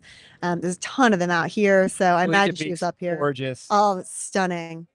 Super, super cool. All right, we got another one. On rolling. We're officially under 2 hours left in the 2025 race. So exciting. Golden hour. This is it. We are coming up. I'm impressed neither one of us has cried quite yet on camera. To be fair, I've teared up a little bit, but it's coming. Try to keep it together a little bit. All right. So incredible. Oh, her whole family's out here. Camera from either angle. It's bib 213, I think. It is. Yes. Good eye. How cool. All right. Don't have a 213 on my chart. Yeah. So I'm guessing that did not have. Actually, that is.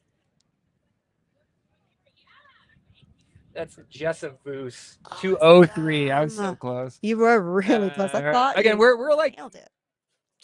15 yards, 15 meters from the actual finish line shoot. So we're trying our best to see people as they come in. So get this. She's from Kansas. Kansas. How impressive is that? That she the just mountain mecca. did one. Yeah, right. She just did one of the most difficult, arguably difficult 100-milers in America at this altitude, coming from Kansas. Let's look up. She's from Wamego, Kansas. That is a tough girl. I always like looking up these towns. So I'm gonna do a little Google here. And what can we learn about Wamego, Kansas? Population under 5,000. Okay. So we'll call that smallish town. Yeah. It's about the same size as Buena Vista here that we're hanging out in. Let's see what the elevation is 1,000 feet. Okay. So we're about 7,000 feet higher than her home. Yeah. So she's running up and down her local hill. Also, it's 95 degrees there right now. So holy heck. Thinking she's probably enjoying our weather a little bit. I have heard that there's a correlation between heat training and altitude training. So that may have actually served her really well. It can help. It makes it a little bit better. The humidity training, it's you might hear it called the poor man's altitude. There's maybe some credibility to that. I've found differently personally. I cannot run in humidity very well. It's I struggle. So my elevation experience going to humidity does not translate. I want to share something kind of special. She's saying that her sister's her crew chief and her favorite person. And I just think that's so cool to have. Shout out to her sister. Her family out here, her sister out here. Like, again, just so special to have your people show up for you in such a big way for a goal that is just such a huge, hairy goal. Yeah, and we're gonna keep on All running. right. Let's give a shout out to the women's race this year, Hell first of yeah. all. So the last few finishers It was stacked. stacked. This year had more female racers than male racers, and 4 in the overall top 10. Like, Yeah. let's not for a Unbelievable. second overlook that, how incredible that is. Of course, Rachel leading the pack, but like 4 in the top 10, and they made it a race the entire day. Oh my God, these girls crushed it. Yeah, The entire time. we're all here for the women's race, but this year for this race, I think we're all here for it. Love it. We've had a few runners coming through the chute now.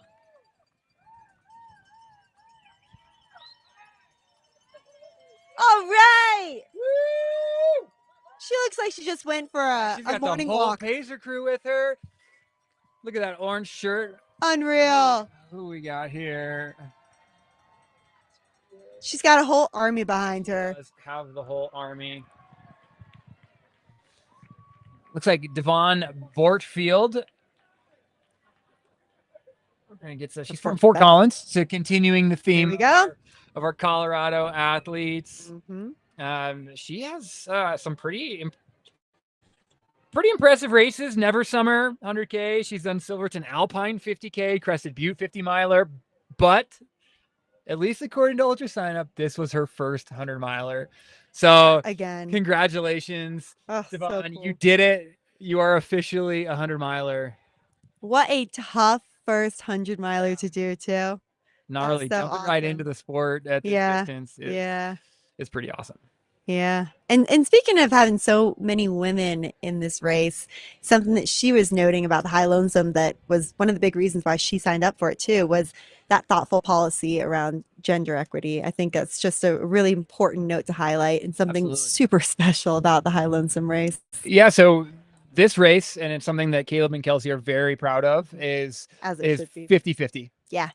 And that is equity. And this year is even more so special because it came down to, we had a handful of drops in the weeks leading up to the race. And this race requires at least 8 hours of trail work, and verifiable and signed off on trail work, which basically means that wherever you live, you spend 8 hours building or helping with your trail system. And what happened is, leading up to the race, the men's wait list, they didn't do their work. They didn't do their trail work. So they immediately got cut off the wait list. That's tough. And what happened was the women's wait list did do their trail work. So this race, because of that, actually has a larger percentage of females than males this year. I love that one of the requirements is to do trail work too, because it's a really special opportunity to give back to the trails that you're spending so much time running on.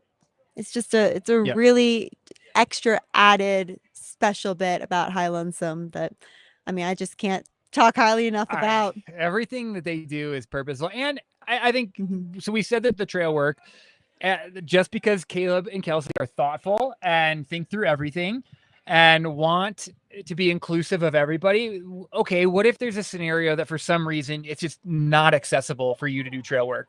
Well, there's actually an option for that it requires a $150 donation to a charity that the race is involved with. So there is a way that you can technically bypass it, but you're still doing good. You're still giving back. Yeah, absolutely.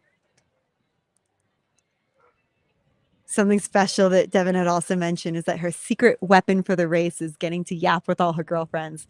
And honestly, I love a good yap. It just comes down to that community. Like it's so true that the people that you meet on the trail and the pacers that you get to pace with, or that you get to run with. I mean, that's really what makes this race so special, is those relationships that you build that, as we keep harping on, but it's so true, become these lifelong friendships that are just some of the coolest relationships you could ever create. How many times have you ever gone for, let's say, an hour or two run with somebody and you come back and somebody says like, oh, hey, what did you guys talk about? And you're like, I have literally no idea. We talked every step of the entire way.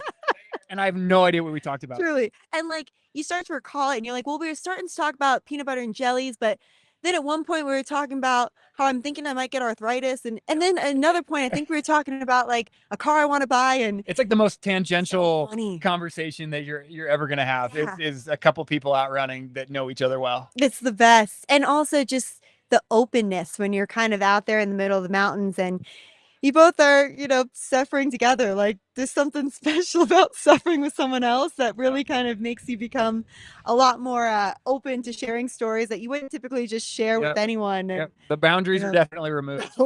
Big time. Yeah.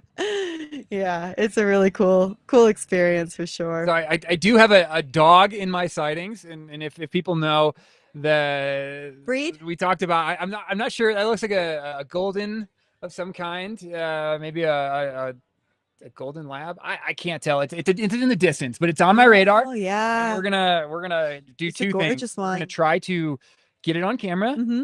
because I know what the people want, Mm-hmm. and we're gonna get a name. Mm-hmm. And we do have one for every dog we've seen so far is number one. Yeah. First place every First single place. time. Yeah. Blue ribbons all around. That is a good looking dog. Certified good boy or girl. Yeah. So, Jeanette, talk to me a little bit about your race last year. You were a golden hour finisher. Yeah, I was. So you got the full experience. You got your money's worth. Mm-hmm. What were some of your high points? And we'll get to the low points too. Wow. You know what? Actually, I keep a notes tab about this. Here we go. So I think everyone has a notes tab of just random things they write down and maybe their favorite books or a grocery list or whatever. And I think it's very telling, kind of like bumper stickers on a car. You can learn a lot about someone based on what's in their notes tab. So I've got a notes tab for High Lonesome, actually. Let me see if I can pull it up. So, yeah. So my notes tab, while you're pulling this up, I have a running. When I run, I don't always listen to music, but I'll have an earpiece in or something, so that when I think of something that I want to jot down, I'll just be like, "Hey Siri, remind me this," or "Hey, add this to my notes." And I just have this running note of just the gibberish that my brain comes up with on long runs, and sometimes it's incredible. That's like because the Siri platform, you can like, "Hey, remind me when I get home to do this," and it's like boom.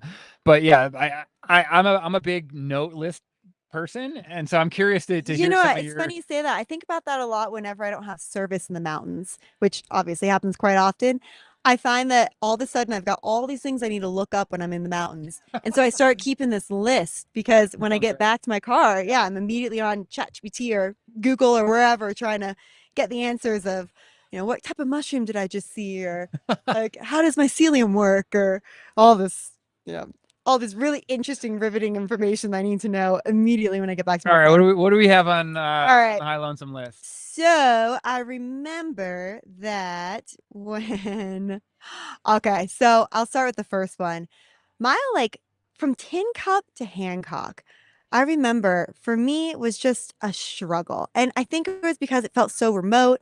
I didn't see anyone for a long time. The sun was kind of starting to set. So just to paint y'all a picture, it just felt kind of lonely out there. And that's mile 41 to 49. And we had already done huge climbs, like we did Lost Pass, we've done Antero. Yep, over the high point. So I'm starting to struggle a little bit, and I just keep thinking, okay, my best friends are at Hancock. I cannot wait to see them. I know that they're waiting for me there, but I was starting to struggle a little bit. And I remember having kind of these negative thought patterns that were going through my mind. And there is this woman in front of me, and I just kept telling myself, I can just catch up to her, then I'll be okay. And especially because it felt so remote, I was thinking, okay, I don't want to be out here by myself when the sun's setting. So let me just find someone to pair up with. And that's kind of how it works. If people start grouping together and creating these friendships and telling these stories. And so I found this woman in front of me and we start chatting. And I was telling her how I'm kind of like, this is my first time running 100-miler and I don't really know what I'm doing. And honestly, this is really hard. Like, this is a lot harder than I thought. And I'm not really feeling it anymore. This is really kind of a struggle. And she looks at me and she goes, look how far you've come. You've come this far to only come this far? She goes, I've run, I think she said something like 500 to 600 milers in her life. And she's like, I have 2 DNFs and, I've finished 4 other ones. And if you've already come this far, there's no way I'm going to let you quit. And she grabs my arm, links it under me, and hauls me all the way to Hancock. And we just chatted the whole way. And I just remember thinking, thank God for this woman. And like everybody in this so race, special about these people, whether it's your fellow competitor or the volunteers or random people on the side, they don't want to see, nobody wants to see anybody stop. No, because we all know that you're here to finish this race, and like I would be heartbroken watching you make that decision. And it's like, I know you're not thinking clearly right now. Let me take the wheel for a minute and get you back out there. And to that point, I think there's something really special about the ultra running community, where you see this community of people who, we're all competitors out there, but at the end of the day, we're all out there trying to make everyone else successful. And we're there to support every single person out there. And you'll see it throughout this race, throughout the 37 hours. Like, you'll see people out there stopping and say, hey, do you have enough food? Do you need some water? Like, or if they're sitting down, hey, are you okay? Like, sad sit, as Caleb calls it. This is also evidenced in the elite field yesterday. One of the things that we saw, I believe it was at Lost Wonder Hut, with Ryan Sullivan and Jeff Colt were in at the same time. They gave each other a fist bump on the way out. Cool. Yeah. It's like, these guys have been that's what it's all throwing about. down together for 55 miles. And they, at that point, they were just bouncing back and forth, and they just like game recognized game. Yeah. It's super cool. Yeah. I mean, it is just a really like special experience to have all these people out here cheering for you, whether they know you or not. Like, I mean, that woman that I ran with, I wish so badly I could remember her name, because I'll just never forget her. And I wish I could tell her how much she meant to me in that moment and kept me going, all the way to Hancock, when I was able to see some of my best friends there, and then got the rejuvenation I needed, and the medical team was unreal. Hey there. Shout out to Kevin Wheat, who was hosting the live stream yesterday. He's just walking by. You know, I'm going to do a little bit of math here. Cool. And try to figure out exactly how many people are left on course. Yeah, so we've got just under 2 hours left in the race. So we have... We had some strict aid station cutoffs. Yeah, so we're gonna not always gonna be the best at doing aid station math, but we're gonna do our best here. Last year we saw a moose at Hancock. I don't know if you remember that, but it was this huge moose. It was pretty close to where we were all setting up, and I remember that was kind of the talk of the evening. But this year, at least when I was at Hancock, from probably maybe 7 p.m. to 10, 11 or so, we didn't see any wildlife, but we did see a lot of aliens. We saw ET out there on a bike. That was entertaining for quite a lot of people. Was that the child that was going back and forth?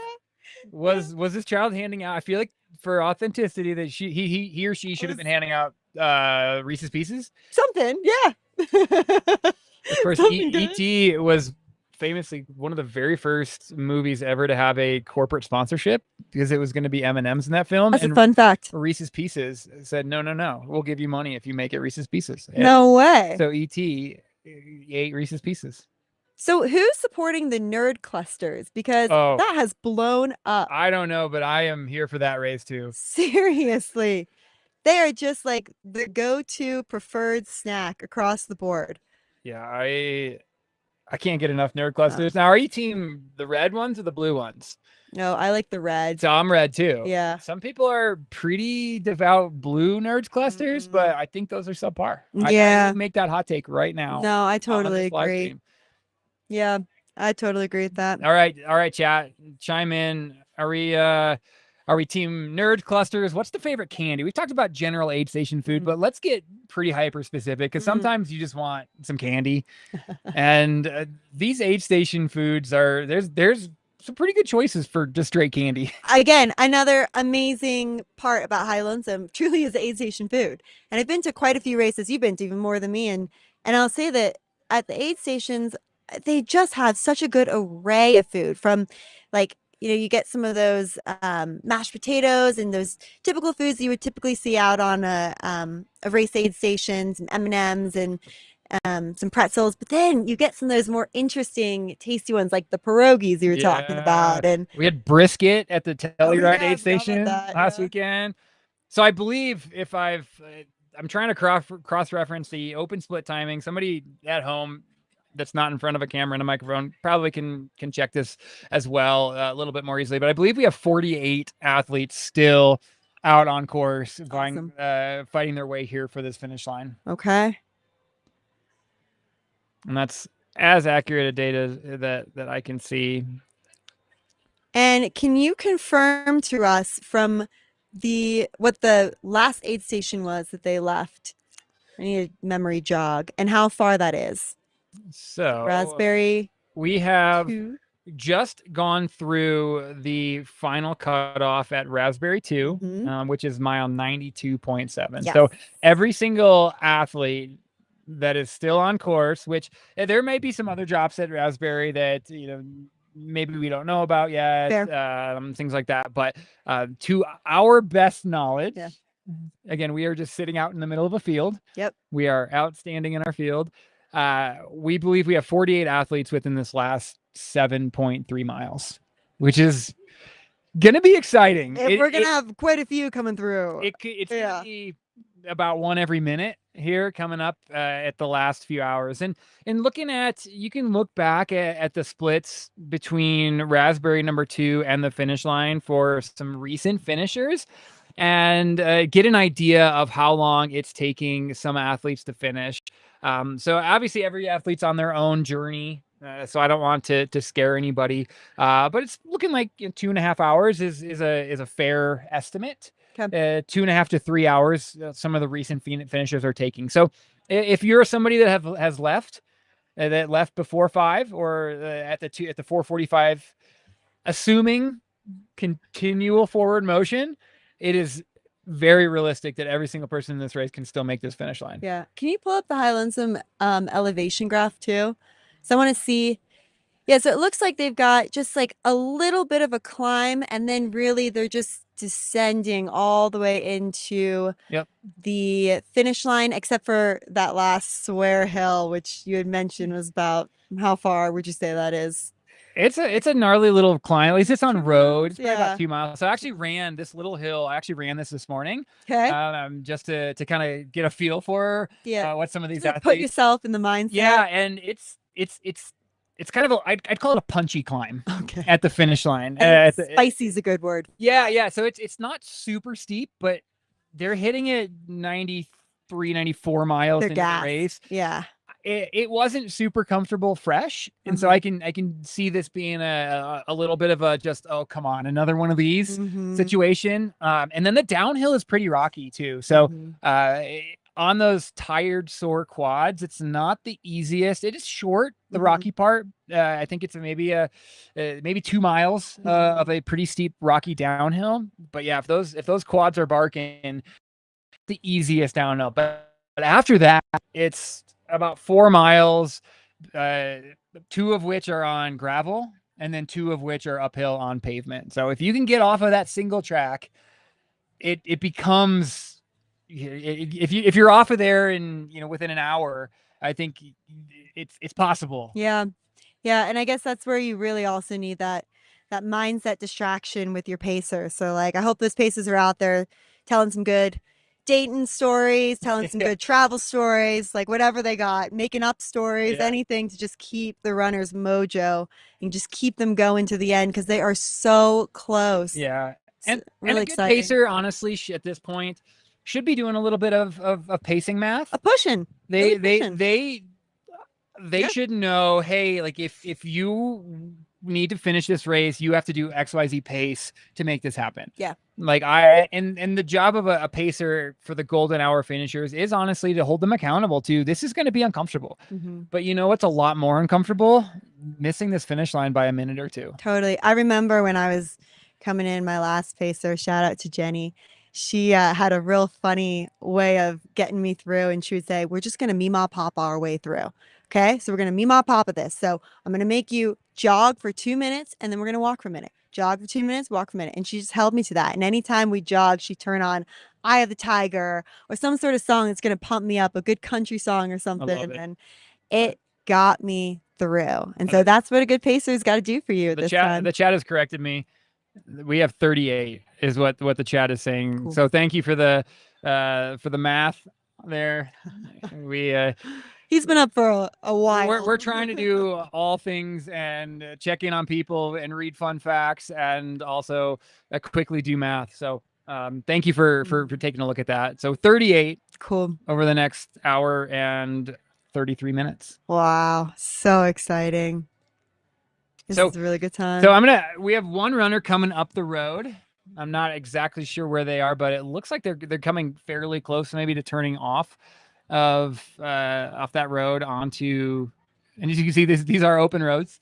So be safe out there, folks. But let's paint a picture of what we're seeing at the finish line that the people are coming into. You've seen it. Everybody's seen it from the drone. But there's definitely almost like a festival atmosphere building. That's here. a good way to put it. Yeah. I mean, we've got a few tents out here. We've got quite a few tents out here, and we've got a bunch of people with their chairs hanging out, drinking beers, having a good time, chit-chatting. I actually see someone passed out underneath that one tent, which honestly is so fair. We've all been out here for quite a long time.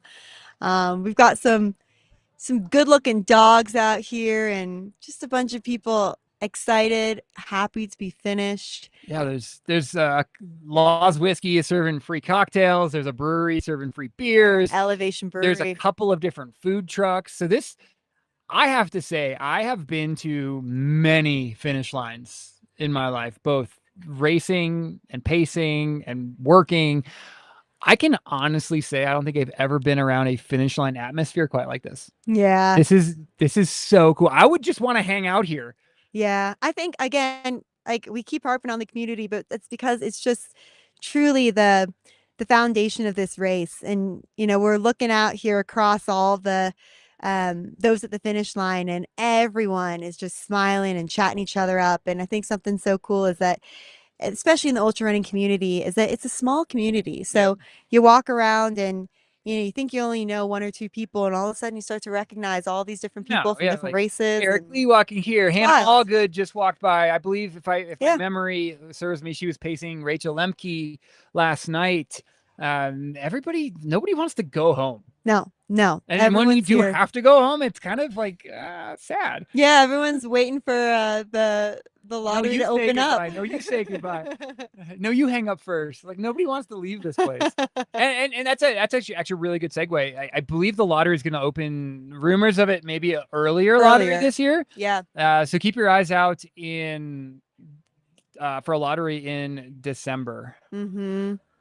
Yeah. So we have a runner coming in here. Solo runner coming Solo, in. no pacer. The mental fortitude that takes is just. Wonder what they're thinking right now. Just relief. This is about where I would be like, oh my gosh, I wonder what kind of food, what kind of beers at the finish line. Yeah, we saw a lot of people. We have one of the questions we put in our survey was, what are you hoping to get at the finish line? And we had a couple people put in there, just a cold beer, please. Just a cold beer. And we've got that at the finish line. So rest assured, we've got a couple different options for you. And a bottle of Law's whiskey, which I've heard is fantastic. I love me some Law's whiskey. Yeah. I think I have 5 or 6 bottles of various types of Law's whiskey in my bar at home. You know what? You're going to laugh at me, but I actually haven't opened mine yet from last year. And it's because it's kind of like a bottle of fine wine where you get it and you're like, oh, I'm going to wait for that special occasion there's to so much open emotional attachment to that bottle. And then 20 years later, you're like, when should I open this? Well, I haven't earned my bottle of Law's whiskey here yet. I've only bought mine. And let me tell you, I opened those pretty quick. That's fair enough. Yeah, the real cool thing about the bottles you get here is that there's that little engraving on them. Yeah, the High Lonesome 100 right down the side. So cool. Yeah, and the presentation that Caleb gives at the end of this race to award everyone with one of those bottles is just a really special moment for everyone. Everyone who's started the race. You don't even have to finish. If you started, you get a bottle. Oh, wow. I did not know that. That's so cool. Yeah. I guess if you don't finish, maybe you need it more than those. It's there. All right, runners coming in. Wow, the crowd is going wild. The fanfare. Oh, she's cruising. She looks so good. Coming in hot. 220. Oh, man. She is moving too fast. She was flying through. She looked so strong. So good. Oh, the crowd was so excited to see her come through. We're gonna do our best to get up there. Here we go. Anna, also from Boulder, Colorado. Holy cow! Those boulder ice. That was a finish. That was good. I'm just so impressed. No pacer. She's just taking her moment. What's she gonna do? Oh, I thought she was gonna do a jump or something for us. So cool. She looks so strong. Very cool. All right, she completed a 100-miler. Oh, in Canada in 2016. So she's a pro. And you could just tell based on the way that she was finishing that race. Absolutely came in on fire.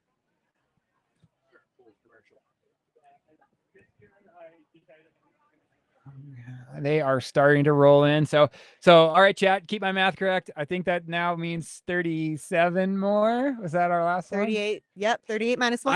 I can do 38 minus 1. That was good. Well done. We have another one coming in with pacer. That feeling right there when you come off the road and you can see the entire finish. High Lonesome sign. Says it right on the highway. That's cool. You know you're there, and like it's like you literally. The race isn't over, but this is the kind of the victory lap. Like you see it, you know you're there, you know you've made it.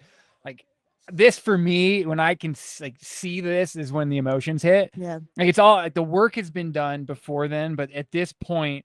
Like when like okay, I'm here. No more climbs. A couple hundred. I can hear the cowbells. I can see the tents. Every race the emotions hit. I mean, the thing is, like you're coming home. You know, like you've been out there, you've lived multiple lives, and you're coming home. Gosh. It's just the best feeling in the world. Coming in for the cold beer or to lay horizontally, see your family or loved ones. Yeah.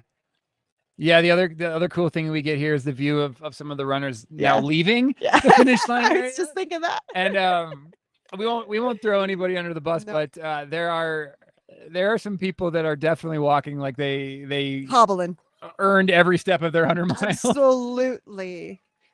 Absolutely. All right, looks like the crowd's picking up. Everyone's starting to stand up to cheer on another runner coming through.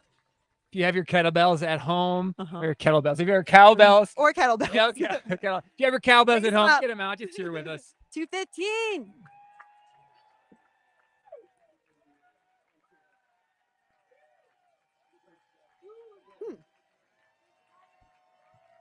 That is Will Green. Nice.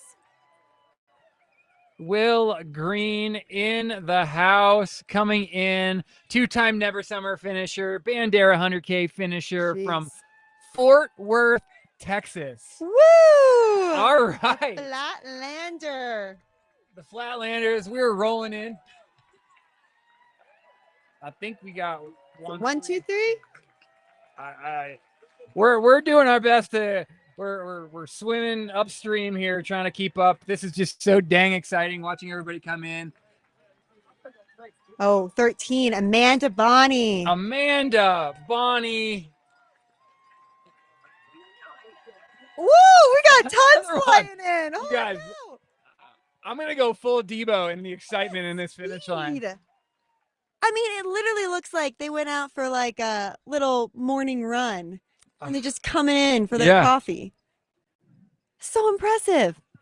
Also, so cool to have an entire group of female pacers flying in to cheer her on. So cool. Let's see. We have Danielle Hume. Excuse me, Danielle, if I got that wrong, but Salt Lake City resident. Nice. She has done some really cool stuff. DC Peaks, 50 Mile, Scott Mountain, Grand Traverse. Yeah, she knows what she's doing. We're gonna pull up her little ultra sign up here and see. She's got some good friends. Those 3 that were pacing her. She was saying her favorite part about training is. I think Danielle's his first 100 miler. No way! Yeah, another first timer. So special. All right. Arm in arm. What a cool moment. Andrew Bogus from LA. Hell yeah, Andrew. Look at that.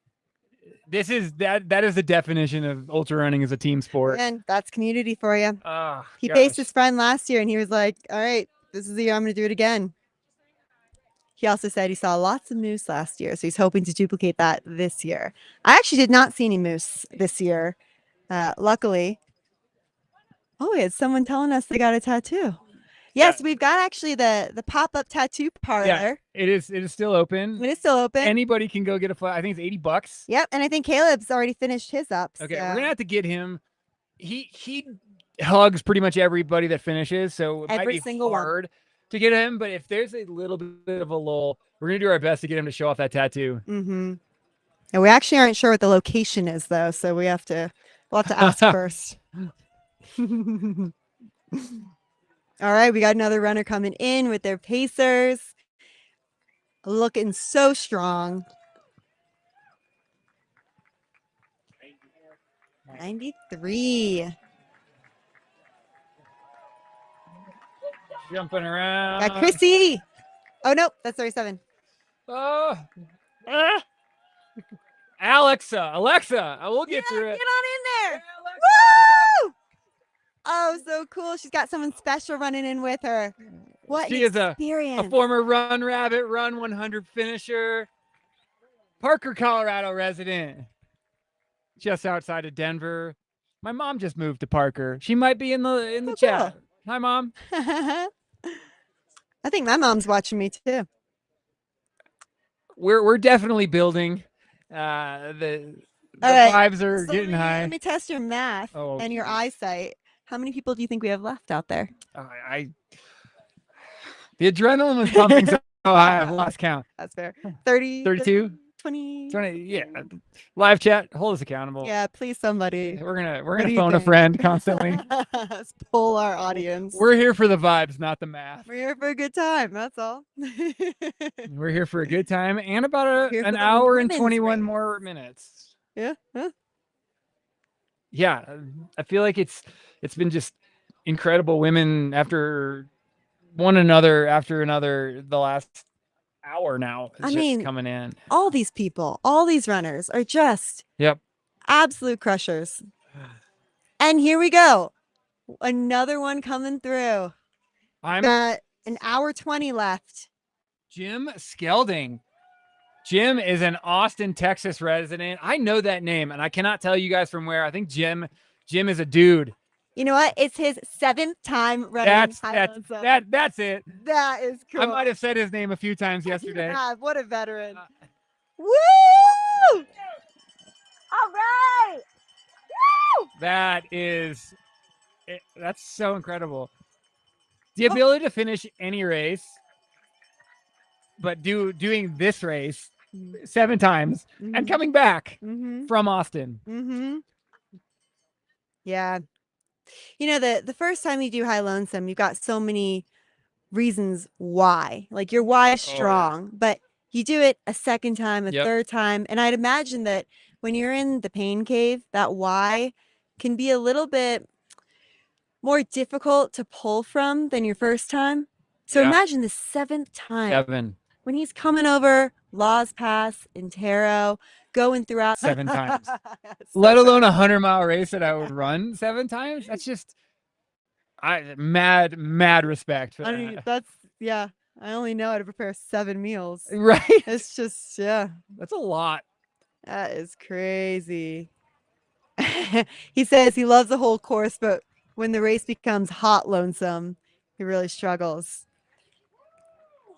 Hot Lonesome is the nickname for High Lonesome. Oh, Valentine. Valentine. Welcome back to the High Lonesome finish line.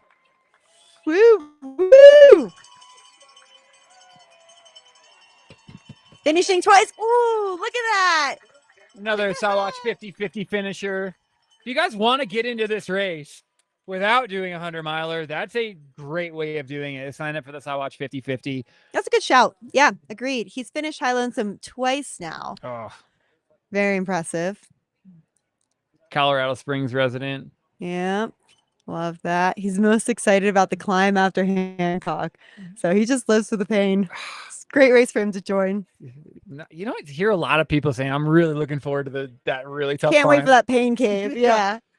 Except for Courtney. Yeah, we got DeWalter Yeah. and Paul Valentine. So funny. He says his secret weapon for the race is his pocket bacon. Can you imagine what type And I have questions. It's like, how does that sit in your stomach after a couple hours? Pocket bacon. All right. Yeah. I mean, no shame. What a crusher. So fun. His brother and his best friend were at the race. This guy's big bacon guy. Big bacon. Multiple bacon references. Yeah, a lot of bacon references in his survey. Let's see who we're getting coming through now. So, Trying to do our best. all right. I think it's Jill. Jill, Go, Jill! welcome back She's from got her paper. New Orleans, Louisiana. Woo! Occasion. Woo! Just raging right across that finish line. Impressive. There's a pretty good po' boy food truck here in BV. Yeah? I'm not a po' boy guy, but I've been told it's quite excellent. The shrimp po' boys. Interesting. Yeah, just right down BV. I love the beignets out there in New Orleans. Yeah. Just such a fun energy city. Yeah. Wow. And again, like, you know, she's living in an area where you're not going to get a ton of high altitude training, but you will get that heat. And I really do. I think there's something with that heat training that just makes you such a crusher for this high altitude. I think it's funny that you said that she's not going to get much high altitude. New Orleans is literally below sea level. Yeah. Okay. There you go. Yeah. Like she, you know, Yeah. climb a stair and you might be at sea level. Wild. Absolutely wild. Oh, how funny. She's saying that, yeah, so she's like, I got plenty of heat training and humidity training. Yep. However, we don't really have any vert. So she goes, I got 13 feet of elevation gain during my long run. Oh my gosh. And she finished the High Lonesome race running into that finish line. That is one tough woman. All right, we're going to take one quick break. Yep. We're going to take them when we get them because it is about to become extra crazy here with all these finishers coming in. So with the excitement, we want to take a step back and then make sure that we get everybody called in safely to the finish line. So we're going to take a couple seconds and then I will see you back here. Go grab a snack. Take what you need.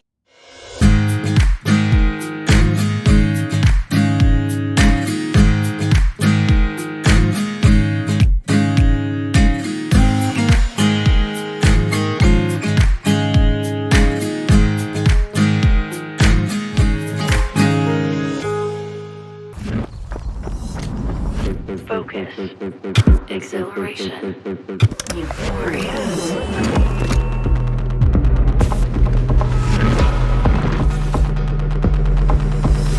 Running is dope.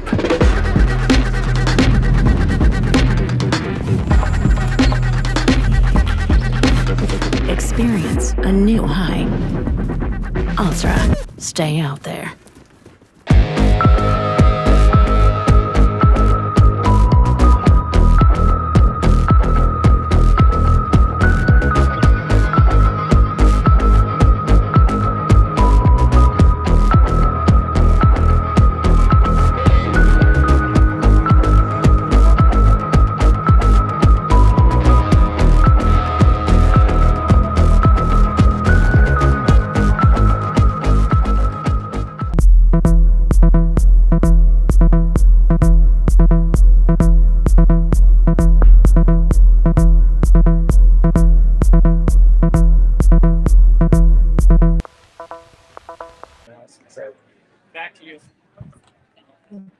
Back just in time for us to get some water and not miss anybody. We're going to stay here right for the action. Get a little LaCroix delivery. LaCroix. However you might want to pronounce that. Got to keep your announcers Hydrated. very hydrated. Yes. Very important. Yeah, shout out to Zach Marion, who I have affectionately started calling the marionette because he pulls all of the strings, and he's literally the busiest dude that I think I've ever worked with. He's been doing such a good job too. Yep. If you guys know Zach, show him some love. If you don't know Zach, show him some love, because he does all of these. I saw him at Western States, saw him at Hardrock. Yep. The dude is everywhere. He literally doesn't sleep. No, does not sleep, and does such a good job capturing these moments that people are going to have for forever. All right, we got another runner coming in with 2 pacers.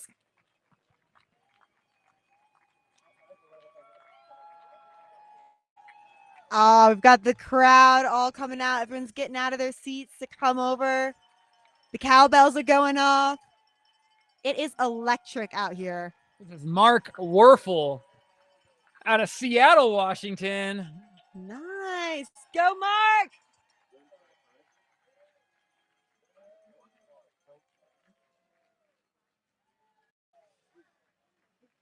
Mark coming in with the sub 36-hour finish. Talking about how we did more heat training than long runs, being at sea level. There's some good trails in the Seattle area. Oh, tons. Seattle area has got some great trail running. He's had some training.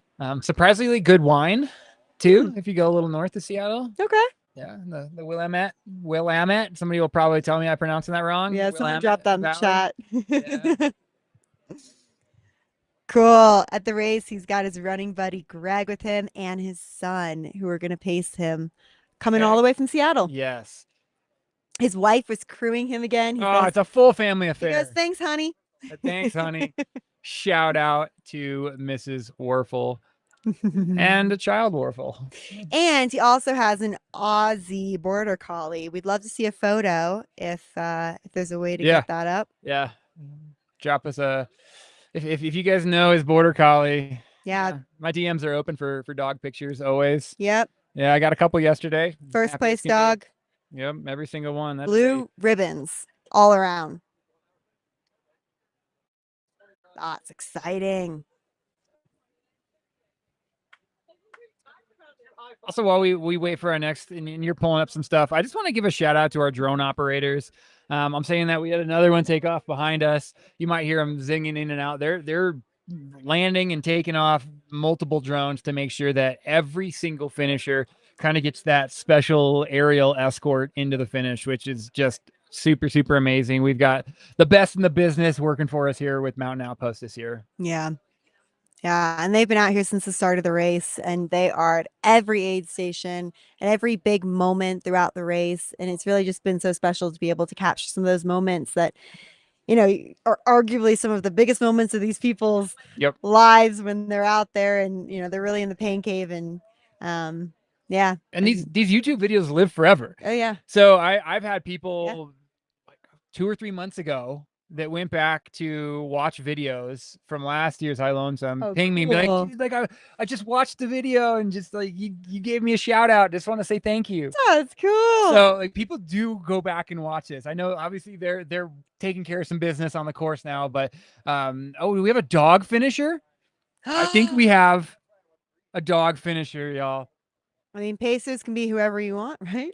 I mean, I don't know about that. This is maybe a gray area and or against the rules, but neither Jeanette or myself are setting the rules. This is a Caleb thing, and I'm here for the dog race. Yeah, we are.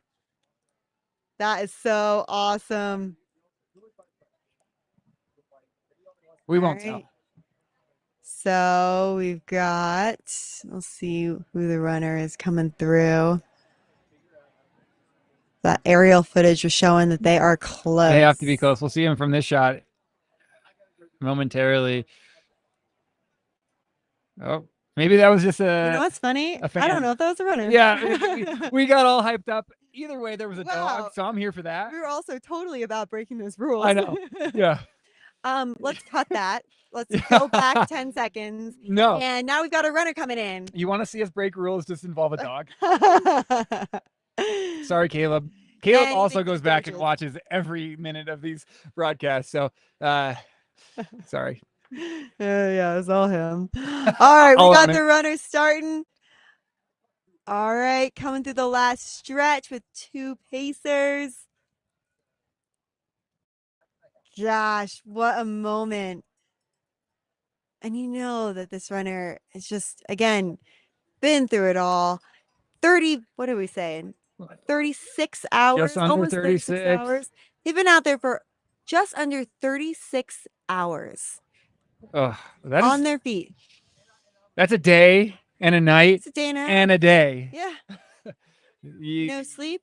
I mean, I just, maybe a nap. So some people take naps, some people don't. yeah, 10 or so minutes worth, but like just such an incredible feat.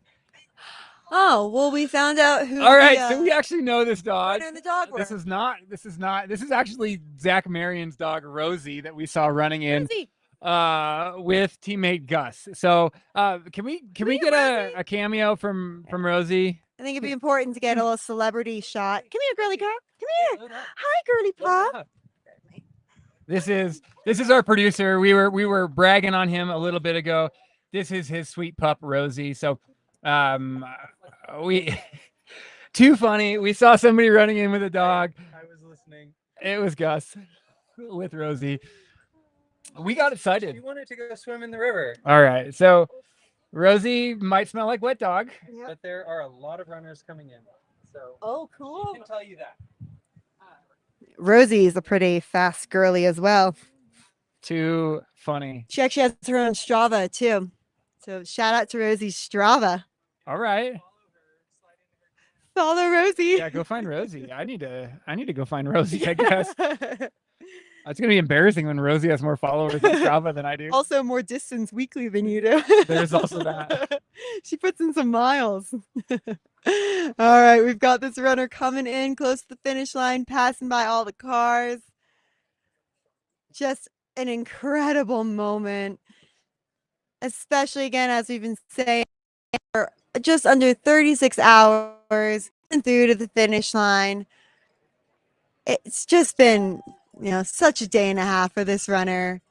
I can't even imagine what they must be thinking and how they must be feeling. Again, the baseline here is that there's a story to tell.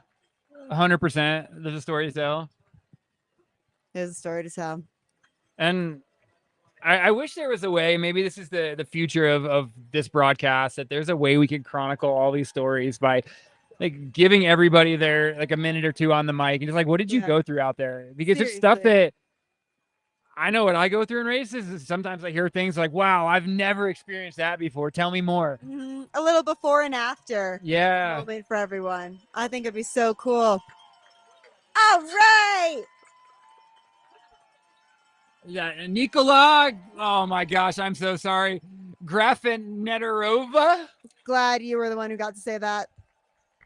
How awesome. Heard about this race from local runners and impulsively entered the lottery. Wow, that's impressive. It's just another boulder crusher. Another bold boulder crusher. Bold You like boulder. that alliteration? I'm here for the alliteration too. Nikola, congratulations. Apologies on the last name pronunciation. Unless I got it right, and then pat me on the back, please. Yeah. Goal was to finish by 37 hours, and Nicola, you did it.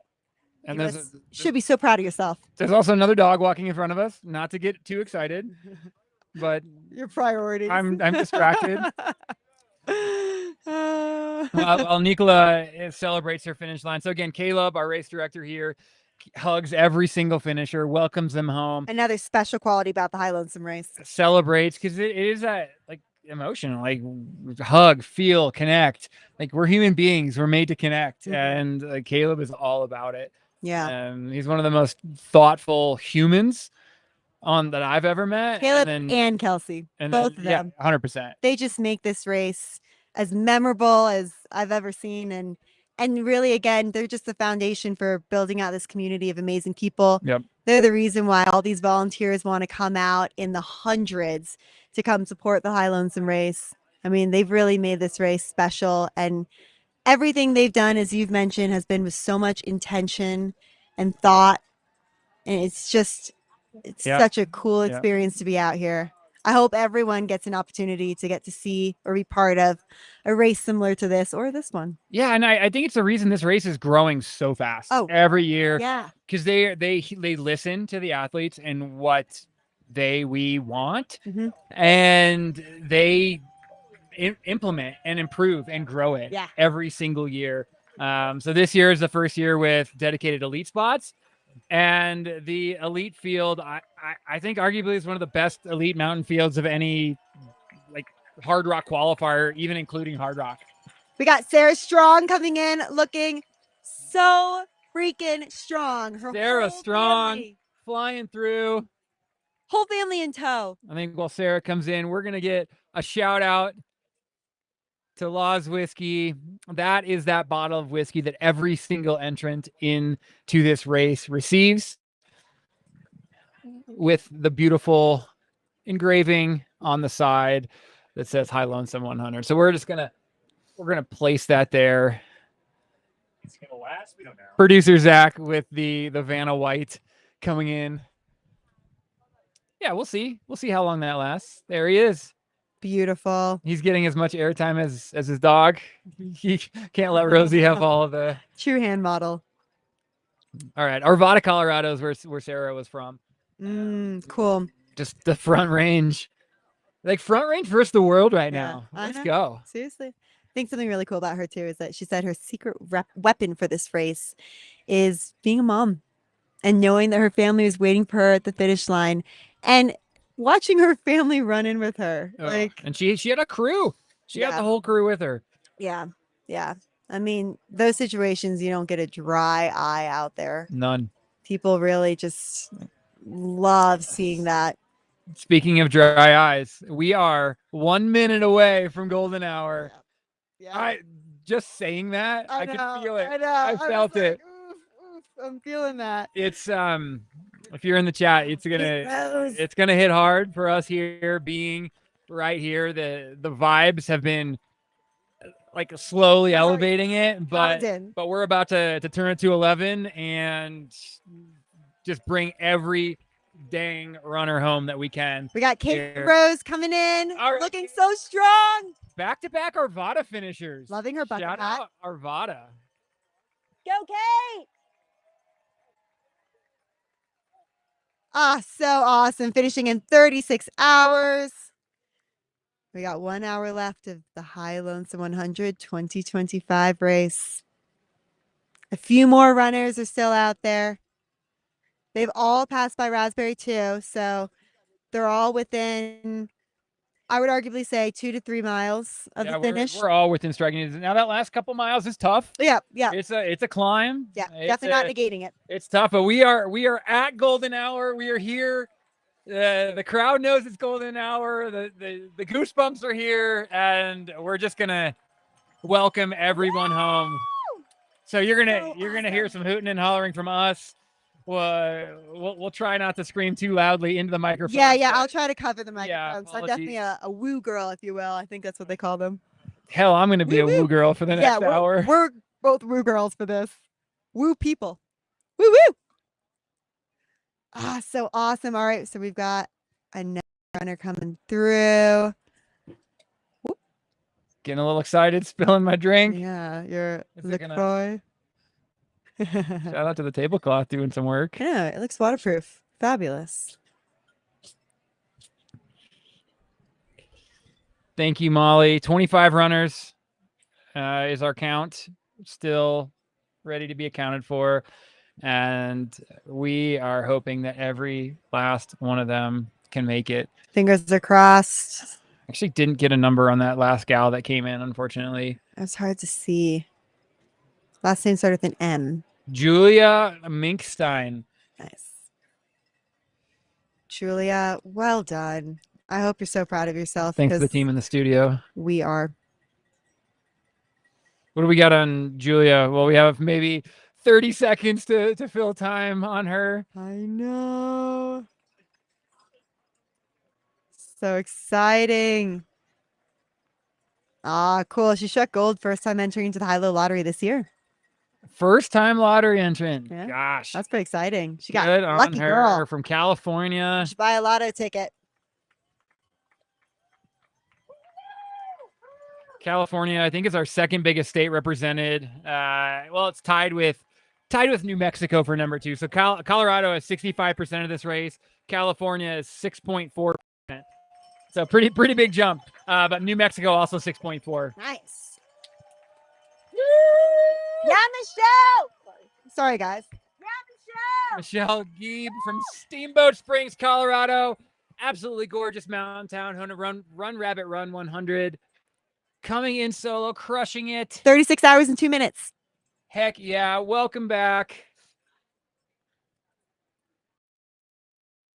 Golden hour, off and running. Woo! All right, y'all. So we've got 58 minutes left in this race. We got a few more runners out there. Wait, hold on. We have to back up just a half a second. Yeah, okay. Our friends in the chat, Julia, who just finished recently, is our youngest finisher at 22 years old. No way. Yeah. What a crusher. Holy moly. That is so Thank impressive. you for that.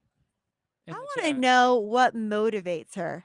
Like, I want to know what got her into this, how she started. These stories that we got to interview her after. Yeah. We got to interview all these people. Everyone's got such 22. good stories.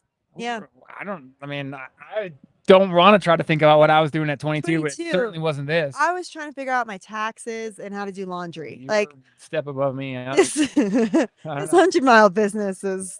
Yeah, I did my first at 29. So. Oh, wow. Actually, I did my first at 29. Cheers to that. No, I did my first at 30 because my 30th birthday was last year, July 17th. Yeah, you just had High your Lonesome weekend. Just had your 31st birthday. Had my 31st birthday. Happy birthday a couple days ago. Thank you. Liz Weiss. Liz. Salida, another local. Salida. Just running in her backyard. Yes. Ugh. Woo woo! The crowds are getting Multiple time San Juan finisher, Sawatch Ascent finisher, just crusher from local. Yeah, I know. The crowds are getting deep now too. We're getting people Oh, of lining course. up.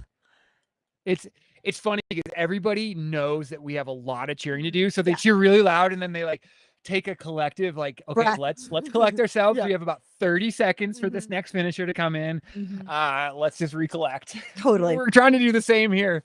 Totally. I think that was her first 100-miler too.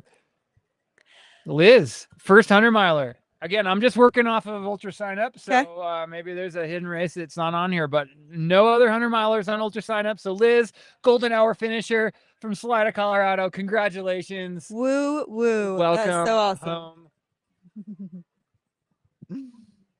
Yeah, so just to paint the picture of what we're seeing here, it's overcast, but there's a nice breeze. It's a little toasty outside. We got to stand up. You're probably seeing more motion out of us than you have in a long time, but luckily we're only a small box and you're probably not looking at us too much. But there will be a moment that we probably both pop up and don't sit back down. It's the families for me. We got Kristen Gablehouse coming in. Kristen Gablehouse. Yeah, Kristen! Woo-hoo! She looks so strong coming in. So she made it only to Hancock last time she attempted the High Lonesome 100. And this year, 2025, vengeance. She came back and she did it. So good. Congratulations, Kristen. You freaking did it. Oh golden my God. hour. A Golden hour finisher. Broomfield, Colorado. Welcome back to the High Lonesome 100 start finish line. Welcome home. Holy cow. Just that story arc, I just love it so much. Yeah. To know that heartbreak Yeah. and then to say, you know what? That's not the end of my story. Yeah. We're gonna take control. And she came back Totally. and she freaking And to did say, it. What are some things I need to change so that I can make sure that I get myself across that finish line? I mean, it just takes dedication and grit. Oh, we got another one coming through. I think this is Ivy Crockett. Ivy with her child. Yeah. This is Ivy Crockett from Albuquerque, New Mexico. Oh man, how cool. We're assuming child, family affair. Oh, we got the crew member taking the video, and that's a video that I'm sure they'll never forget. It'll be like a little emotion on that one. Yeah.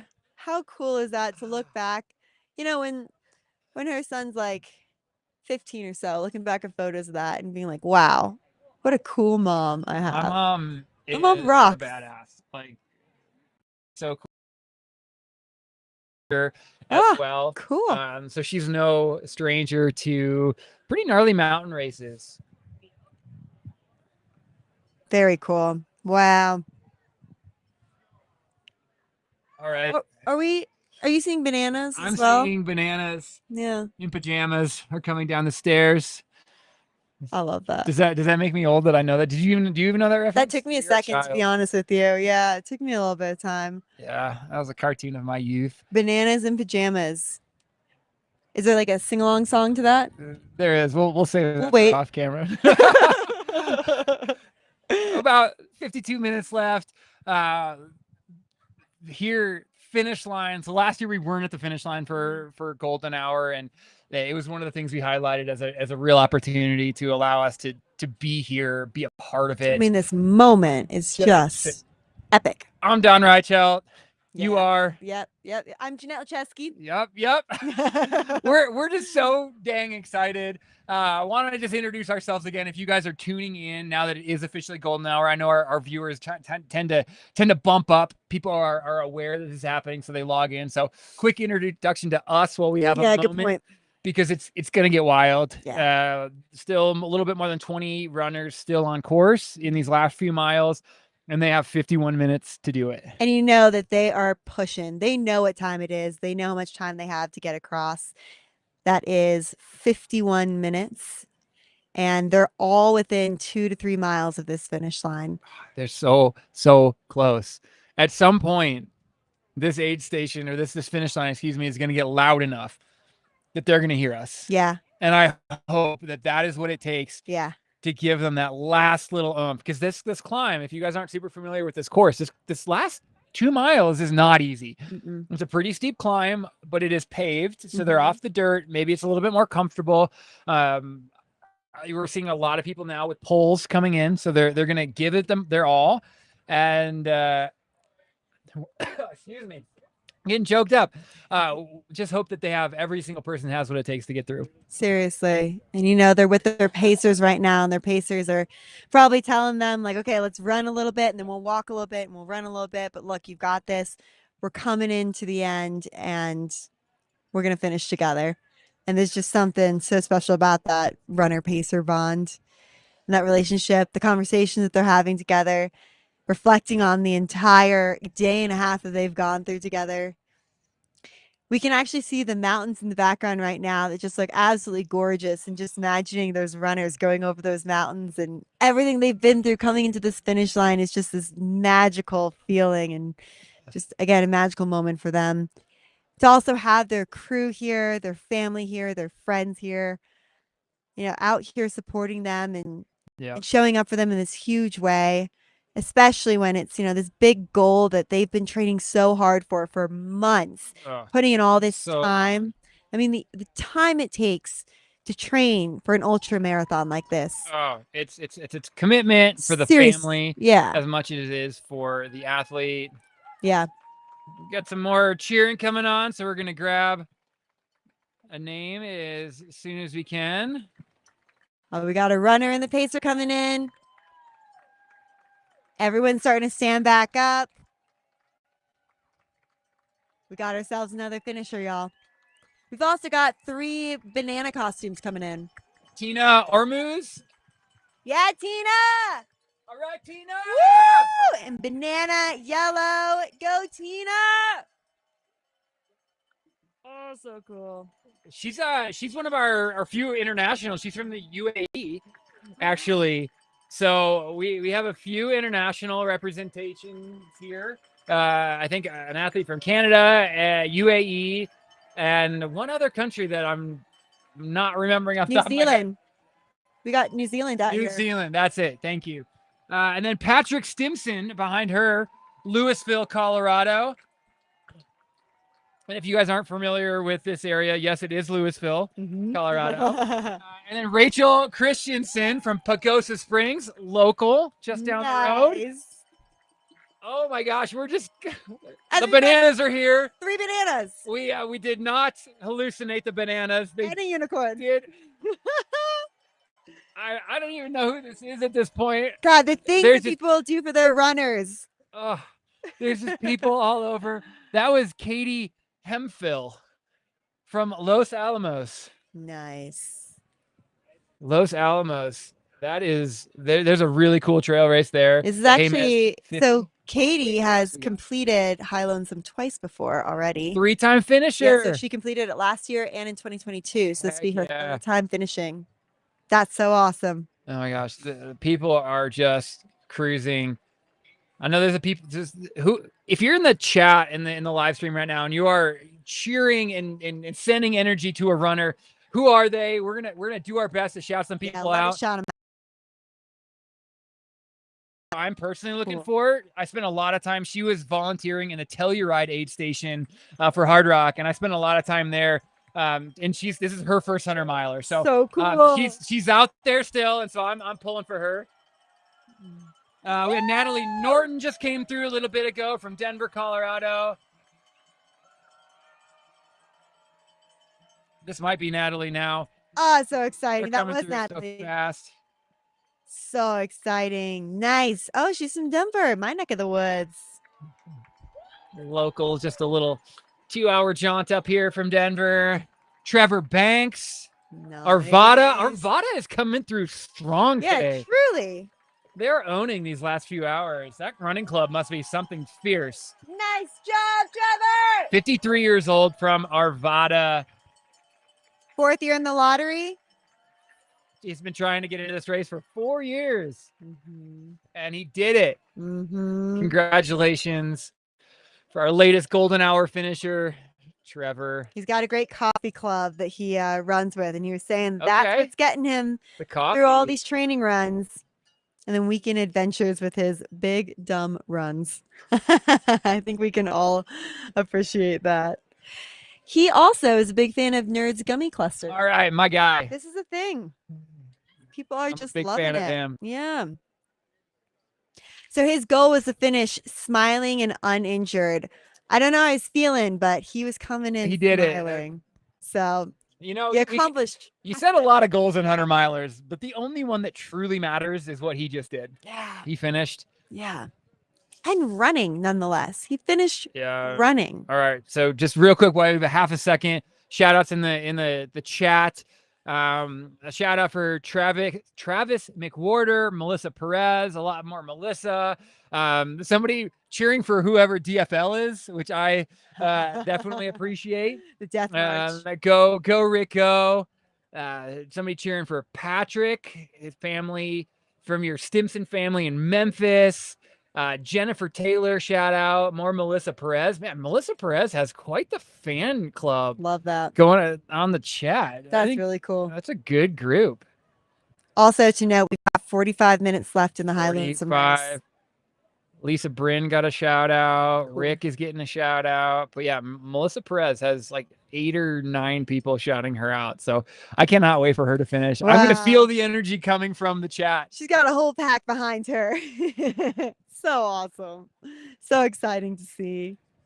And then here's a good shot at the finish line. So you can see that there's a bunch of tents out there. People are hanging out under the tents, sharing stories, I'm sure, eating some good food. We've got some great sponsors out here, some good beer, some good food options, and everyone's just having a good time. Again, another just special thing about the High Lonesome race is that people don't just finish the race and go home. They all stay to hang out. Here.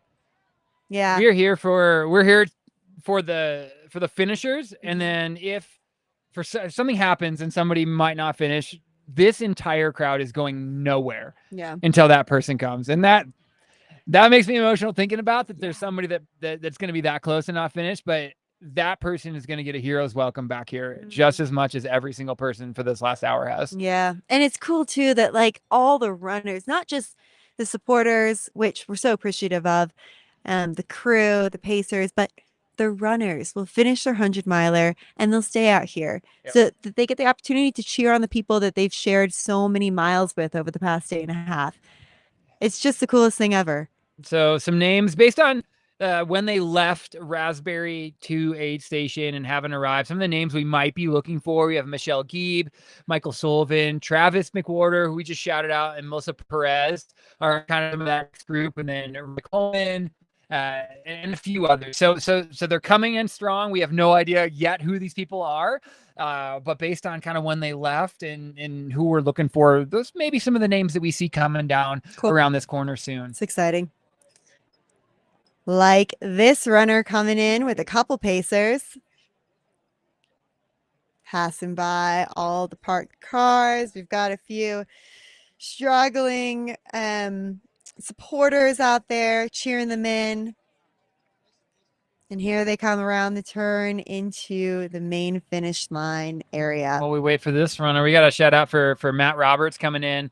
He's the only person from Indiana, and he also just had heart surgery a year and a half ago. So he's coming off of heart surgery. Oh my gosh, how impressive. So cool the stories that people have and their why for doing this race. Yeah.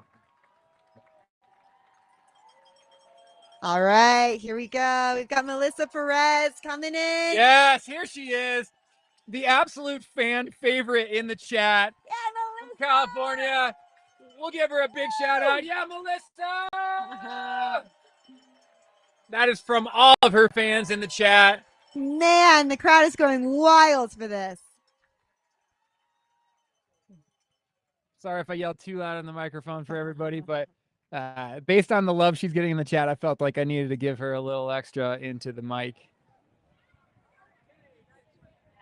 I just want to share one of the questions that we have is in the survey is what made you pick High Lonesome? And I just think her answer is so beautiful and I think resonates with a lot of people. She says, I chose High Lonesome for two reasons. First, a 50-50 gender split. As a woman of color, and a community leader, it matters that I take up space where we've been invisible for too long. I want to show the community that we're the story, not just the footnote. And second, I'm terrified, and that fear is my compass. This race will drag my spirit through wild country, and I'm ready to stand face to face with that chingona waiting for me on the other side. She had some chingona and I don't know how to pronounce that. I know, y'all. She has some shout outs on that on the chat as well. That's so cool. So special. And I think that those reasons really resonate with so many of these runners out here. And just, again, make this race such a special race. It's like Melissa. I'm guessing Melissa's a coach based on some of the responses. She's an amazing writer. Melissa, I love you, coach. Some of the is a beast chingona. Might have to get a dictionary on that.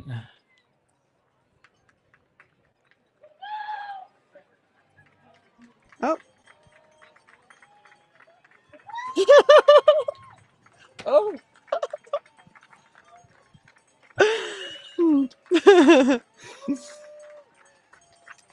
Not what we were expecting. No, I'm gonna just carry on. All right, somebody else coming into the aid station here. I keep saying aid station. I've been at this race for many hours. This is the finish line. God damn it, it's the finish line. This is the finish line. And yeah, Milton. Oh, wait, who do we have here? The crowd is going absolutely wild. I don't know. We don't know. Can someone put in the chat who we have? Woo! Somebody rocking the Sally McRae yellow hat. But yeah. Lots of cowbells out here. Was that Jennifer? Was that Jennifer Taylor? Nice. We had a lot of shout outs for Jennifer Taylor, so I think that was her that just came through.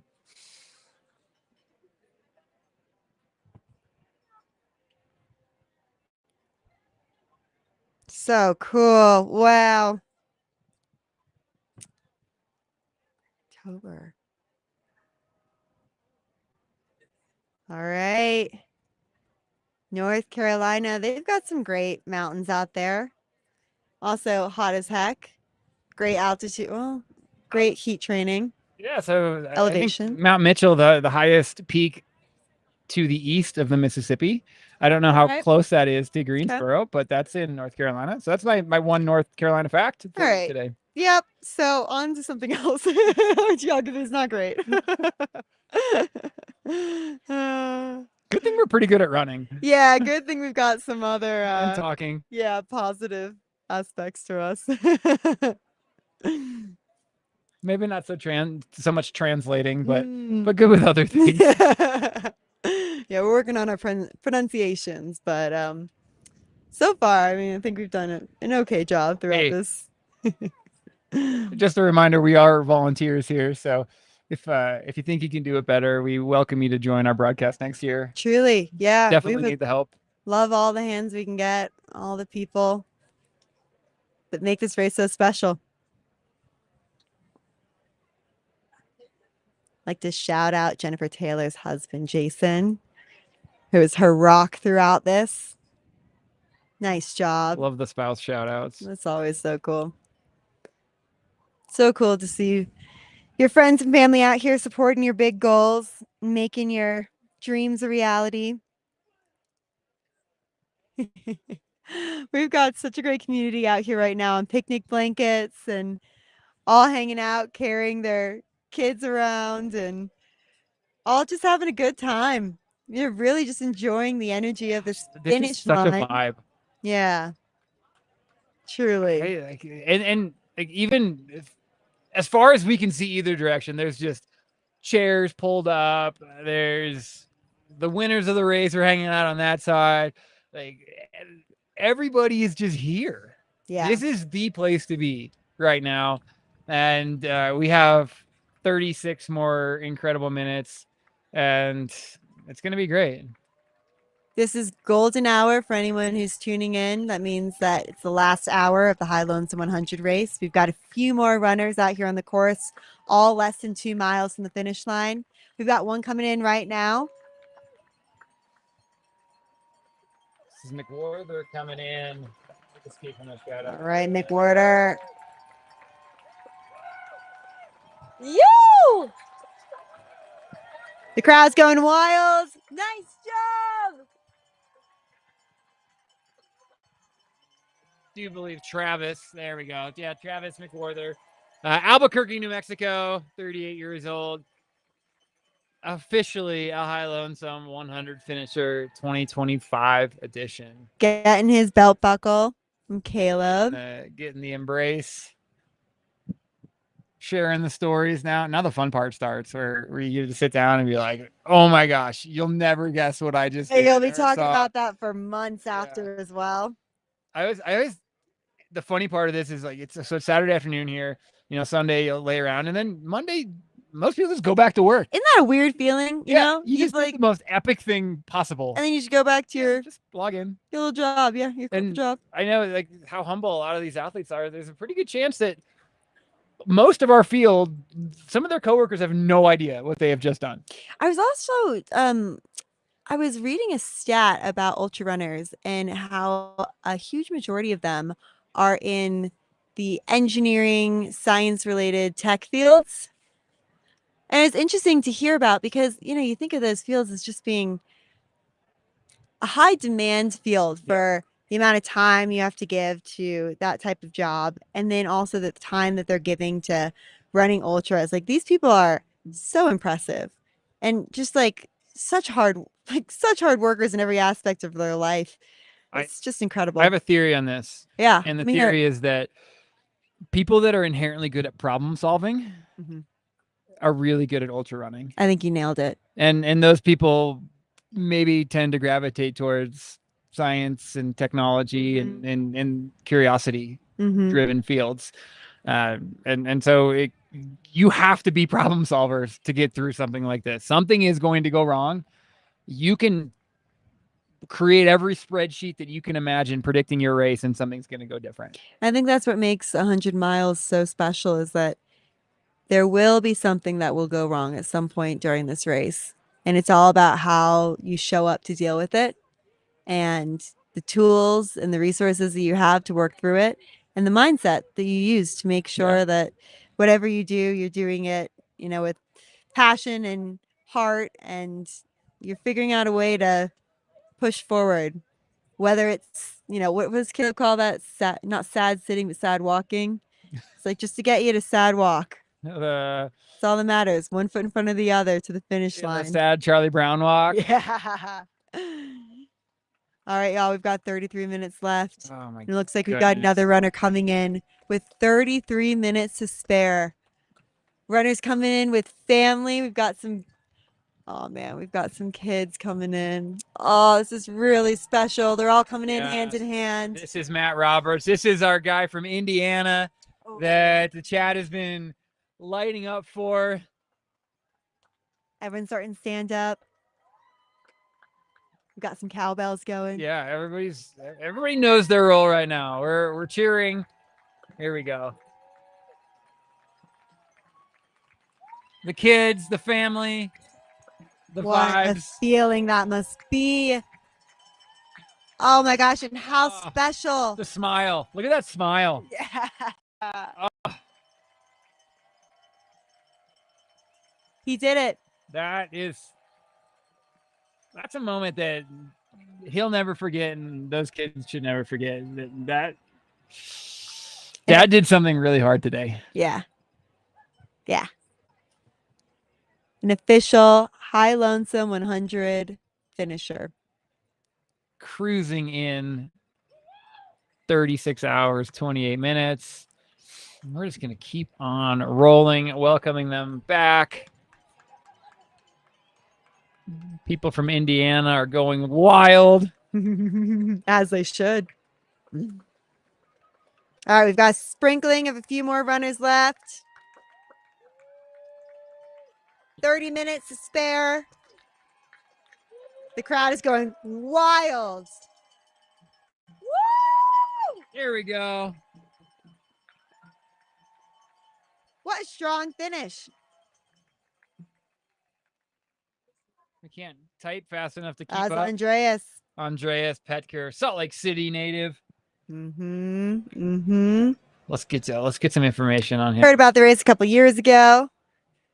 And this year he finally entered the lottery and got in. First time. That's pretty impressive. I have a feeling that that's not going to happen very much anymore. It's going to become more and more like a Hardrock or Western States, where it's going to take a couple years to get in. Yeah, I was I'd in the imagine. lottery this year. I didn't get in. Really? Yeah, and the first thing I did when I didn't get in is I signed up for my backup race, and I reached out to Caleb and asked, how could I take part? And you did similar. Yeah, let's talk about some ways that kind of help your chances for getting in. So an opportunity to volunteer increases your chances of getting in. What else? You could go out and win the 50-50, the Sawatch Ascent. Another simple option. Exactly. Yeah. Yep. Accessible to most people. Most people. Yep. He has elite entries that he has set aside. So if you are an elite and you're curious, throw him your resume. And then he also has the biopic entries that are set aside for people of color and lesser represented communities that he wants to make sure are represented, which I think is a really, really special thing of this race. He has specially set aside entries for the trans community, which is an area that I don't think any other race is specifically set aside entries to make sure that population has representation here and are able to safely and comfortably sign up and show up and be a part of this community. Mm-hmm. So those are various ways that Caleb has set aside paths to entry. Mm-hmm. Mm-hmm. And again, the lottery this year is going to be a little bit earlier, so it'll take place in December of this year. And the lottery party for this race, even if you don't think you want to race, you should 100% come to Las Whiskey and hang out with us and take part in the lottery party. It is a freaking blast. It's 200 or 300 people just hanging out in the private barrel room, drinking Las Whiskey, and just catching up. It's Yeah. like a family reunion. Truly, they live stream the lottery, and it's in this gorgeous room with a bunch of, as you mentioned, Law's whiskey barrels. It's in Denver, Colorado, is where kind of the main lottery party is. But then there's a smattering of other smaller lottery parties across Colorado. Yeah. Actually, for me, the reason why I found out about High Lonesome is one of my friends, Joel, shout out to Joel, was entering into the lottery and invited me to come to the lottery party because he said it'd be a good time and just kind of a cool way to meet other ultra runners, especially as I was kind of getting into that scene and was looking for more female ultra runners actually to run with. And he told me that if I were to go to the lottery party, then I should enter into the lottery or else, there's no reason to go.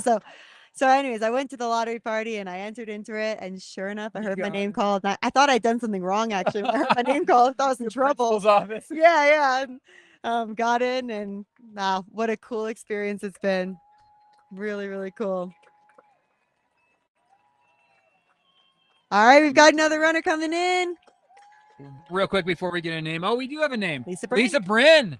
Crested Butte, Colorado. Gorgeous coming area through. They right have a now. very thriving community of runners in Crested Butte. And thriving wildflowers as well. Gorgeous. Gorgeous Area of Colorado. Pull socks on. Woo! Wow. She's a Leadville and a Javelina 100 finisher. So she's no stranger to the pain cave of these deep mountain runs, having done Leadville, which of course is only 25 minutes away from us as we sit here.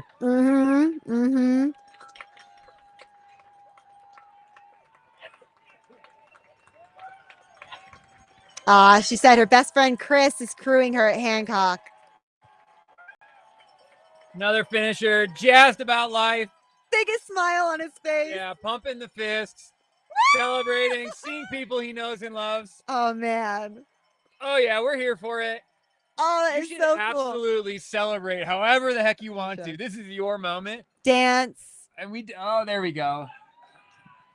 Calabrese is his last name. Oh, how cool. He just got the crowd so excited. Maurizio, I believe.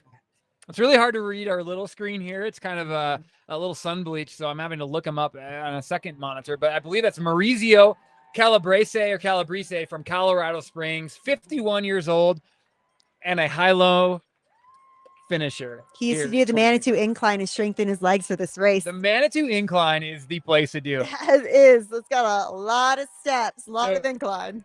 If anybody doesn't know the Manitou Incline, it's about 1 mile and 2,000 feet of gain, and it's all steps. Yep. Out in Colorado Springs. Yeah. Oh! Yeah, here we go. Here for that women's race. All right.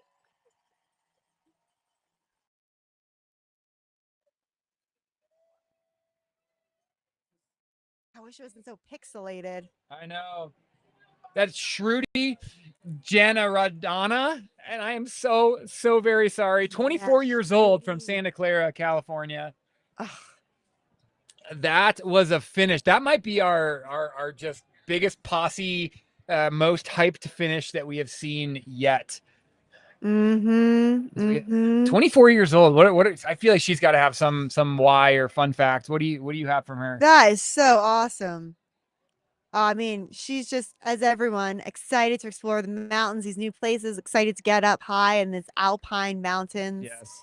She's all excited. Yeah. We definitely saw that. She was excited to be here and excited to be finished. So cool. Another finisher coming in. Also excited, getting a high five from friends and family. Oh, also, I just want to say she had her mom crewing her, which is just so cool. Mom! Love got it seeing through. family part of this race.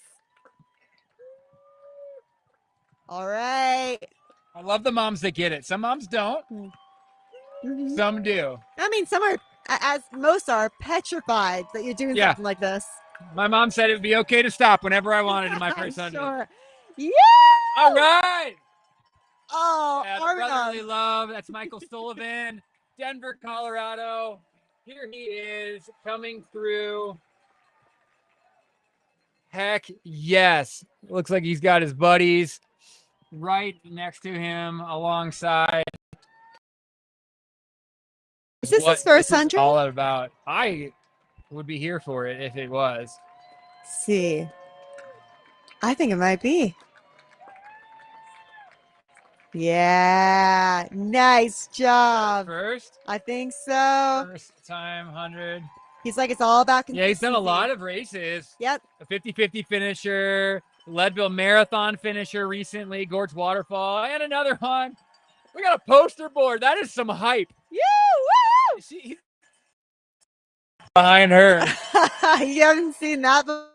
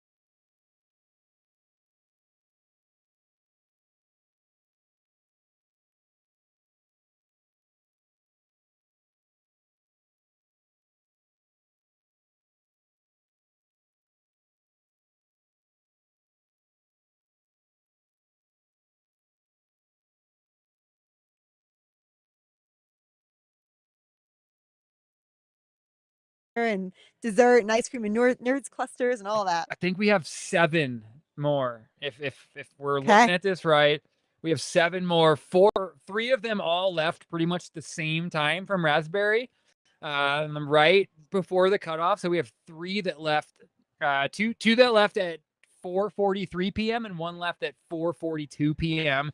out of Raspberry. So that was Jesse Johnson, Dara Sinol, and Milton Gonzalez are those 3, and then 4 more that we are looking for here, all within the next 20 minutes and 30 seconds. I'm feeling so excited. I know this is like we're excited, we're emotional, and we're just super anxious too. Yeah, because this is so close. And it's just, you can just feel from the crowd how excited everyone is and how badly everyone wants these remaining runners to finish. Collective energies are being sent down the hill. We're sending the best vibes your way. Every ounce of my being. I can't sit still. I'm so I know. excited. Is that Rick? Rick Yeah! Holman. Yeah, Rick. All right. Welcome back, Rick. Ohio in the house. Nice, Rick. I'm not a Buckeye fan, but I'll give him a big OH. An official High Lonesome finisher. So Heck cool. Yeah, Rick, 42 years old, absolute crusher. So cool. All right, let's double check some of the names. We're hoping to see Michelle Gieb. Hopefully she's going to be soon. Steamboat. She left the last aid station just a little before Rick. Then we have Tessa Dowson, Julie Shepard-Powell, Jason Massey are our names that we are hoping to see here in a little bit. In the next 20 minutes, we're hoping for. So the sun is starting to kind of wind down a little bit. You've got this pretty little glow coming off of a couple of the tents, and a lot of the spectators are just standing. We used to have them where they'd get up whenever there's a runner coming in and then everyone go back and sit down. But I think everyone's just getting antsy and excited for these remaining runners. I see a few people sitting, but for the most people, the people that were kind of sitting and hovering are now fully up. Yeah. And just, we're all collectively, I know this means nothing to everybody looking at our little square, but over my kind of in front of me to the right. Over yonder. Yeah, over this direction is where everybody's coming from. So pretty much the whole field in front of us is all collectively looking and sending energy that way. Yeah, truly. Everyone's just keeping their hopes high, and they're all staring in toward the distance, hoping to see a runner. So close. 18 minutes. And we got one coming in. Here we are. Runner and pacer. I'm going to predict that this is Michelle. Okay. I feel Michelle on this one. Total guess. But I think Come this on, is Michelle. Michelle. Let's go, girly pop. Maybe not. No, maybe that was the pacer. Let's see. We're flying blind here, I folks. know. We're doing our best. But they are coming in. Oh, so cool. The crowd is getting bigger. Everyone's standing up. I mean, this is just electric. It is so cool to see. You can see every step. Oh, no, this is Julie Shepard Powell from Boone, North Carolina. Yeah, Julie! Oh, man. Coming in. Friends, family, high-fiving. You can tell she's hurting, but you can tell she also has no care in the world to even acknowledge that. She has just been through multiple lives. It looked like he might have waited up a minute. Yeah. He was running in with them. He took a second and gave Julie her moment. That's Let's just really give a cool. shout out to that. Wow, really cool. To this young man to allow her that opportunity to finish by herself. Because they definitely came into this area together. So we don't know who this is. Maybe a Jason Massey. That's another guy we've been looking for. We don't know a number. Oh, we're doing big hugs at the finish line. This would be a... Wow. Oh, very cool. Yeah, you're right. Yeah. Good shout. Got one right, folks. All right. Well, congratulations to Jason Massey. I again want to say how cool that was. They've probably ran a lot of those last miles together. And he just, there was a little bit of a hug. I'm just kind of trying to see what we saw on the drone. It looked like there was a little bit of a hug, and then he stepped back and let Julie just come to the finish, gave her a minute, and then followed back. Like, just saying, like, this is your moment. Have your moment. We don't need to finish together. Have your moment. Mad respect for that. Yeah. All right. Oh, and another one. Full goosebumps. Everybody's a winner. Everybody's excited. Gosh. No idea who this is. So cool. Maybe Tessa. Maybe Michelle. Who we got? We got Tessa. Nice. Tessa Dawson, Aspen, Colorado. Yeah, Tess. Go girl. Hell yes. This is her second time, actually. She completed High Lonesome last year as well. Yeah, so she knew what she was getting into, and she said, heck yes, and did it. Yeah. Congratulations. 2-time finisher, Tessa Dawson. Wow. Well done, Tess. Another one coming through. We're getting into sub 15 minutes. I'm so anxious. I know. This is exciting. We got 15 minutes left in the race of the 2025 High Lonesome 100 miler. We've got how many runners left? I'm trying to do the math. Okay, we've got under 10 runners left. I think it's on the 4-ish. Okay. Potentially under 5. 3, 4. We have nice. 4 more that we are looking for. 4 more runners in the last 15 minutes of the 2025 High Lonesome 100 miler. We've got everyone at the finish line, excited, standing up, ready to bring these runners home. The party is about to go down. Yeah, it's just so nice here. The clouds are starting to part a little bit. The sun is shining. It absolutely got beautiful. Yeah, it's getting really nice. It's really special. Remarkable. Hey there. Yeah, it's really cool. Yeah. Shout out to all the videographers who are here today and yesterday, just capturing these really special moments and doing such a good job bringing all the people who may not have been able to actually make it into BV this weekend, part of this race through the live stream. It's just been really cool to see the amount of work that's gone into this and all the volunteers that we've had throughout this race. Again, a record number of volunteers this year. And they just did such an incredible job. A lot of these volunteers are ultra runners themselves, and quite a few of them have actually run the High Lonesome as well. Absolutely. So they know what the runners need, and they're here to support in every way and show up in some of the biggest ways. Also, we've got the cutest kids at the High Lonesome 100. All right, we got another runner coming in. I think this is Jesse Johnson. Nice. From Plymouth, Minnesota. Yeah, Jesse. Another lowlander training in the humidity. Jesse Johnson, welcome back to the High Lonesome 100 start finish area. I don't know if you guys can hear the volume that these crowds are cheering, but this is incredible. This is so amazing. I will have zero voice tomorrow, and I am 100% okay with that. Totally okay with that. So awesome.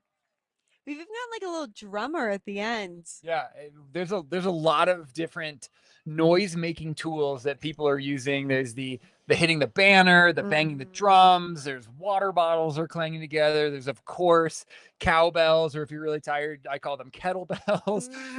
It's however people can make noise now. They are freely doing it. Jessie said in her survey that she is excited to finish the race and hopefully be able to have a beer at the end before they run out. Jessie, there's a beer, Beers cold are over beer there. with your name on it. You have earned it. Go get one. You deserve it. Another 2025 Highlands 100 finisher. Clock is ticking, folks. There's 3 left. 3 people left.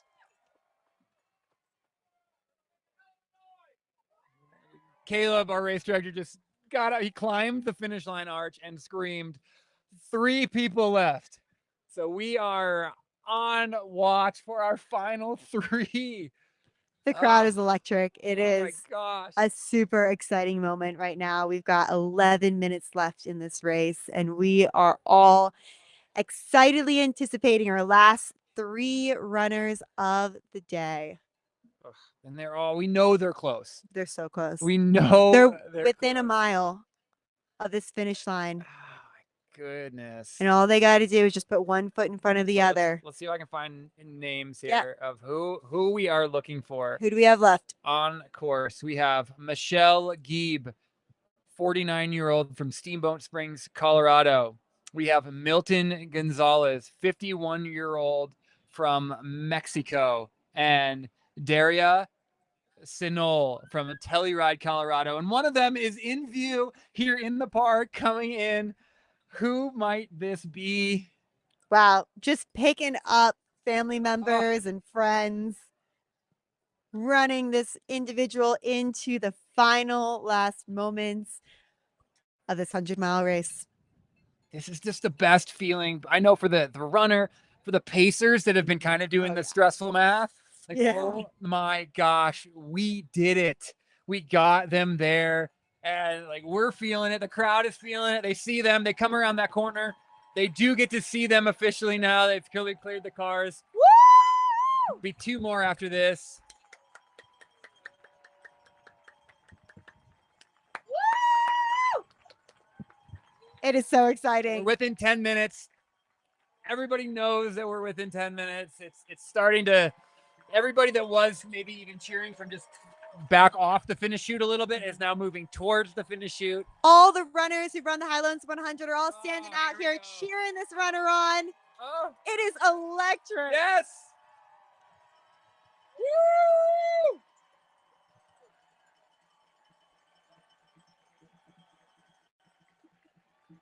I think that's Daria Sinol.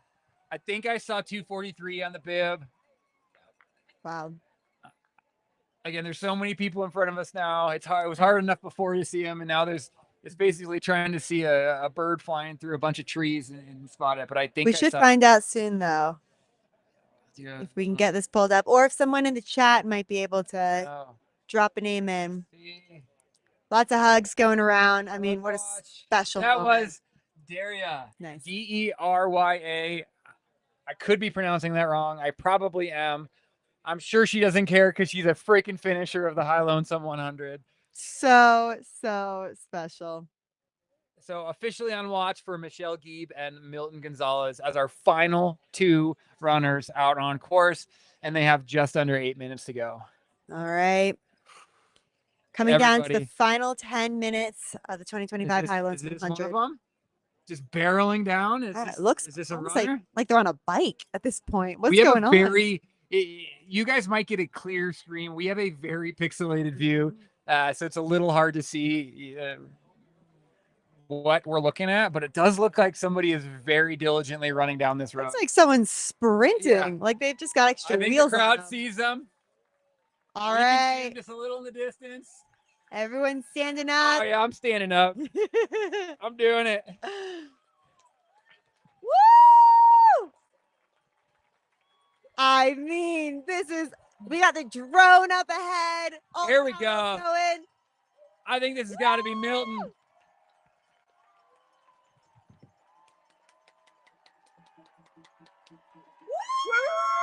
Milton Gonzalez coming through.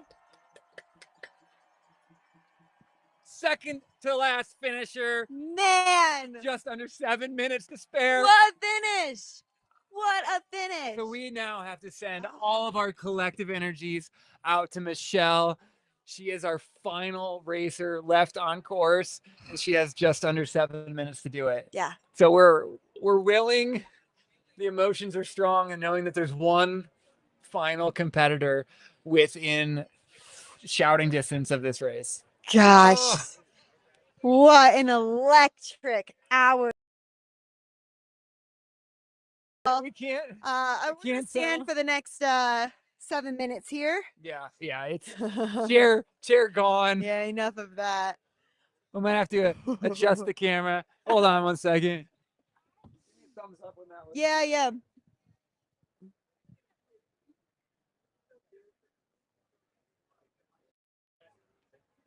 Nice. All right, yeah, we're having a hard time sitting down because this is just too exciting, honestly. We're going rogue. We're adjusting the cameras. No more sitting for literally anybody within view. I literally do not see a single person. Every finisher deserves a standing ovation. Oh, what a my moment heart. it's been. So special. You're seeing all the family members out here, and then you're also seeing a ton of the High Lonesome 100 runners. Giving the shout out in the chat. People loving him.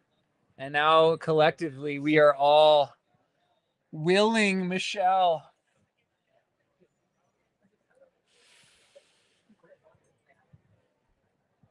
How many people do you think are out here right now? Couple hundred? I am terrible at population estimations. I'm gonna estimate like Yeah. 300 That's right now. It is a packed field of people. We're seeing some of the front runners standing out here, waiting for that last finisher. All sending good vibes over to So there are Michelle. some people in the chat that are saying that Michelle might have finished earlier. So I'm gonna hope that's true. Yeah. We're gonna try to figure that out while everybody anxiously awaits. Wouldn't that be an interesting twist? It would be. So standing directly in front of us, anxiously, is Jeff Colt. Yep. New course record holder, absolute savage, ready to cheer. Yeah. Like super, super cool. I can see 7 or 8 finishers just within 10 yards of us. They're just here waiting. Mm-hmm. Yeah, and again, just such a cool community. I mean, you've got all the front runners out here cheering on all the last runners coming in at golden hour.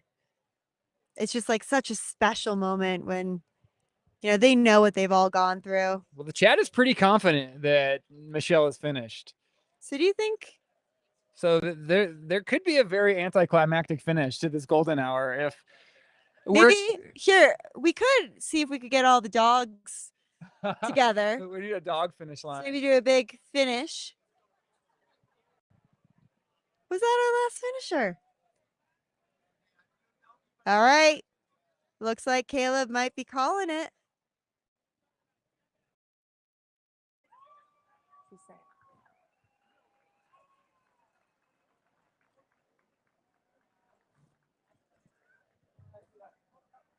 What was the announcement?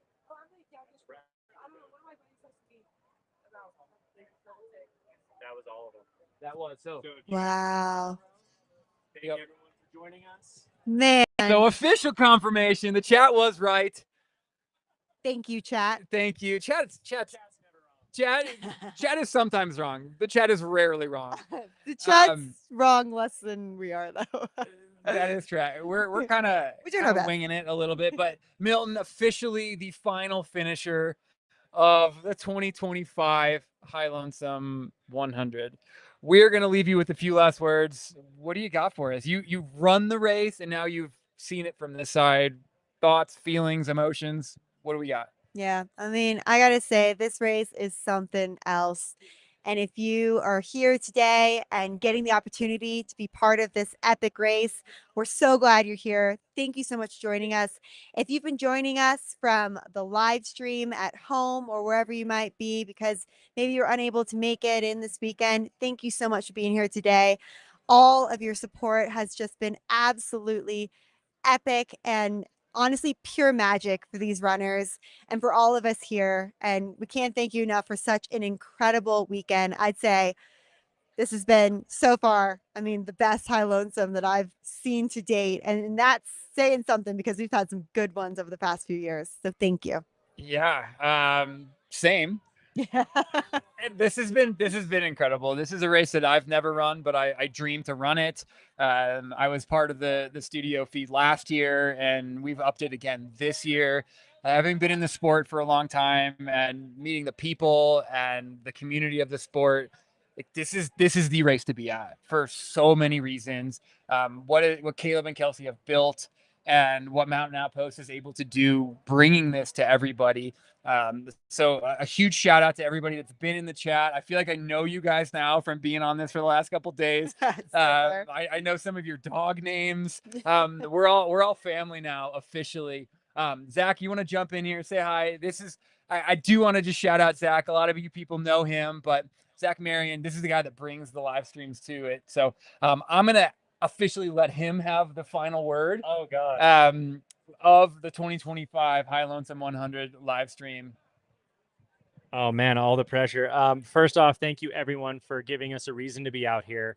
All the runners, all of the chat, everybody that shows up to these week after week after week. Huge shout out to my team. We've got Connor, we've got Zach Lenz, we've got Jordan, all producing, I mean, all hours of the night. We've got Shad, we've got David, Taylor. I know I'm going to forget so many people. I feel like this is an awards thing. Like, oh my God, I just want to make sure everyone gets love. But yeah, no, Gus as well. Our drone pilots, Mitch, Dakota, and Mike McTier, they have worked tirelessly to bring all of these shots for you guys. The drones. Honestly, like, we are just a team that loves to do this and loves to bring you guys everything. And it means the world to us that you appreciate it. And also huge shout out to Maurten, Energy Gels, and Altra and Laws, and Osprey for giving us an opportunity and giving us the assets to make this happen. They are why we are here. So thank you, everybody. Thank you for joining us. We will see you in quite a few more weeks at Run Rabbit Run. Until then, go enjoy the trails. Focus, exhilaration, euphoria.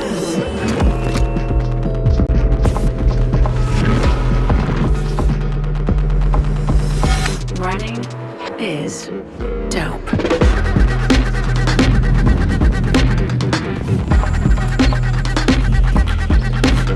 Experience a new high. Ultra, stay out there.